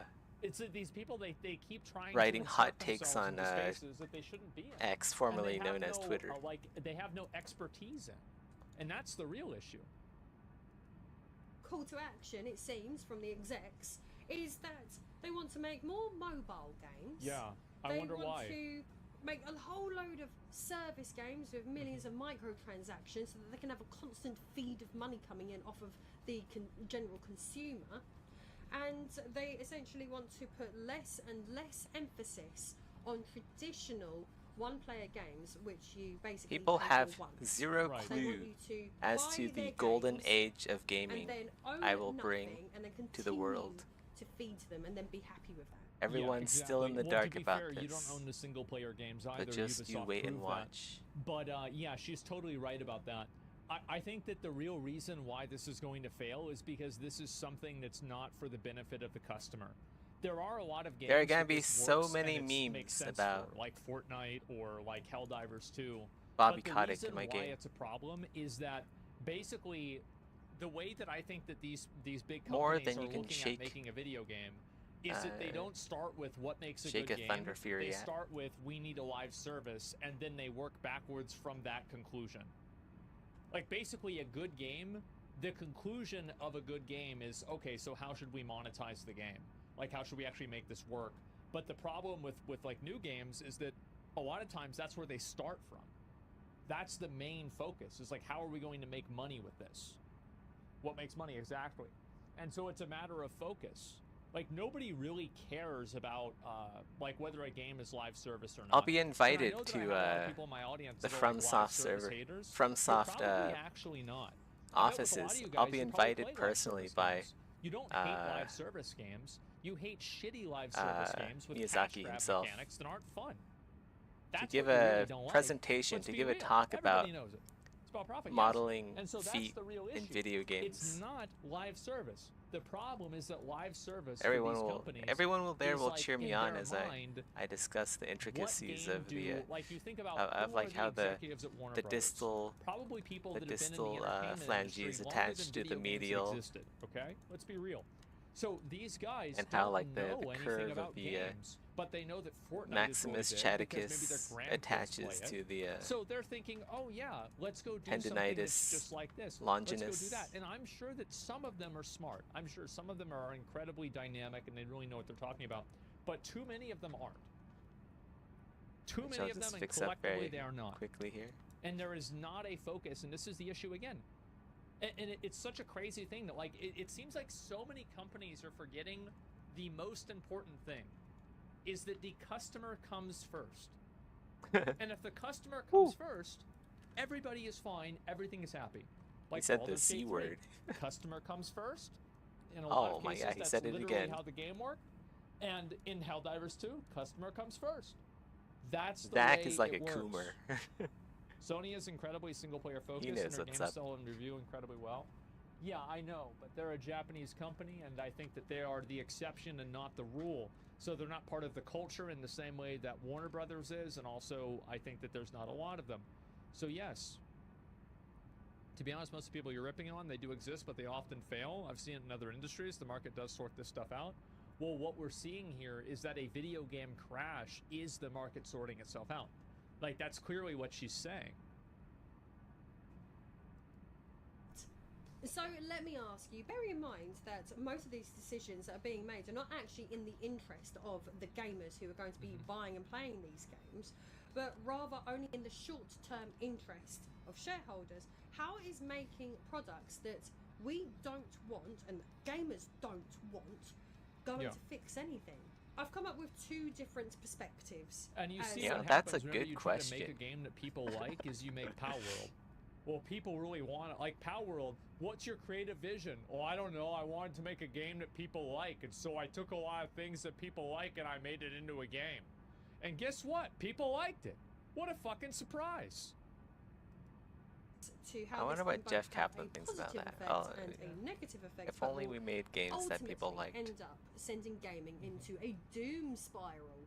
Okay, so the positive consequence: short-term financial stability. Prioritizing shareholder interests through strategies such as implementing microtransactions and developing mobile and service-based games can provide short-term financial boost. This approach may help stabilize companies financially by tapping into consistent revenue streams, thus allowing them to survive. I think that the real problem has actually almost nothing to do with a game being pay to win, or even a game having microtransactions. I think that the big problem games are games that are bad. True. Like, this game is like fundamentally lacking. True. Like, for example, Hellblade 2. It's a 5 to 7 hour game. It's $50. What the fuck? Diablo 4. The campaign sucks. The end game was non-existent on release. It's $70. What the fuck? What the fuck? Star Wars Outlaws. There's no Jedi. What? You What just the run around as some fuck? random no-name girl with a weird, stupid pet just so they can sell probably fucking, plushies of this pet? They're like, oh yeah, this is why They you're should adding sell it in. plushies of the Like, girl. Who There we gives go. a fuck? Who cares? Why would anybody care about this? People will care. It doesn't look good. And this is the problem, is like all these games are thinking about the money that they make without even thinking about the value they create. They're not thinking about creating value. That's They're crazy. just thinking about money. Imagine that. Imagine It's if not they thought about the about creating value. microtransactions. Like, the reason why people are playing Wuthering Waves or Genshin Impact or Honkai Star Rail, if you don't like microtransactions and you're not at least okay with them, you wouldn't be playing those games. But they're some of the most popular games. I actually like Clash of how like Clans, look at AAA that. studios are just failing so Yes, hard they're recently. super popular. It's gonna not weaken about the competition for monetization me, structure, it's about the quality of the game. which is amazing. The quality of the game is what matters the most. If they keep failing, The if they quality keep of this these up, games is oh man, just it's gonna be not so there. easy to like make a killer game. That's the big problem. More than anything else. Markets fluctuations and maintain operational Did you just say capabilities. This financial fluctuations? stability could potentially That's- enable that's companies to racist. invest in new technologies and dare innovative she? projects in the future. You can just say This fluctuations. is what they want, but it doesn't mean that this is what they're going to get. Yeah. And then the negative Because consequences. they're only thinking about it from the perspective of the seller.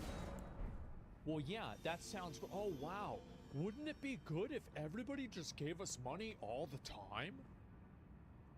Wait. Long-term consumer distrust. Oh my god. Making products that prioritize profit over player satisfaction can lead to consumer distrust and resentment. Gamers might feel their loyalty and investments are Starting to think like a undervalued. true They perceive that their businessman. interests are Yeah, persistently as long as these secondary companies to continue to corporate self-sabotage profits. This themselves, growing distance like is 5, likely 10 to years into the influence future, Yeah, and also. oh like, boy, the it's gonna be games are so bad. easy I to look like at launch Suicide Project Squad. I remember Nova. I was watching Shroud play it, and I was like, this doesn't look good. They gotta keep it really up. They not gotta complicated. keep up the good work It's of just that shooting the themselves in the game foot. is fucking bad. It's crazy, and it's just like, and I feel like, yes, again, the companies are always thinking about the money. And again, you think about the really, really good games that have come out recently. Every Ooh, really a lot of good health. game, the reason why it's really good is because it's not focused on a monetization structure. Like, even, like, and this is not a good example, but it goes to show how far a bad example can be almost a good example, is Wuthering Waves. They gave out, like, 2 or 3 now free top-tier characters. Gotcha games usually don't do this because then they're worried that people will stop spending money. But the focus was on the user experience. What is that? It's a The plant. user Can't make it up experience is though. what matters, not the monetization structure. This is why Lost Ark died. I think it's because they focused this too way, much right? on making money and Yeah, making this way. whales feel good that they wasted $15,000 on a piece of Yeah, shit. man, this way. That's the Follow reason. me. Is it the moment that you stop, the moment you stop thinking about the new player experience, the moment that you stop thinking about what the value proposition is for the customer, is the point where your business starts to die.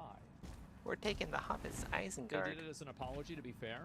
Yeah, exactly. And a lot of other companies put out apologies. It's Angry Jelly. Fucking 5-star. I understand that they put it out as an apology, but the point is that. Okay, and that's I'll again, protect you. The You apology stay behind is me. like, okay, yeah, but who cares, right? This is, Shit, I I'm couldn't out of play the mana. game one day. I'm out of Are you mana. really think about that whenever you add a new character? No, you're not. Because again, they are thinking about it from the perspective of the player. Again, you're thinking about from the perspective of the player. And unless, again, that's what I was saying with like Kojima or like Okay, anybody Gems, else. get behind like me. Who's posting videos like Yoshi P is another one. It's They're okay. posting videos Get behind and, the like, 10 posts about vigor video games all co-op. the fucking time. I'll protect you. All the time. They're playing video games. And you want to know another great example of this? Dan Clancy on Twitch.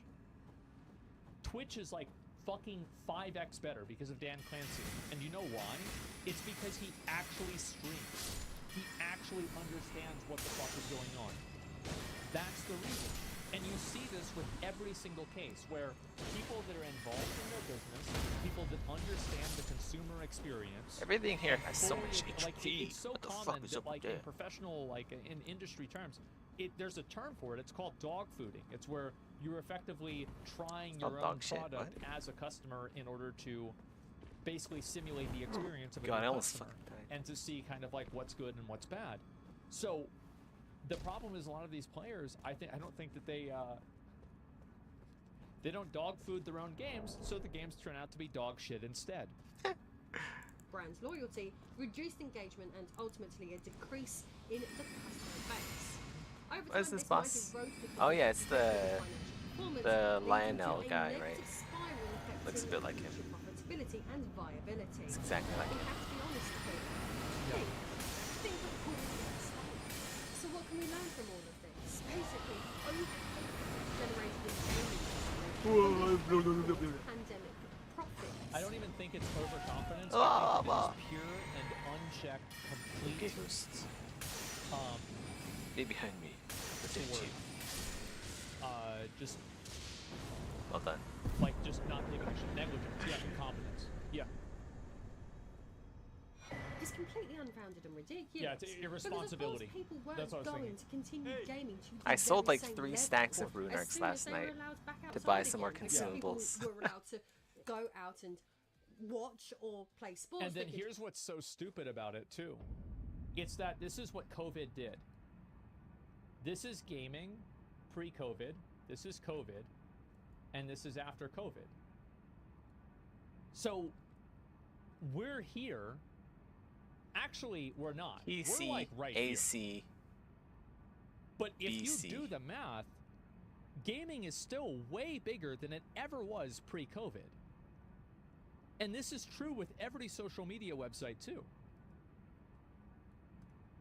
visit family and friends. They were finally Twitch allowed is a great to, example of you know, this. go on holiday abroad.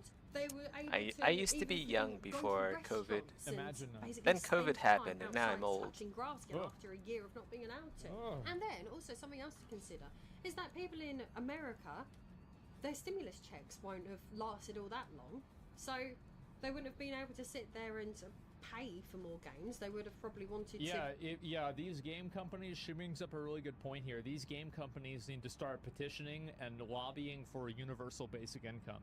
Because if you had universal basic income, the amount of video game players would double, if not triple, overnight. Go out and actually spend their money Let's on something be a bit more honest. meaningful than being stuck indoors. So gaming, once again, at that point, would have ended up as a smaller part of life again, like it was prior to the pandemic. If I had But basic then there's even more income, to it than that, because what would I spend the money essentially on? the new normal is not normal. Hookers normal. and I don't really blow. know how else to explain it, but life is different now than it ever was before the pandemic happened. I mean, for one thing, away from gaming, the greater world is struggling to bounce back after all of these lockdowns. A massive, really I do think that, like, especially for younger people, like, for me, COVID didn't change or do anything to me. Like, it didn't We're not affect young me. anymore, I didn't Aspen. really care about it. You know, We're okay, old, I have to wear a lecherous. mask whenever I go into some stores Old now. man. Okay. Like, it didn't, like, I didn't give a shit.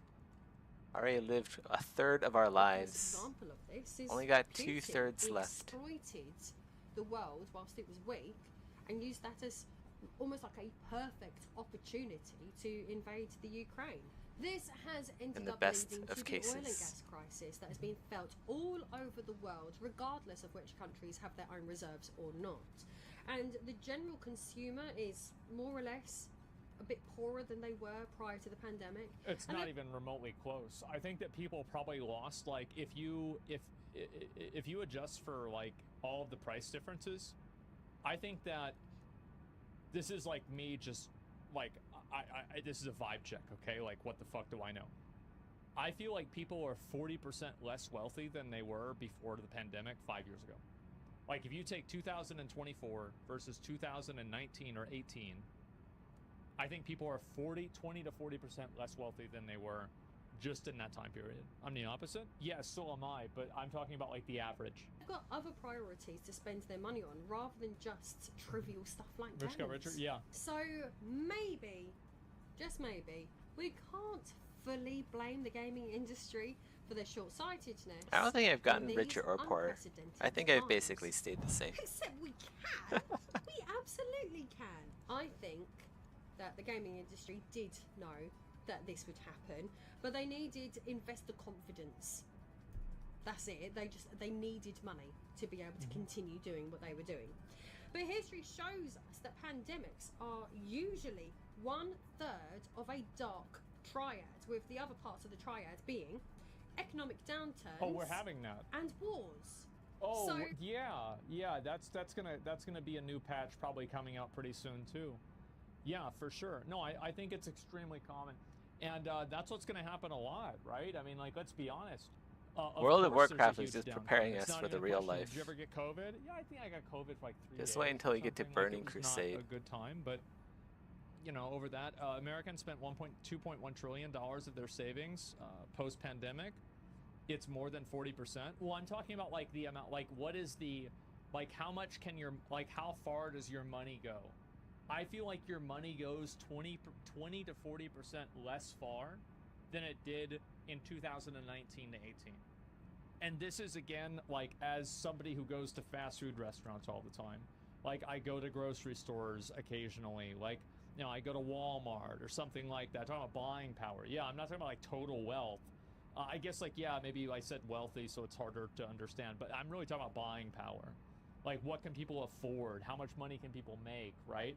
And the thing is that, like, correct me if I'm wrong about this, but there are now more billionaires than there were pre-COVID. And I think that number went up by like 15 or 20. Now, I could be wrong about this, but that's what I remember. When you take into consideration that this is actually Millionaires? the fourth That could be it too. time in recorded history that this has very prominently happened. Before the video game industry was falling, the Roman Empire fell. The Roman Empire, and bear with me, stick with me on this. This Okay. isn't a reach. I've got facts to back this up. Number See, one, what she's talking the about, the Roman Antonine Empire. Roman Empire, there was lead poisoning that affected the brains of the people. There's a lot of video game developers that bought Stanley Cups. Stanley Cups had lead in them, and then it's going to get in their brains. They're going to fuck up the games the same way that the Roman I don't Empire have a Stanley fucked up. Cup. Yeah, What I the fuck? understand. For sure. Got it. and the Yep, there it is. Marco-Manic Wars, 165 to 180 AD. I've never been rich the enough to pandemic afford a was Stanley the Cup. Antonine Plague, which was possibly smallpox or measles. It struck the Roman Empire and killed millions, significantly weakening the Roman population. I should just Then get one the for war, free.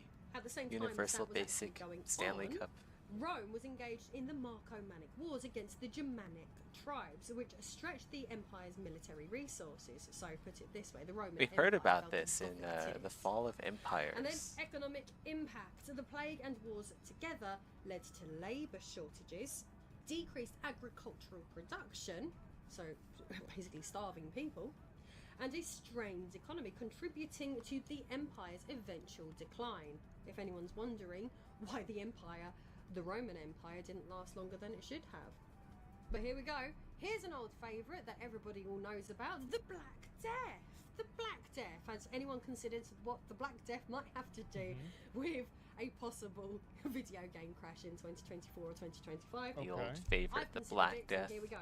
The Black I'm- Death and the 100 Years' War, 1347 to 1351, during the ongoing war of 1337 and 1453 between Britain and France. So the pandemic at the time was everyone's old favourite, the bubonic plague, Oh, the yeah, Black those are in New Death, World. which swept through Europe and ended up killing an estimated 1/3 of the population. The war. I mean, this- COVID didn't really kill that many people, right? Like, not compared to the Black Death. Like, I think Black Death was like 1 in 5 or 1 in 3. Like, it was crazy, bro. Like, this shit was like a rapture. Yeah, like COVID, obviously, and there are a lot of people that also died from COVID were like fat or old or something. Remember like all that. the It's anti-vaxxers not who like died with during the Black COVID? Death. I'm sure that That was obviously, funny. like, there'd probably be a higher survivorship from people that were healthy, but like most people, as far as I know, that got COVID and died from it, had something wrong with them already. The Black Plague was biblical? Yeah, it was. period overlapped with the 100 Years' War between England and France, which strained both countries' resources and economies. And the economic impact of this, the pandemic caused massive. I'm not laughing at the horrible suffering, I'm just laughing that I've managed to link this to the gaming crash. The pandemic caused massive labour shortages. leading The to r/leopards economic ate my stagnation face and subreddit social was popping upheaval off during the compounded by the during ongoing COVID. costs and disruptions of war. It's like every other day there's another anti-vaxxer who died to COVID. or directly caused. So we only have like what about like 75 left now? Okay. By the Black Death. Yeah. And then there's a third part. The third one, my third example for this is, I'm not allowed. Are we allowed to say this anymore? I don't know. The Spanish flu. You're not allowed to say the Chinese virus, are you? The Spanish flu and World War One, 1918. I don't really think that COVID was like really that big of a factor because like I mean you think about like what would it be like if 1 in every 5 people got killed randomly in like the course of like 20 years, 10 years. Like this would totally alter society. Like this would change everything. And obviously like and people knew that this was happening and so they were like trying to take precautions for it. Like COVID was not even 10% of that. Like I would be amazed if it was even 1% of that. Like it's fucking insane how bad the Black Plague was, right? And so yeah, well, blood language genetic diversity, exactly. Yeah, COVID was worldwide. Yeah, that's at least 1 billion, right? Politics of COVID altered society. I think that COVID did fuck a lot of people up and it fucked a lot of things up, but I don't think that it goes as deep as like, you know, other like worldwide shifting events.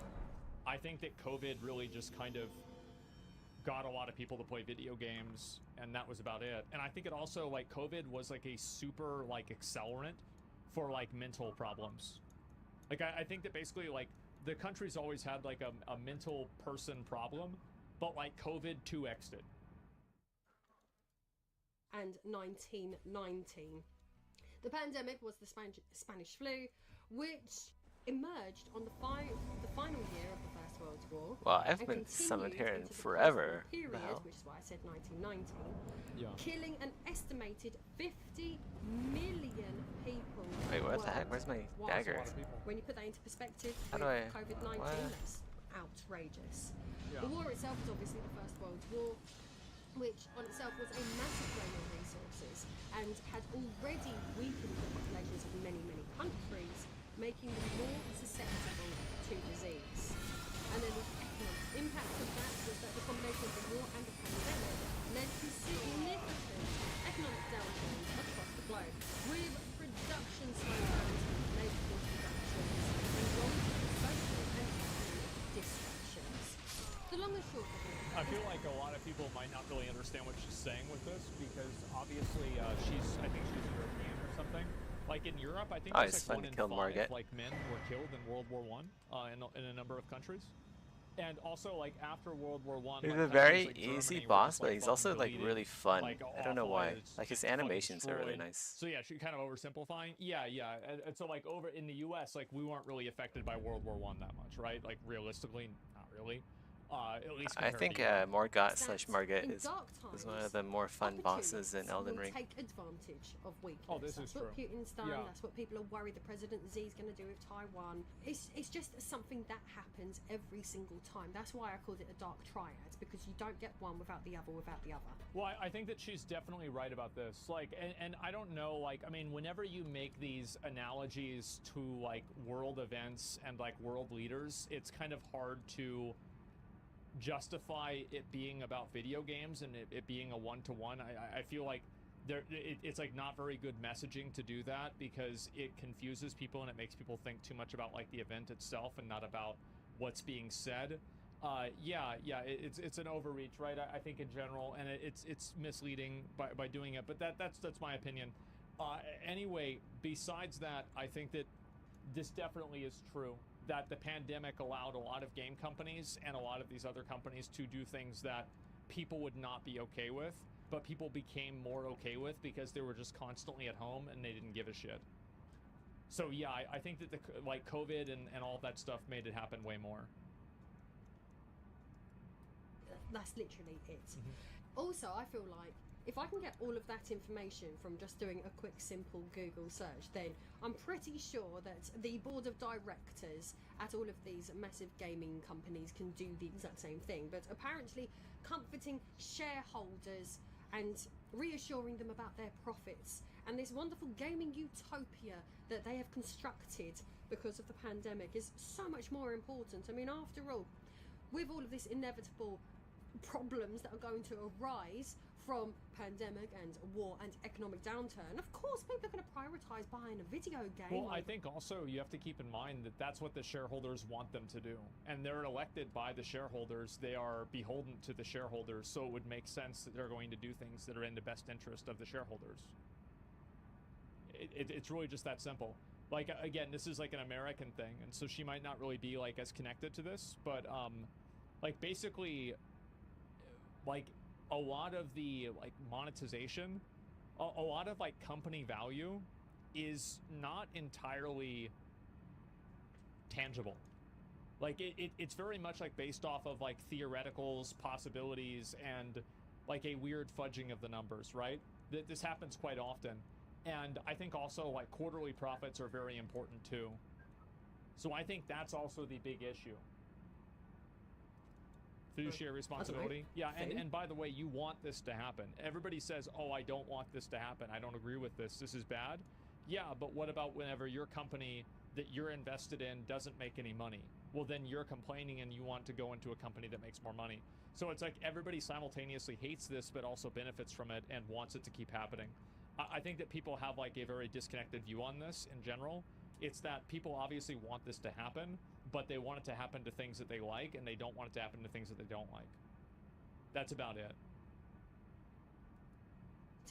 To answer my original question, are we in a video game crash?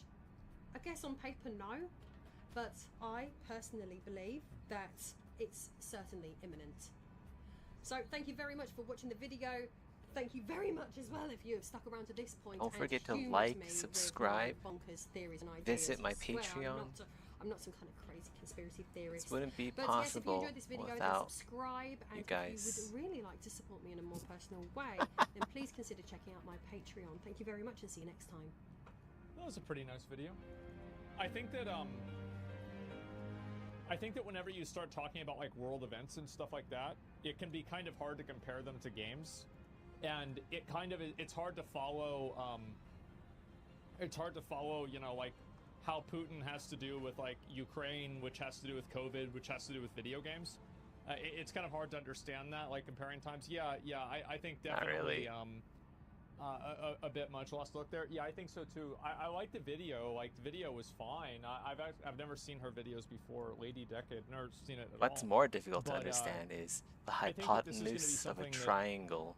Like video games are definitely like 100%. Even I don't know what that is. AAA is going What the through a fuck? decline. Yeah, I think AAA gaming is going through a decline. A lot of other games are not. Like I think indie games are growing. I think that the individual, like the actual like collective gaming space is growing tremendously. But the difference is that whenever the gaming space grows tremendously, that doesn't necessarily mean that everybody else is going to grow with it. I think AAA games have and the reason why AAA games have, I'm disappointed she didn't talk more about the microtransactions, because I actually think that it's true that because video games are getting so expensive now, what ends up happening is that these companies feel like they have to spend money on like making every single game like this AAA, like fucking, you know, a blockbuster video game. And the problem is that whenever you put all of your eggs in one basket, well, sometimes the basket doesn't float. And if that basket sinks with all your eggs in it, like Suicide Squad, for example, then you have to completely rethink your entire company strategy. So that's the big issue. What happened to Quadruple A? Yeah. What happened to Indie games, Quadruple please. A? Baldur's Gate 3 is an indie, but it's also AAA. Quadruple A Partner is a devs, but thing, also guys. a $100 million budget. I don't really think, like, I mean, defining it, like, what is an indie game, what isn't an indie game, I think Baldur's Gate 3, like, you could say it's an indie game, and technically it is, but I think that whenever people say indie game, Baldur's Gate 3 is clearly not what they're thinking of. When I'm thinking of games, I'm thinking of games that are smaller in scope, smaller in scale, that are developed by a very core team of people that are trying to create one specific experience, right? It's AAA. Yeah, it's a AAA game. And people said Larian is a AA studio. And so, yeah, I think that's really what we're talking about, is that these AAA games have become too big to succeed and too big to actually, like, have any real functionality. That's the big issue, I think, more than anything. And like, I think that you see this with Diablo, you see it with Suicide Squad, I think you're going to see it with the new Assassin's Creed game. I think that we've seen it with Immortals of Avenum. You've seen it with Hogwarts Legacy the other way around. These games, like, you invest so much money into these games, and if it doesn't pan out, you're fucked. Oh my god. I feel like And I going to think sleep that's what by still have happened. energies. I AAA guess I'll games just are a keep natural on result of evolution, plugging of away. capitalism. AAA means safe investment, so naturally companies invest as much money as they can. It means safe ROI, but it ballooned too much now and it's going to implode. Well, I think it's because their costs rose too much. That's the main issue.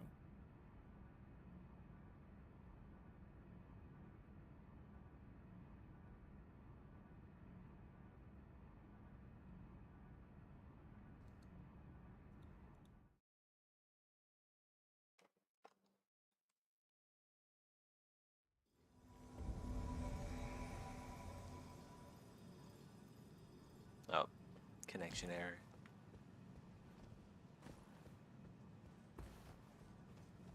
Free souls? Yeah, free souls. Plus 3,500.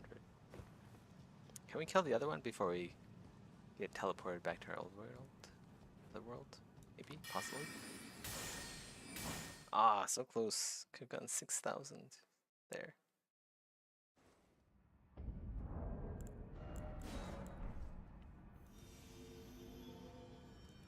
What else can we watch? What else can we react to? The Future of Gaming According to PlayStation by Second Wind.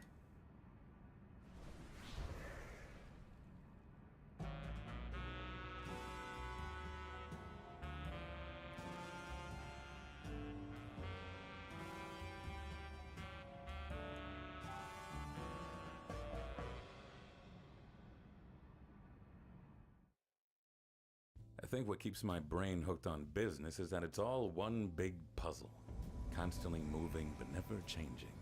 Same goes for people. They cycle and circle over and over until something finally gives and the momentum sends us slingshotting into the next stage. Rivers Similar of to blood. before, but with a fresh coat of paint. History doesn't repeat Holding itself, me but it bail. often rhymes, eh, Samuel Clemens? And gaming is like a virus. He's gonna I'll slur this run stuff. past him? I mean that in the biological Nope. Okay. sense, and the way it reproduces Maybe we have so a fast, chance. it advances to the next generation at an alarming rate, so it's observable and profitable if you can predict what's coming. Gambling? What? The sexy cousin statistic that potentially puts out on the first date? Where? Just know that this video is about Sony PlayStation, not because I hate them and love Microsoft Xbox, but because their business moves baffle me right now, and I like that in a woman. PlayStation sits cross-legged on top of the poker table with both their hands in their hoodie pouch and a 1,000-yard stare too cross-eyed for me to read.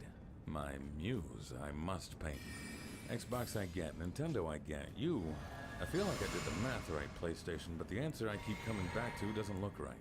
Isolationism, captive audience, aggressive budget balancing, it feels so 2017. We now know for certain that PlayStation had a commanding lead over Xbox back in 2016 in all three categories: hardware, software, and cultural impact. The PS4 outsold the Xbone by 2-1. PlayStation had a better lineup of exclusives, and they had a contract with Call of Duty that kept the esports team locked into PlayStation consoles. The Xbox empire was running low on resources and looking to extend the cross-play olive branch. Once for Minecraft and once again for Rocket League. But Sony refused to open the gates to the PlayStation kingdom. The official excuse given by then CEO Jim Ryan was that Xbox curates a library of degeneracy for a fan of lawless undesirables. I took creative liberties there, added a little flair. That's probably The type one of of the games and fastest people that kills I've done. PlayStation doesn't want to risk exposing its own player base to. Think of the children. Well, that interview took a funny turn when it was brought out that Nintendo seems to not have a problem with Xbox's player base, and they are perhaps the most mindful video game company of the protection of children. To which Jim Ryan responded, "Yeah, that's true. Everyone has to make their own decisions." And their decision was to tell Xbox, "Go die somewhere that's not my welcome mat, please." Makes sense. Why would you expose your own player base to the competition when you're winning? No, you want disenfranchised Xbox players to convert to the PlayStation ecosystem. That is until a little game called Fortnite became too big to ignore. Xbox, Nintendo, Apple, Epic Games, Steam, virtually every gaming platform came together to push PlayStation under the bus. Shame. Shame. Full-blown crossplay for all is possible, but you're the one holding us back because you want to watch Xbox starve to death. I said, please, what more do you want from me? Crossplay was the future, and PlayStation had to get with the times. But they still held on tight to their exclusives. Every March 24th, I log off of the internet prematurely to avoid going mad from the haunting wails for a game yet remastered and a port never delivered. Whosoever pries Bloodborne away from PlayStation's bone-crushing grip will be crowned the new King of England, I swear. A cultural win was Plan B. The Last of Us, God of War, Ghost of Tsushima, Returnal, Horizon. Meanwhile, Xbox and leaked emails lamented having no real titles to compete with, to the point where Phil Spencer publicly accepted third place in the console space, which was a smart move in a "you may have beat me in the straight, but I'll catch you on the curves" kind of way. Microsoft's strategy was to get a head start on the next Battlefield via cross-play, acquisitions, live service, and cloud gaming. Stuff all the mobile and cloud tech and gaming IP into my mouth so that Sony can't have any of it. Nearly choked trying to open wide enough to swallow Activision Blizzard due to interference from various governments thinking a monopoly was afoot. I'm getting depressed listening to this. I'm actually feeling anxiety from listening to how many fuck ups there are. Let's go listen to dozens of people die in Israeli strike instead. That's going to be less stressful. The health ministry in Gaza says at least 35 people have been killed and dozens more injured in an Israeli airstrike on Rafah. The Hamas-run ministry says the strike hit an area where thousands of displaced civilians are sheltering. Israel confirmed its military did carry out an attack on Rafah and says the strike killed 2 Hamas commanders. It also said it was investigating reports that civilians were harmed as a result. The strike came just days after the International Court of Justice in The Hague ordered Israel to stop its assault on Rafah. Homes of displaced Gazans burned to the ground after an Israeli airstrike in the southern city of Rafah. Israel's army maintains it was targeting a Hamas compound and used precise weapons against legitimate targets. However, Israel says it is reviewing the incident. Hamas has called it a heinous massacre. We were safely sitting at the door of the house. Suddenly we heard the sound of a missile. We ran and found the street covered in smoke. We couldn't see anything. When we checked over the wall, we found a girl and a young man who had been cut into pieces. Gaza's Hamas-run health ministry said dozens are dead. The International Red Cross also confirmed that hospitals were seeing an influx of wounded people.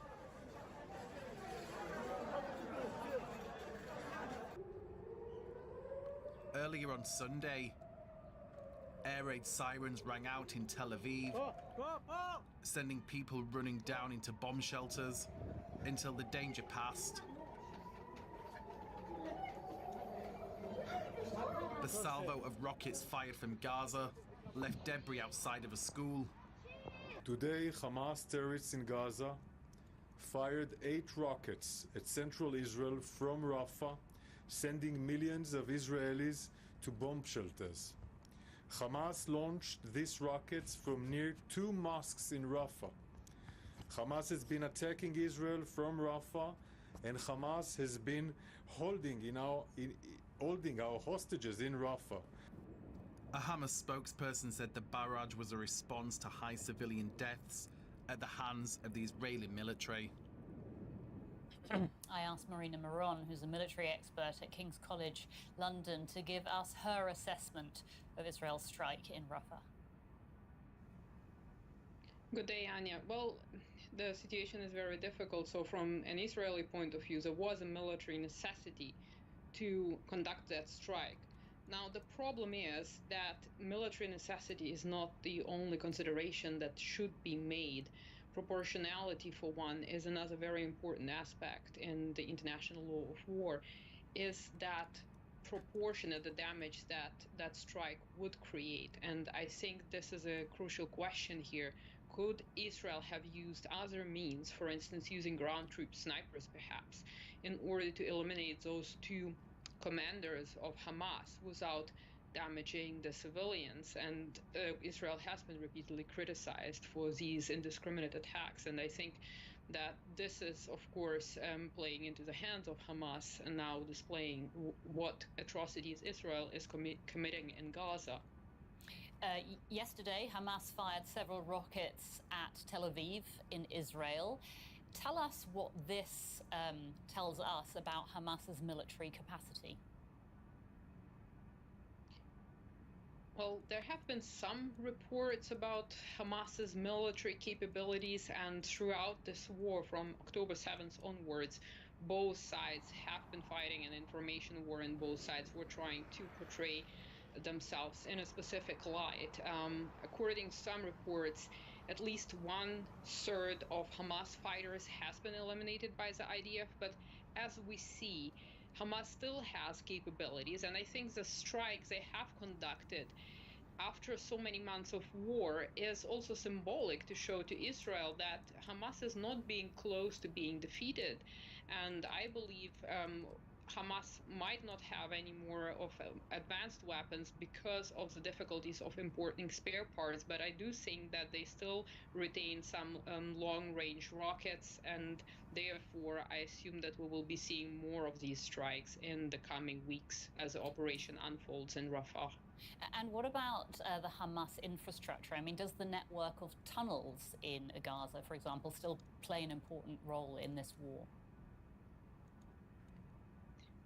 I think it absolutely is, because the issue with the tunnels has never been completely resolved by the IDF. Some tunnels have been discovered and have been taken under control, or at least out of operation. However, it is estimated that some 50% of tunnels are still functioning, and this is a way that Hamas still can move underground. What we're seeing now is that it's trying to regroup and recover in the north, for instance, a territory believed to have been under control by the IDF. So they will continue using this tunnel infrastructure, which is giving them a certain leverage over the IDF. Okay, now Israel says that Hamas's last remaining battalions are in Rafah, but there have been reports that Hamas is regrouping in the north. Is Israel getting any closer to achieving its military goal of eliminating Hamas? Correct. So what we have to understand here is that the size of Hamas is very flexible, so the size of this grouping, and this leads us to the first question about the incident at the refugee camp, because for every single terrorist killed, there will be another 10 perhaps willing to join the organization. And I'm talking in theoretical terms. One man's terrorist is another man's freedom fighter. So it's all a matter of perspective. And from a Palestinian perspective, from the perspective of the Gazans, whose family members get killed by Israeli forces, even if they were not on the side of Hamas before October 7, now they are seeing this destruction and wreaking havoc, starvation in Gaza. They will be much more inclined to join Hamas, to join their ranks, because they share that ideology. So in other words, you can destroy Hamas militarily, probably, that is possible, but you cannot destroy them ideologically. And indiscriminate and disproportionate attacks, which risk severe civilian casualties, even if it's considered as a collateral damage, risk perpetuating the cycle of violence, creating even more fighters. So I think we're not getting any closer. A political solution, it should be thought about, because militarily you cannot resolve this conflict. Marina Miron, military expert from King's College London. Marina, thank you so much as ever.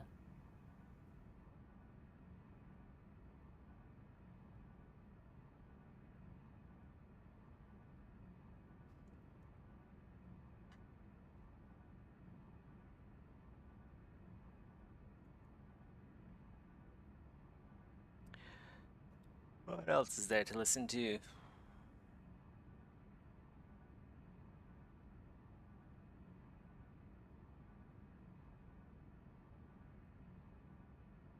Not much. Not much.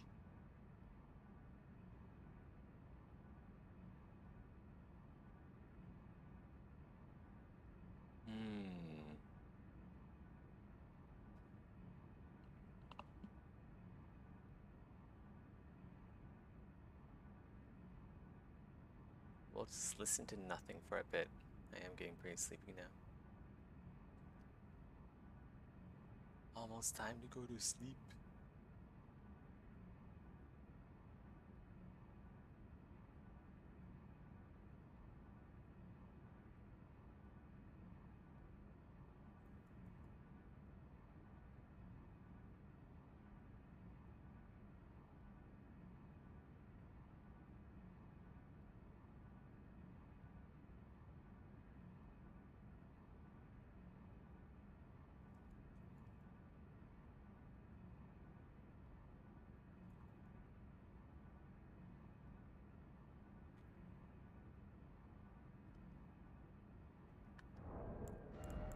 Yeah, I'll probably go to sleep after this co-op here.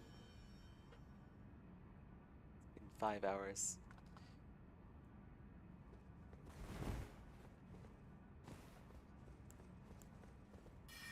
I did take a few breaks here and there though. Because it's like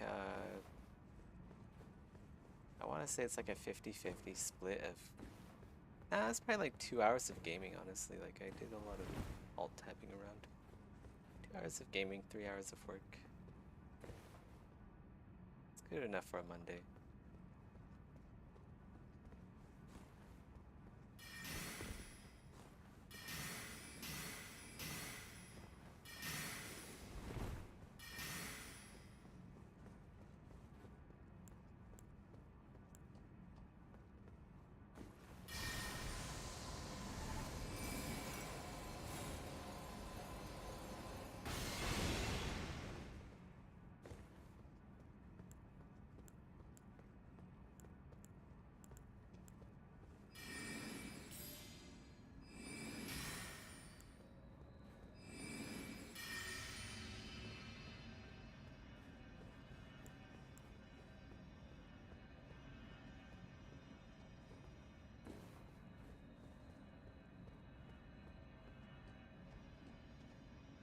I actually kind of want to play around in Unreal Engine after this co-op. Maybe figure out like some stuff about the camera.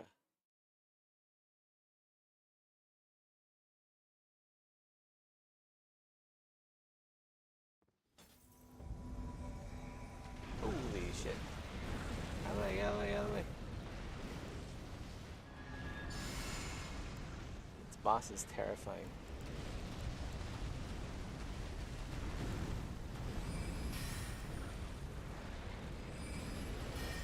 Oh my god, he's dead. That's why he's terrifying.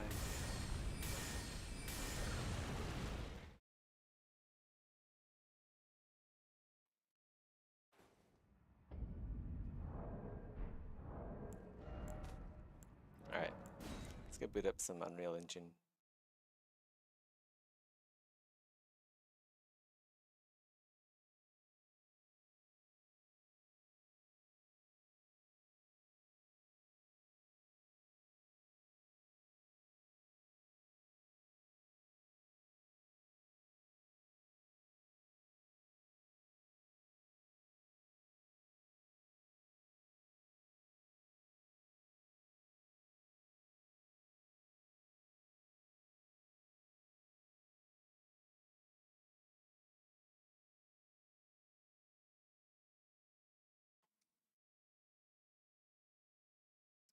Okay, so I did like move the aiming reticule a little bit lower than mid. So it's a bit like Destiny 2, right? I don't know how that's gonna translate to third person. I'm gonna figure that out.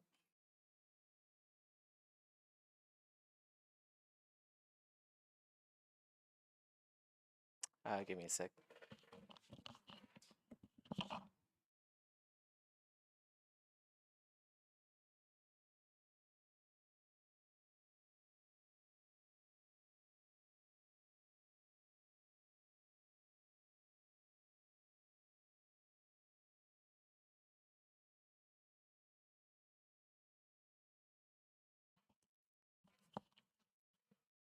Okay, I'm back. Yeah, basically, I just did a little bit of housekeeping. I moved like the inventory system over here, races over here. Hmm.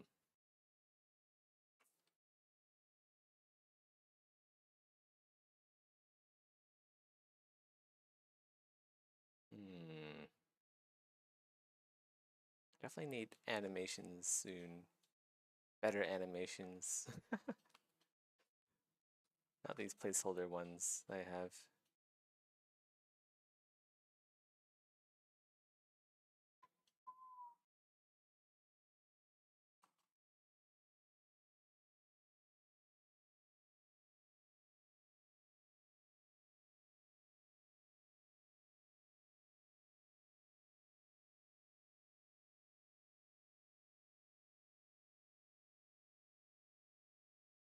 Hmm. Well, I'm kind of just wasting time in Unreal Engine. Really, I just need to get this finished. Yeah, I think that's basically it for today's stream. I don't really have a whole lot of energy to keep working on this today. Take care, guys. See you guys later. Likely tomorrow, as usual. Bye-bye.